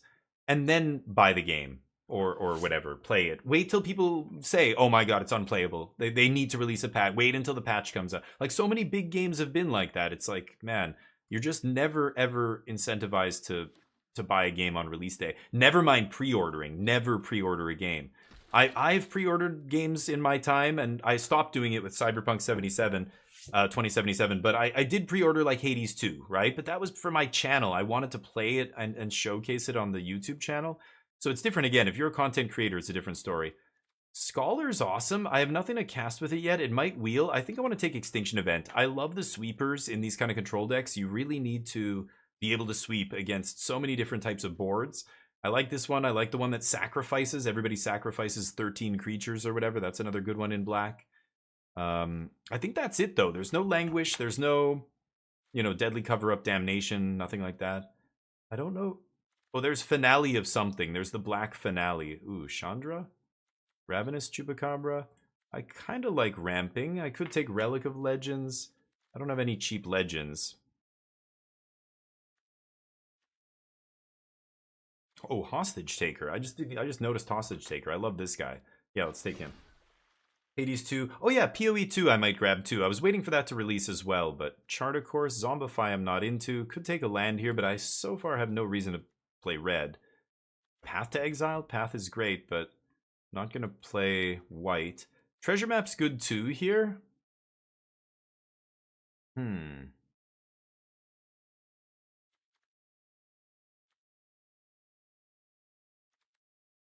That's close. Maybe it is Treasure Map. Reef, I'll take Refute here. Reef and Rafine's Tower I would play. Maybe I wheel one of them. Nice, a little control deck again. I love playing control in this format, as you know. Wait, you'll play them, I just want to wait until they're... Yeah, right, I want to wait till they release. So a lot of games nowadays, I mean, they go into early access and then they start collecting money from people. Hedron Archive, I guess I'll take Null Drifter. Sure. Xander's Lounge? There's Angrath, but he's fine. It's not amazing. I'm gonna take the Lounge. Now I can easily splash, well, red if I really want to. Brutaclad is mediocre. Mizium Mortars. There's this idiot. Only your graveyard, yeah. I'll take another green-black duel just in case. I don't know what I would splash green for. Oh, maybe... But I'm not a ramp deck. If I was black-green, I would splash blue for, like, Villainous Wealth or something, Mistmoon, another Grixis land, Quicken, Palladium Mirror. I'll take Grixis land. Never know. But anyway, so the best advice, if somebody asks you, I'm just getting into video games, I don't know anything about video games, what are the most important things to do as a video gamer so that I get, most value possible for my money and, I don't waste any money. Like, I remember as a kid buying a Nintendo game. You remember, I don't know how many people are as old as I am in here, but back in the day, there was no way to, like, go online and read reviews about games. You would just see a new game and be like, oh my god, like, I want to buy the cover looks awesome. That was what you went by, the cover, the art on the cover. And if it looked good, you were like, that looks awesome, let's buy that. And so many times you'd pay $60, your parents, you would have to ask for your birthday present or your Christmas present or whatever.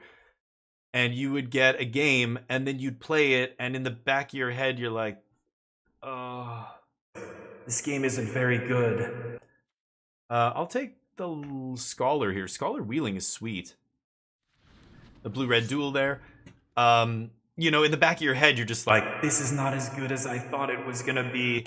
What, Mom? Oh, I love my new game. Oh, it's so much fun.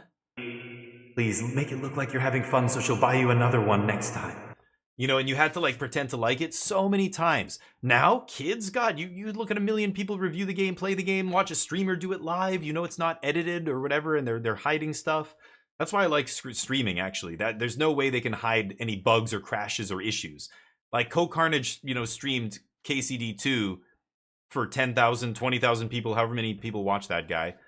And it crashed 3 times. That's embarrassing. That is, a YouTube video that's edited can easily hide stuff like that. You know what I mean? Especially if the YouTuber is trying to curry favor with the dev and wants to get more games in the future, etc., right? Take chart here. So 5 weeks. 5 week 3. What do you mean, Caterpillar? Take it back? Take what back? Act like we didn't go to magazine section. Oh yeah, but no, Game Informer, those things would come out months later. And there was nothing like that when I was a kid. Game Informer, that was much later. Maybe if you were a kid in like the 2000s. But in the late 80s, like early, like original NES, there were books that came out that talked about NES games, but it was like a novel at the bookstore. Like you'd go to the bookstore and it was in like its own section or whatever. And you know, that thing gets printed way before the games come out, and sometimes there were strategy guides and stuff, but it was like for one game. We never used to buy that kind of stuff as a kid. But to like review, like before you buy the game, you want to see what it's like. Like that's different than a strategy guide, right? Anyway, so I know what you mean, but no, like most of the time you were taking a chance when you bought a new game. You didn't know how good it was going to be, and it was shitty when it was bad, right? But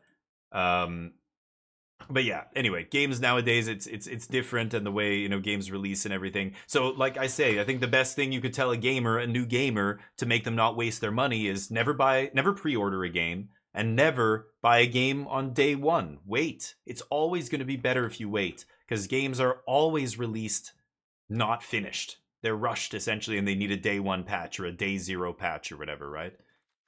Fight with fire. And the black cards suck here. Could take another Tri-Land, but could just take Channeler, I guess. I'm looking for like Sublime Epiphany. The Magma Opus didn't wheel. That would have been great with Scholar. The black cards are weak here. Ugh.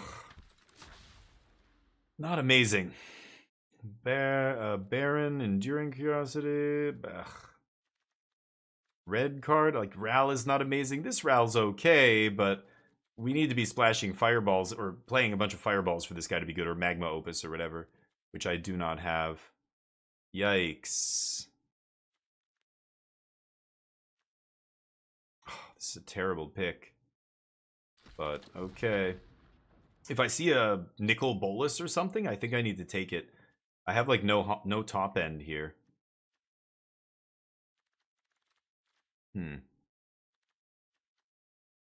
Well, there's Nickel Bolus.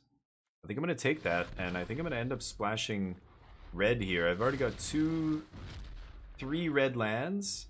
Xander's Lounge, Dragon Skull Summit, and Blightstep Pathway. I don't know if you guys can see it down there behind me. I'll show you when we get to deck building. Overlord of the Boiler Bilges is double red. I guess I'll take Blood Chiefs. Okay, so we're a blue-black control deck. I will splash red for Nickel Bolus. Flipping it into the Planeswalker is a great way to just end the game. Yeah, let's do that, I guess. Search for Escanta, not bad. Storm Carved. Draconic. Invasion is mediocre. Search for Escanta. I don't even like. I think I'm just going to take the land here. We don't have enough spells, I think, for Search to be great. I need Sublime Epiphany. If I have a big bomb like that to fetch, then Search gets good. But Excogitator, Sphinx, Royal Eruption. The Sphinx is another mediocre one. I think I'm just going to take the land. Make sure I can cast my spell. So this is 5 lands, 21 playables. Obviously, I have stuff in my sideboard I could play. This only cares about artifacts. Creature or artifact. Okay. Lannery Storm. I like Atris. Perforator. I'm going to take Atris. Cruel Claws is okay too. In this format. Gift them a card. I'm going to try Cruel Claws Heist. I think this is actually good in this format. Stealing a huge bomb and then just getting to cast it, like any mana, like they make it so easy, right? But anyway. Yeah, so yeah, games. I love just any game. I play lots of games, board games, video games, card games. I love what games can teach people, you know, and the things you learn by playing a game, by approaching things analytically, especially if you want to get good at a game. If you want to get really good, you need to play... Okay, I guess I'll take Massacre Worm. Yeah, that's enough top end. I think I'll be okay here. Scholar's not amazing. The best I'm bringing you back is Silumgar's Command. Extinction Event. Yeah, not great. Blue-red duel, sure. But yeah, I think you really get a lot of value. Val? I don't want to splash either of these Rals. Sarkhan's a waste of a slot in this cube. Ral Storm Conduit or Ral Crackling Wit. I'm probably not playing either, but I could. But yeah, I like that's why every game we play on the YouTube channel and even on here, I like to play games on the hardest difficulty. Or even Magic. You play competitive Magic, that's playing on the hardest difficulty. And it really forces you to like get good at the game. And once you get good at the game, you understand all these concepts of, you know, what's going on in the game in terms of card advantage and tempo and stock mana advantage, blah, blah, blah. Then, oh, Roller Crusher Ride is a single red sweeper? But I'm not doing damage with any other spells. My last deck would have loved that card, but yeah, there's Devil's Play? Jeez. Okay. And, like, look at this. All these fireballs just came back around. So I could have actually played, like, Grixis here, taken Ral, put some fireballs in my deck, and Pyromancer's Goggles. You gotta be kidding me. Oh my god. Okay. Dear God. Anyway, I passed Ral. I didn't know what was gonna come in the next few picks at the very end of the pack. But I don't really need to splash red here. Yeah, this is... Or, yeah, splash red for Nicol Bolas, but that's it. Nothing else. This is not bad. We've got, you know, a lot of card advantage. We've got some pretty good interaction. I don't know if I want Worn Power Stone. I don't think I need that. This is kind of a 2-drop. So that looks pretty good. 996. Yeah, don't need to play a basic mountain here. That looks fine to me. I don't think I'm going to play any of these sideboard cards. But yeah, I could have had a crazy, just randomly... fireball deck at the end there. All right, last one. Here we go. Saving it. And that's right, it's Grixis Control yet again. Okay, let's get this show on the road. Boom. It looks good. It looks not bad. Let's see. See if it pans out. The last deck looked good too. Had all the copy effects. I think the last deck suffered a little bit from not having too much early interaction, but that's not why we lost those games. We lost those games to just random one of cards that like we just couldn't answer, or that they shut us down one card. Like what? Damn it! Got to mulligan that. Okay, that's a good keep. Cruel Claw, take your removal, and then Thief. That's actually pretty nice. I don't even have to kick this and give them a card, right? Should I? I'm probably going to take a removal spell here over anything, right? Yeah, that doesn't do anything.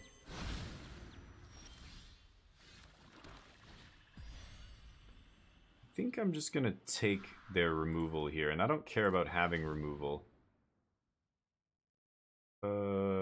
Fight with fire? Yeah.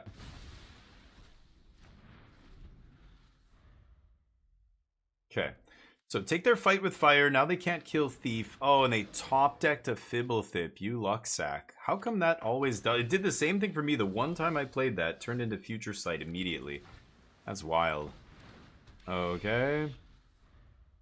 Well, let's see if we can hit them, and then I might Into the Royal bounce that case, but as long as Fibblethip's in the battlefield, it's just going to immediately flip, right? Again. But if they want to play it, they have to put 4 more Fibblethip's in their deck, which is really bad. Okay, that's annoying. So I guess I have to do this. Hit with Thief. Wow. Yeah, okay. Mill your Emrakul. Yeah, I don't know. Do I bounce this Future Sight? It's crazy. They have to kill Thief here. They might just crackle X's 1, kill Thief. So if whatever, well, no, they have Shark Typhoon. They can cycle and make a 3/3, right? Yeah. The other bear, no, it wasn't. Was it Baron? There's a 4-mana Baron that has Flash, I think.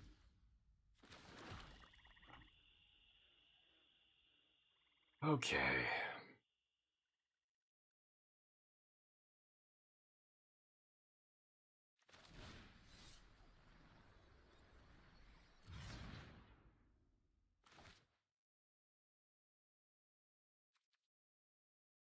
my god. I know they're gonna play that shark token. Oh, it's only a creature? Oh my god, I thought it was any permanent. Oh, this card fucking sucks. Why am I playing that card? I did not know that. I did not know that. I thought I was gonna bounce case there. This guy is ass. Ugh. Whoops. Okay. Darn. Mm-hmm. They're not gonna play... Okay, so they have to have a counter spell here, otherwise they definitely would have played Kaikar there. Let's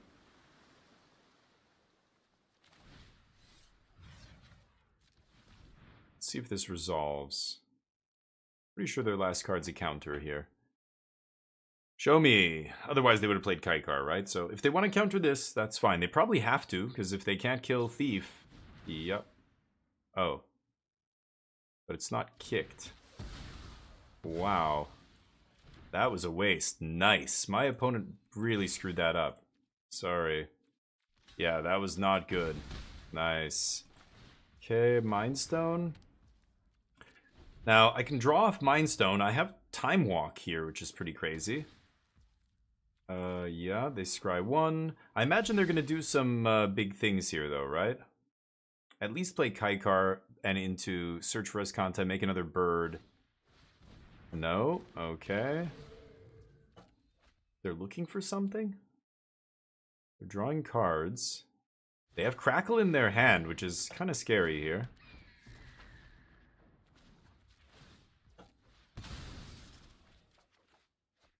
Okay. God damn it. Well, I do need the red to play Nicol Bolas here. I could part the Water Veil, untap, play Bolas, make them discard. God damn it. If they have an untapped land here, they can do 10 to me, 10 to the Thief. Make a 1/1.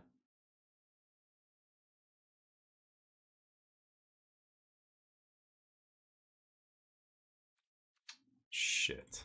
I've got to pass. This is bad. This is bad. Oh, no untapped land. Good. Okay. Next turn they can Crackle X's 2. That's scary. Uh-oh. Well, that's even more scary. Yeah. Uh-oh. Studio, how you doing? Venser, you're right, Pachiro, it's Venser. I'm not Baron. I knew it. I'm like, it's 4 mana. What was that card? Because there were multiple Vensers as well. He was a Planeswalker at some point, right? And then he died or something? He died, I think. Mm-hmm. Okay.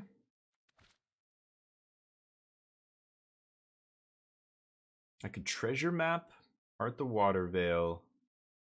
Keep digging here, because I can find... Because if I go Nicol Bolas the Ravager, treasure map, pass, they go Crackle X's 2, kill Thief and Nicol Bolas. I want them to use that Crackle before I play Nicol Bolas here. This is 9 to kick it.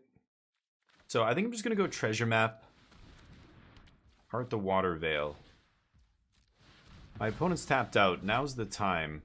No attacks. Shit. I should have scried, maybe. Fucking hell.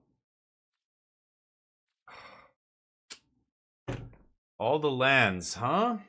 Yeah, I should have stopped on upkeep, maybe, on my second turn there. Should I just play this?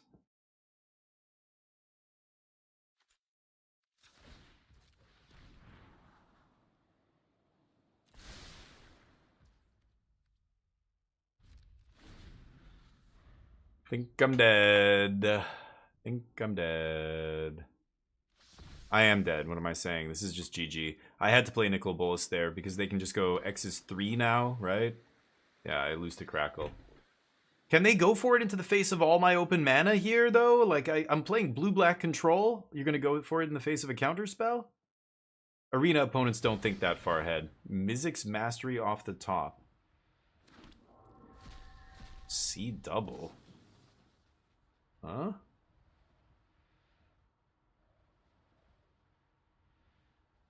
They're gonna copy Baron and bounce my Thief?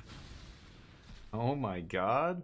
Okay, so they're playing around the counter spell here. Good, I guess. Oh, they're bouncing Fibblethip. Oh, they're doing both. Yeah, right. Because they have whatever. Okay. Huh.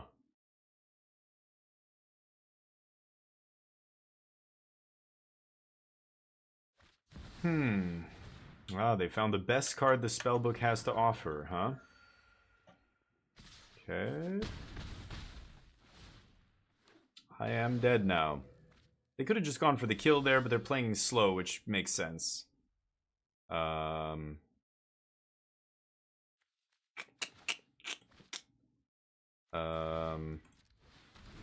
need to find... Well, Rewind's pretty good. Okay. Actually, that might save me. I can chart. I can scry. I think I'm just going to chart here. 20 going to 18. Toss a land.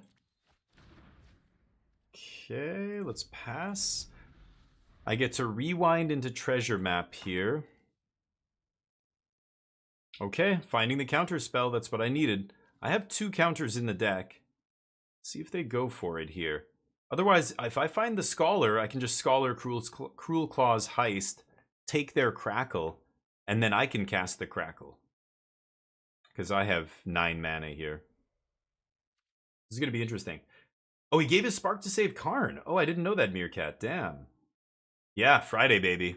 I'm going to be going to this gaming arcade place tonight for dinner. It's like a bar arcade kind of place. It's called Rec Room. It's really cool. One of my friends from Eastern Canada is in town, so we're going to go visit. And then, oh, lovely. No. Crackle and Magma Opus, huh? Had it all.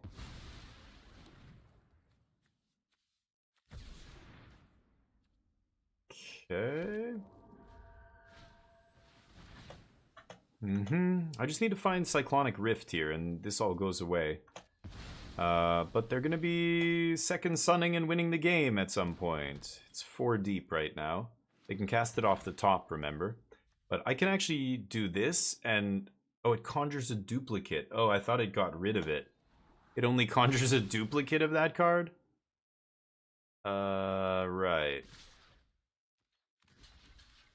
Okay, Baron can die, I don't really care. Yeah... What? Hamo!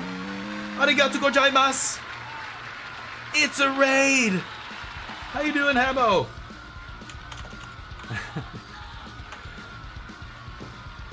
Arigato gozaimasu, Hamo. You're awesome. Go give Hamo a follow if you haven't followed him already. He's an awesome streamer. This guy, follow now. Go follow Hamo OG right now. Konnichiwa. Hello, everybody from Hamo's channel. I don't speak Japanese. I'm sorry. I know. Semimasen. Arigato gozaimasu. Konnichiwa. Like very, very small stuff. I can't speak very well. I'm sorry, but thank you. Thank you for the raid. I appreciate it. Hamo, standard? Cube? What? What were you playing? Standard? Standard? Cube? I don't know how to say it. I think it... Hello, how are you? What were you playing? What game were you playing? Standard? Sure. Okay, my turn. Scry? Cube, yes! Cube. Cube is good. Okay, I think I lose. I lose. They have Crackle. Crackle with power. Ugh. Okay. I need Cyclonic Rift. I need this card. They have Crackle with Power. They have Approach of the Second Sun. 2, second card. And they have this. They can play the top card. So I lose. I lose now. Yeah. Damn it. Okay. GG. GG.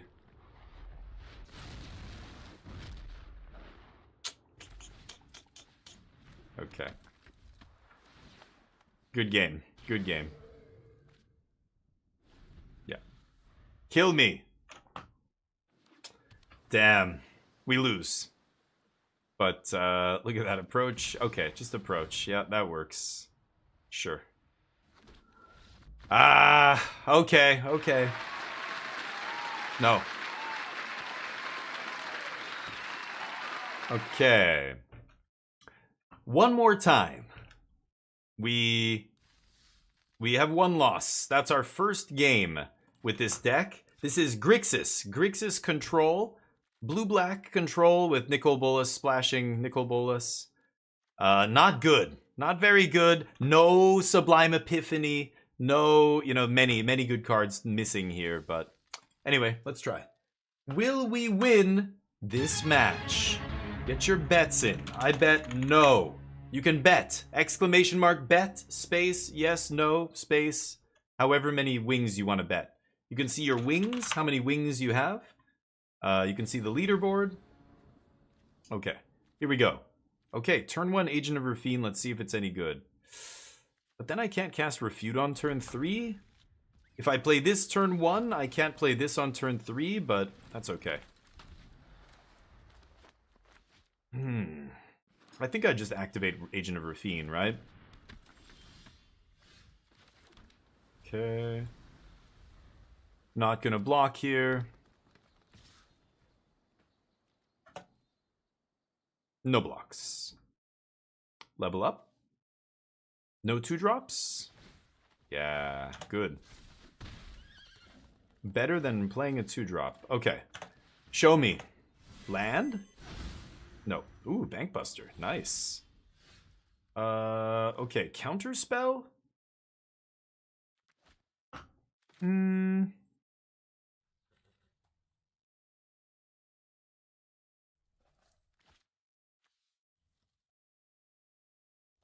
They exile it. So they just... Okay, so they lost their Bankbuster. I like Horned Lockwhale here. Let's pass. I think I'm just going to bounce this Evolved Sleeper.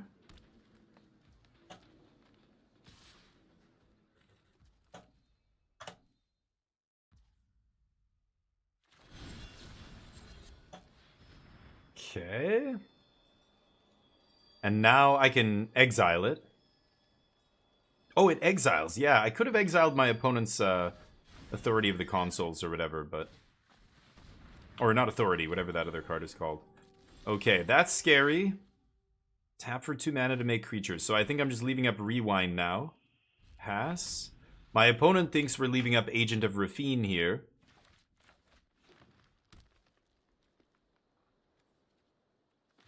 This into this, both. Pretty good. Shit.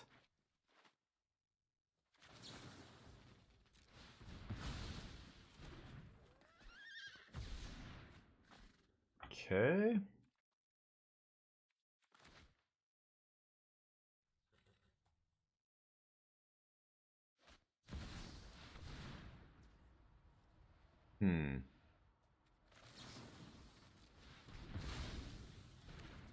Okay. Discard. Not bad. Take 3. Ooh, I like that. I think I'm just gonna kill this. Okay. Nice. Okay, Bankbuster is gonna draw us into the back into the game here. Not bad. Make a beast. Okay. Sure. Ooh, I like that. Okay. Could Into the Royal, could Bankbuster here, or could it activate Agent of Rafine? I'm gonna go Bankbuster. I can crew Bankbuster and block if I feel like it, right? So we'll see. They have 2 cards, plus they can play, yeah, from the top of their deck. Creature. Okay.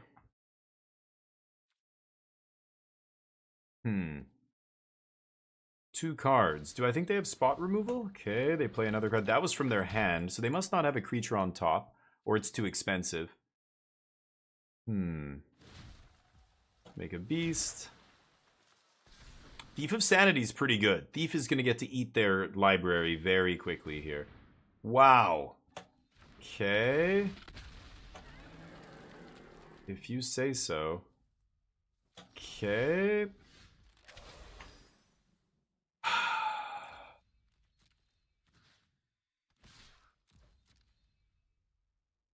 Oh, it's got fucking reach. Oh, I didn't see that. Oh, he paid it reach. What am I fucking doing? Whoops. Oh my god. I'm an idiot. Right. Right. Oh, what the fuck am I doing? Go. I lose. Right. Reach. Reach. Reach. Reach. Reach. Whoops. 0-3 against Dollar? Possibly. Who knows? Yes! Of course. Man, the variance has been rough today. That was my punt, but I wouldn't be surprised if we went 0-3, even with a better deck than this. The last deck was better than this, and we went 0-3 with it. I get to bounce Galta and die. Exile the top of their grave or their deck, I guess. Sure. Yeah, I'm not going to bounce the token. I have to bounce the 12/12 now. They randomly were able to dump their whole hand. Ridiculous. Sure. I don't block. Oh, Extinction Event. Lovely. 5.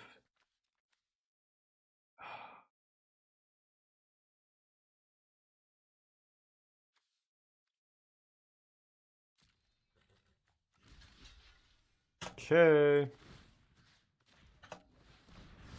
Oh my god. Random forest. Great.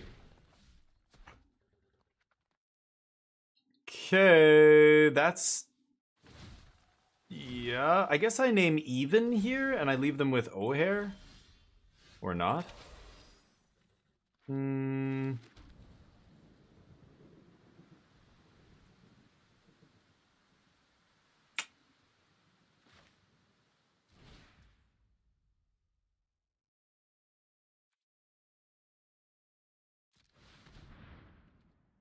I don't know.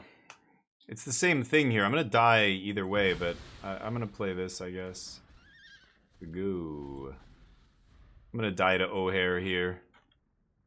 But, that's unlucky. I didn't draw... I guess, no, I don't know what I could have drawn. So they just drew well, and we had no answer to it. I needed either this sweeper a little earlier. The Thief in play was a mistake. I threw that away, but it wasn't winning us the game. Couldn't get through. They're never attacking with the reach creature, right? So I think I lose. I needed to find either Blood Chief's Thirst to kill Vivian. I milled it, right? Or did I kill something else with it? I can't remember. Oh, maybe I did cast it this game. I think I killed... What did I kill? Oh, Railway? No. Was it Gwenna? I think I killed Gwenna with it, right? Yeah, never mind. So we just used all our answers and didn't have enough to kill all their stuff. So yeah, we get outdrawn here badly. Whoops. Sure. I have the Sphinx. The Sphinx comes down, exiles Odd, but then I died in Noxious Gear Hulk. So, I think I'm dead. Sure.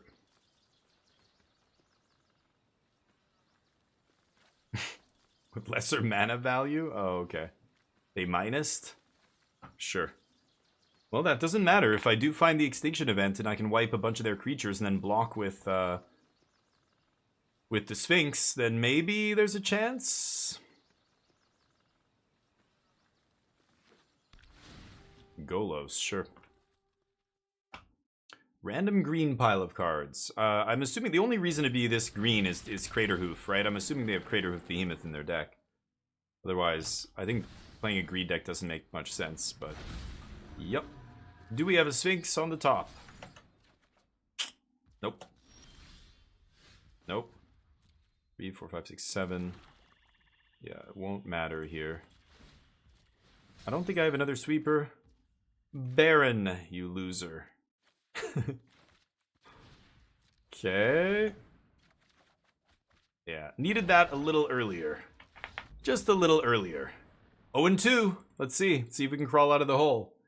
I lose. Congrats to those who bet on no. Alright, let's see if we can go back-to-back 0-3s here. Yeah. Yeah. Let's do it. Dear God. After that last draft, it's clear today's not our day. We should have just stopped and played some Kingdom Come, but here we are. I'm gonna keep it again. We had a good start last time. This is a fine start. We're not getting unlucky with our keeps here.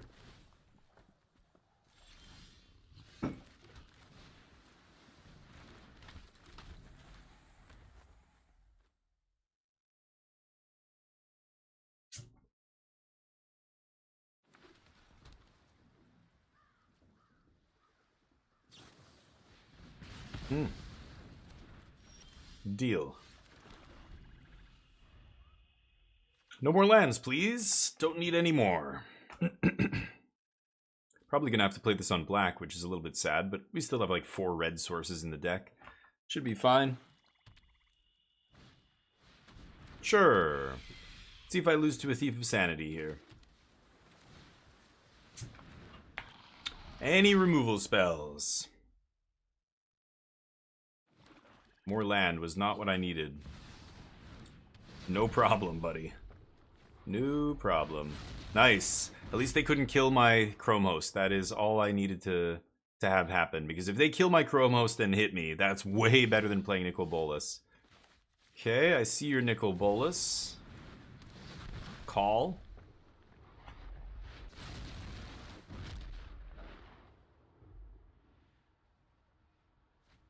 Chandra going to the yard.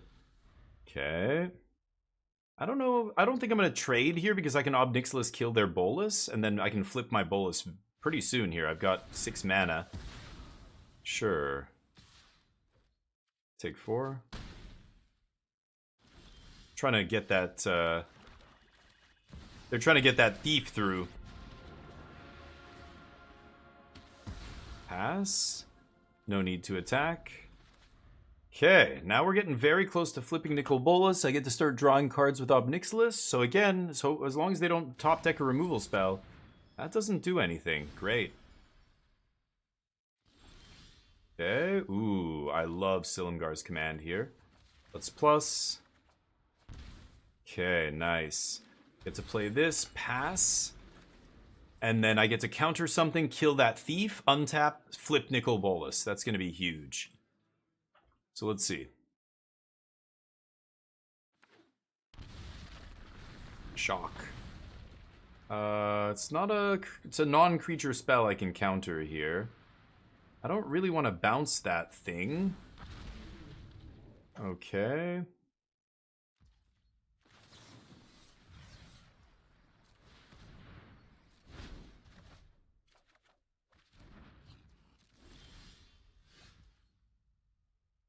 So I flip Bolas. Put Bolas into play? That's pretty good. Ooh, the heist?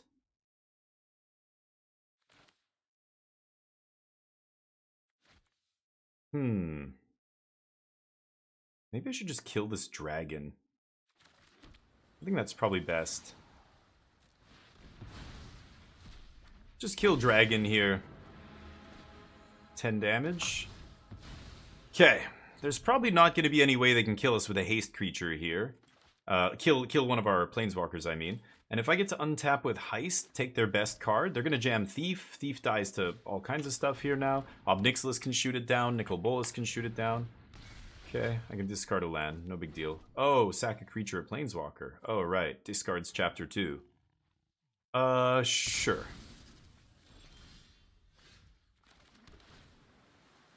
Do not need. Nicol Bolas plus. Okay, Nicol Bolas can put a big thing into play. Creature or Planeswalker. I could get their Chandra back here. That's kind of insane. I think I'm just leaving up Counterspell right now, right? So I have 5, 6, 7 mana. Should I Cruel Claw them? I take their Thief. I could keep their Thief. Kind of like that. I'll gift them a card here. Holy crap. I'll take this. Having another Silumgar's Command is kind of insane. Okay, let's pass. I discard a card. That is fine. And then they're going to reanimate something. They could bring back Chandra, which is pretty annoying. This is creature or Planeswalker card from a graveyard. Yeah.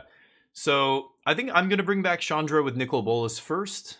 And Silumgar's Command can return a permanent. So I could even bounce the Eldest Reborn, but no, that's stupid. So if I get back Chandra, they're going to get back Ob Nixilis is probably the next best thing. Maybe Nicol Bolas. Yeah, that's fine. Oof, they're deep in the tank. They know Silumgar's Command can't counter either of their creatures. They top-decked a random card. Okay, they're going to get Bloodchief's Thirst. Wow, are they going to go for Bloodchief's Thirst here? Huh.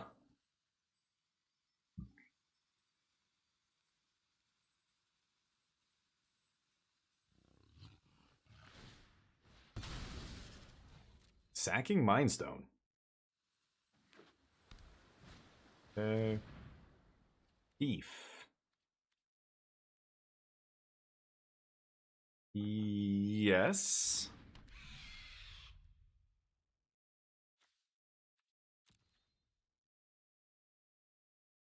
I could Silumgar's Command here. I kind of like it. And I bounce kill. I think I'm going to bounce Siphoner. Oh, wait a minute.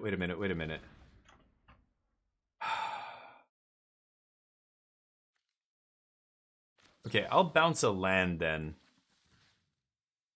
Let's just bounce Theater.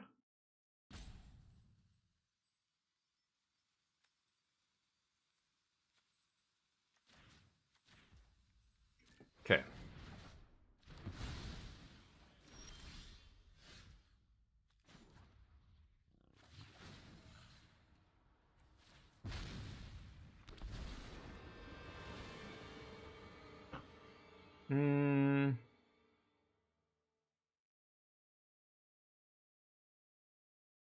Copy Silumgar's Command twice.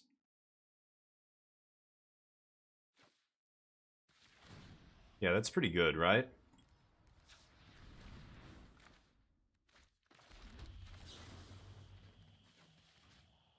So let's bounce land, kill this, copy, bounce land, sure. Nice, put him back down to nothing there. Okay, pass. Oh, that is nasty. Nicol Bolas brings Chandra back out of the graveyard. Now they can bring back the Seed Shark or whatever, but it's, or Ob Nixilis. None of that does anything though, right? I get to scry on end step here. They are so far back on mana with no blue mana. They go Nicol Bolas, sure. Okay. I guess I'm ditching the Lock Whale then. Sure. Don't think I'm gonna miss it. Alright.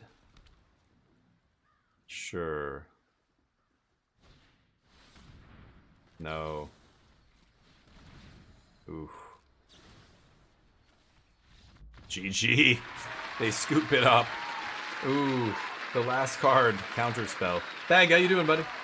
Yeah, they're going to reanimate Chandra, so we just had to beat them to the punch there. And then the next best thing was way worse, right? Also, double Silumgar's Command, I think, was the proper play there to just really set them back. That way they can only play one thing, and I get to counter it, right? If they're able to play two things, and then like they play the first one, I have to answer it, then I you know, if I do, I can't answer the second one, or I have to let the first thing resolve, and if it's good, then it's, you know, it's a problem.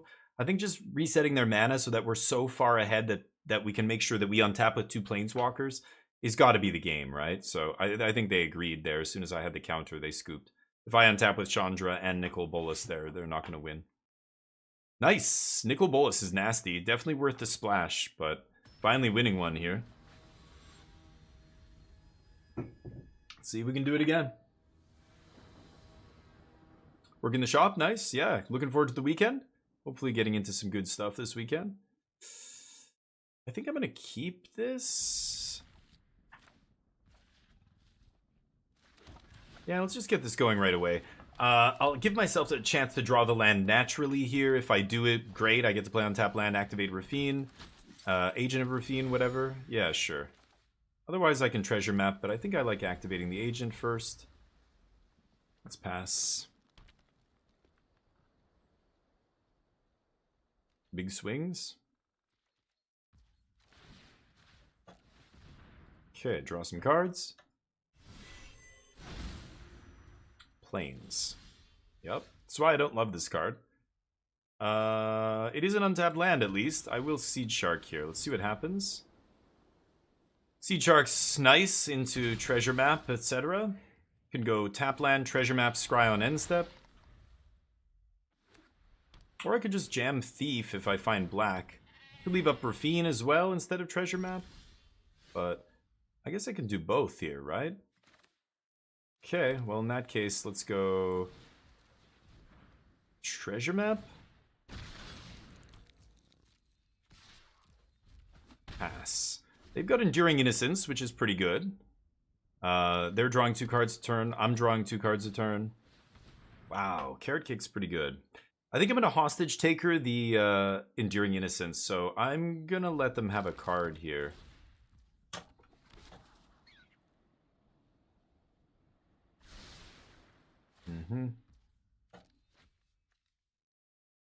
Under its owner's control. I guess if it dies, if I hostage take and then cast it and it dies, it goes back to them. That's kind of annoying, actually.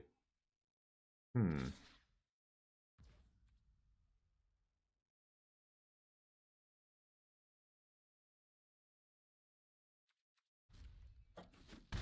blocks. Let's activate this. Intrepid Adversary. Not exactly what I want.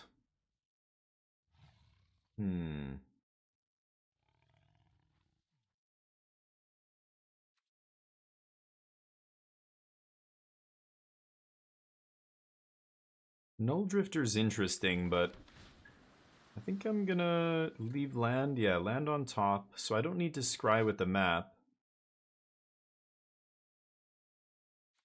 Should I kick this? See what happens here?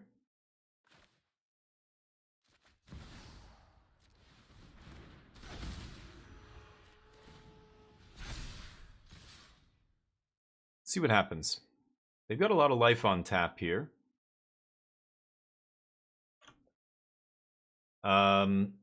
And yeah, Chrome Host making these guys, you know, pumping out a bunch of babies, and they're all growing because of Intrepid Adversary. They're getting +1/+1. That should be good. I think Cyclonic Rift is what's going to end this game. So I'm going to go to 6 mana here next turn. I'm probably... I don't know. Might just activate. Because I can't really play the black cards here. I don't want to play this until I have 7. And then this, of course, on 7.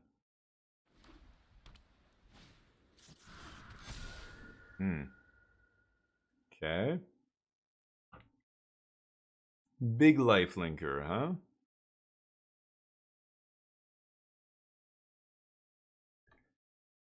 Okay. Let's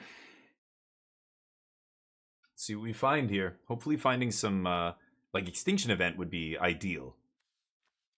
I guess I would have to name Odd and only get a couple of creatures, but I just need to exile that stupid Innocence.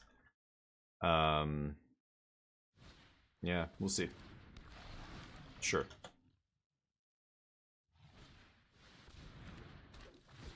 Random dorks for days. Sure.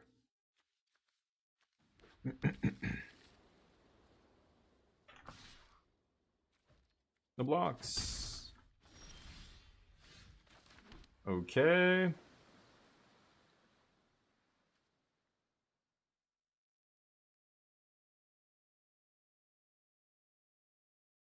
Could activate Agent of Rafine right now.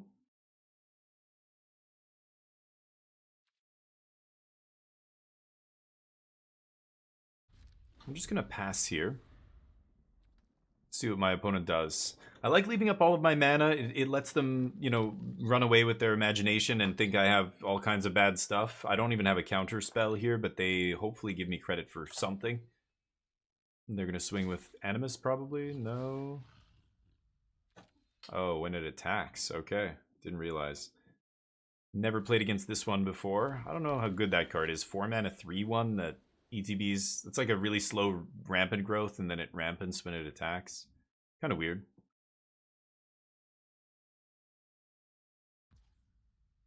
Okay. I'm gonna do this first. See what there is to see. Whoa. Okay.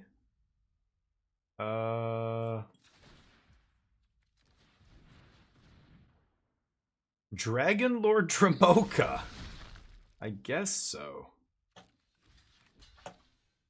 Could just block with Chrome Host, but I don't want to risk it. In case they have some weird pump spell or something. Saint Alenda. Conjure from the spell book. Oh, it's only 5 cards. Invoke the Divine. Oh my god, those are ass. What is this? You just get a token? Oh, if you gained life this turn, blah blah blah. They didn't gain any life. Oh, but they might get a spell that gains them life here? Dear god, this card is not good, right? 7 mana, 4/7? That's bizarre. Hopefully I find a land, Cyclonic Rift, and just win the game on the spot. Blue sorcery, blue instants always better than fat white dorks. Confirmed. All the cards gain life? Oh, does it give... No, but this is post-combat. Oh, all of her spellbook cards gain life? Oh, I guess so. Do you get to play it? Oh, you pay it for free? Dear lord. Okay, not bad, not bad. Land? Easy. There's the black mana, finally. Okay, you got me. So it makes a 4/4. All of it gets bounced, so no problemo. Boing. Punch. Nice. They have a lot of land, unfortunately. They had that random ramp dude. But, they can't play all that crap. Not all at once, anyway. Let's see how they deal with this. Dusty. Probably gonna hostage take Elenda, although that gets them an ETB again if they can kill hostage taker, right? I could just hostage take Dust Animus and then slam Animus. That's also pretty good. And it flies. Maybe I should just do that.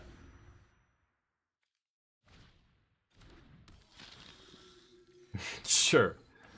Okay, so it makes a body. Oh, man. 4, 5, 6, 7. So I can go... Yeah, hostage taker. I could just eat the token. I think I'm gonna eat the flyer, though, right? And then just replay the flyer. 5 or more untapped lands. Oh, okay. Right.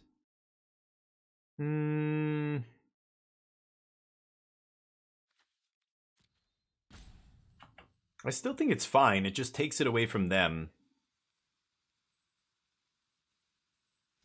Yeah, I think I'm gonna do that. Can I plot this thing? Not from exile. Yeah, I'll just play it. I don't want them getting it back, so I don't really give a shit. 3/4 is good enough. Swing? Okay, what's gonna happen now? Dear God, they're gonna gain a bunch of life, and then Elenda makes another dude. Yeah. Scholar can't cast Cyclonic for Overload.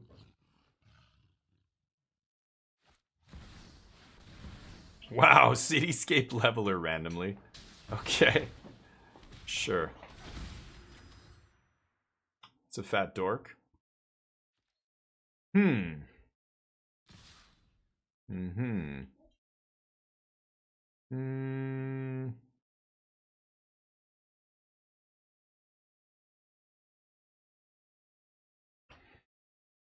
Oh, that's close. They're at 13, but they're going to gain 4. They're going to make another 4/4. I think I'm just going to double block like this. I don't know. I don't know what I should do now. That's too big. That's too big of a threat. We can't beat that. Jesus. Oh well. Quick little 1/3 and then we're off. Silumgar.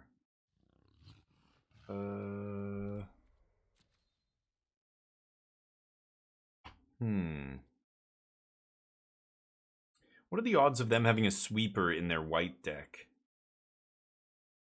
Could Silumgar's command bounce hostage taker? It's the 8/8. The 8/8's gonna kill me.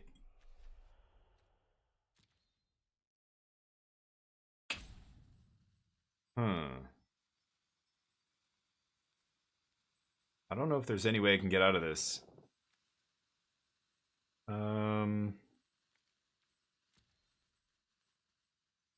Jeez.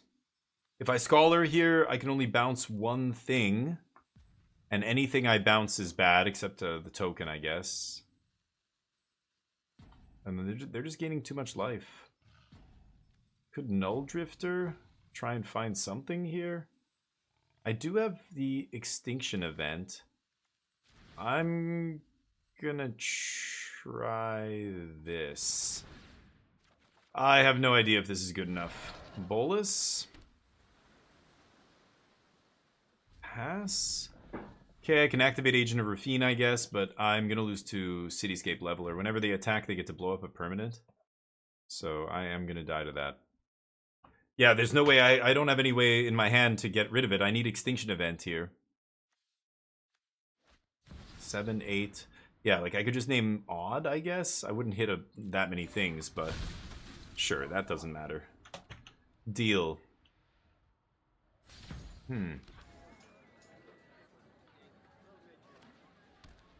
Yeah, I think we're dead here. All they have to do is kill my 4/4. Is it non-creature? Non-land permanent. Yeah, I'm dead. I'm very, very dead. Let's see. Maybe they have a sweeper on top. Why not attack with everything, dude? Yeah, swing with the whole team. Even the rabbits. Even the tokens. It's a no-brainer here. Because you don't need to block. And you're like gaining life. You're never going to lose. Wow. My opponent playing scared is fantastic for us. Gonna kill my 4/4, I assume. Sure. Power Stones. Go to blocks. I'll take 8. Should have attacked with everything though, dude. Could have put lethal on me right now. Activate. Day of Judgment? Overlord of the Hauntwoods. Random green creature. Extinction event off the top? Name even? That leaves them with just Inspiring Cleric Saint Elenda. And now Brimaz? Sure. And why not one more? Why not 2 more? Yeah, what are you thinking, dude? Oh, and I found the Extinction event off the top. Wow. So I name evens here? Gonna lose Hostage Taker. Yeah, I guess I'm doing that. They played 3 random odd casting cost creatures, though. I don't know how that happened, but it did. This is not going to keep me alive, sadly. 4/4, block, take 3, 4, 5, take Exacxies. Jeez. Unlucky. But my opponent could have killed me last turn, probably, and didn't, which was nice. I can Scholar and cast that Extinction event again if they fuck this up again somehow. I don't know how they could screw this up. It's turn them all sideways. Yeah. Nice. Nice. Darn. Say Lenda, yeah? I don't think it's very good. I just don't. I don't think it's that good. 7 mana, triple white? Ugh, that is awkward. It doesn't deal with any problematic permanence. It doesn't give you, like, yeah, getting a creature is fine, but, like, compare it to Titan of Industry. That is so much better, right? Titan's huge, kills them, but also, like, eats that problematic permanent that's going to kill you, right? So, yeah, like, Titan is just much better than this. I don't, and again, white is the kind of color that wants to play low-to-the-ground aggressive stuff, so if you play Elenda and your opponent doesn't have an answer like this game, sure, it'll win the game. But you could say that about almost every single card that costs 5 or more in the whole cube, right? I don't know. I think Elenda is just as good as any other mediocre, finisher in the cube. I don't think it's better than most, but hold on.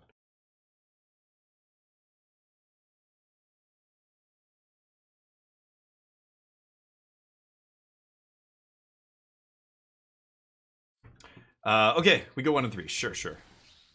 Gems. Nice. All right, let's switch it up. I'm gonna be meeting people in about 2 hours. I could play some Kingdom Come Deliverance here, but why don't we go? I think I'm gonna go give somebody a raid. My wife just came in to tell me the traffic is atrocious. We're getting like suddenly torrential downpour. It was the driest January of like the last 40 years or something. But now we're getting a ton of rain, so let's go give Jaffer some love. Haven't raided Jaffer in a bit. He's playing Pioneer, Explorer on Arena. I guess it's basically Pioneer now, right? So let's give him some love. Give him a follow. Give them a shout if you're so inclined. All right, there we go. Weather's been weird too. Yeah, 50 yesterday. Several inches of snow. Oh, so it was nice and then, yeah, crazy.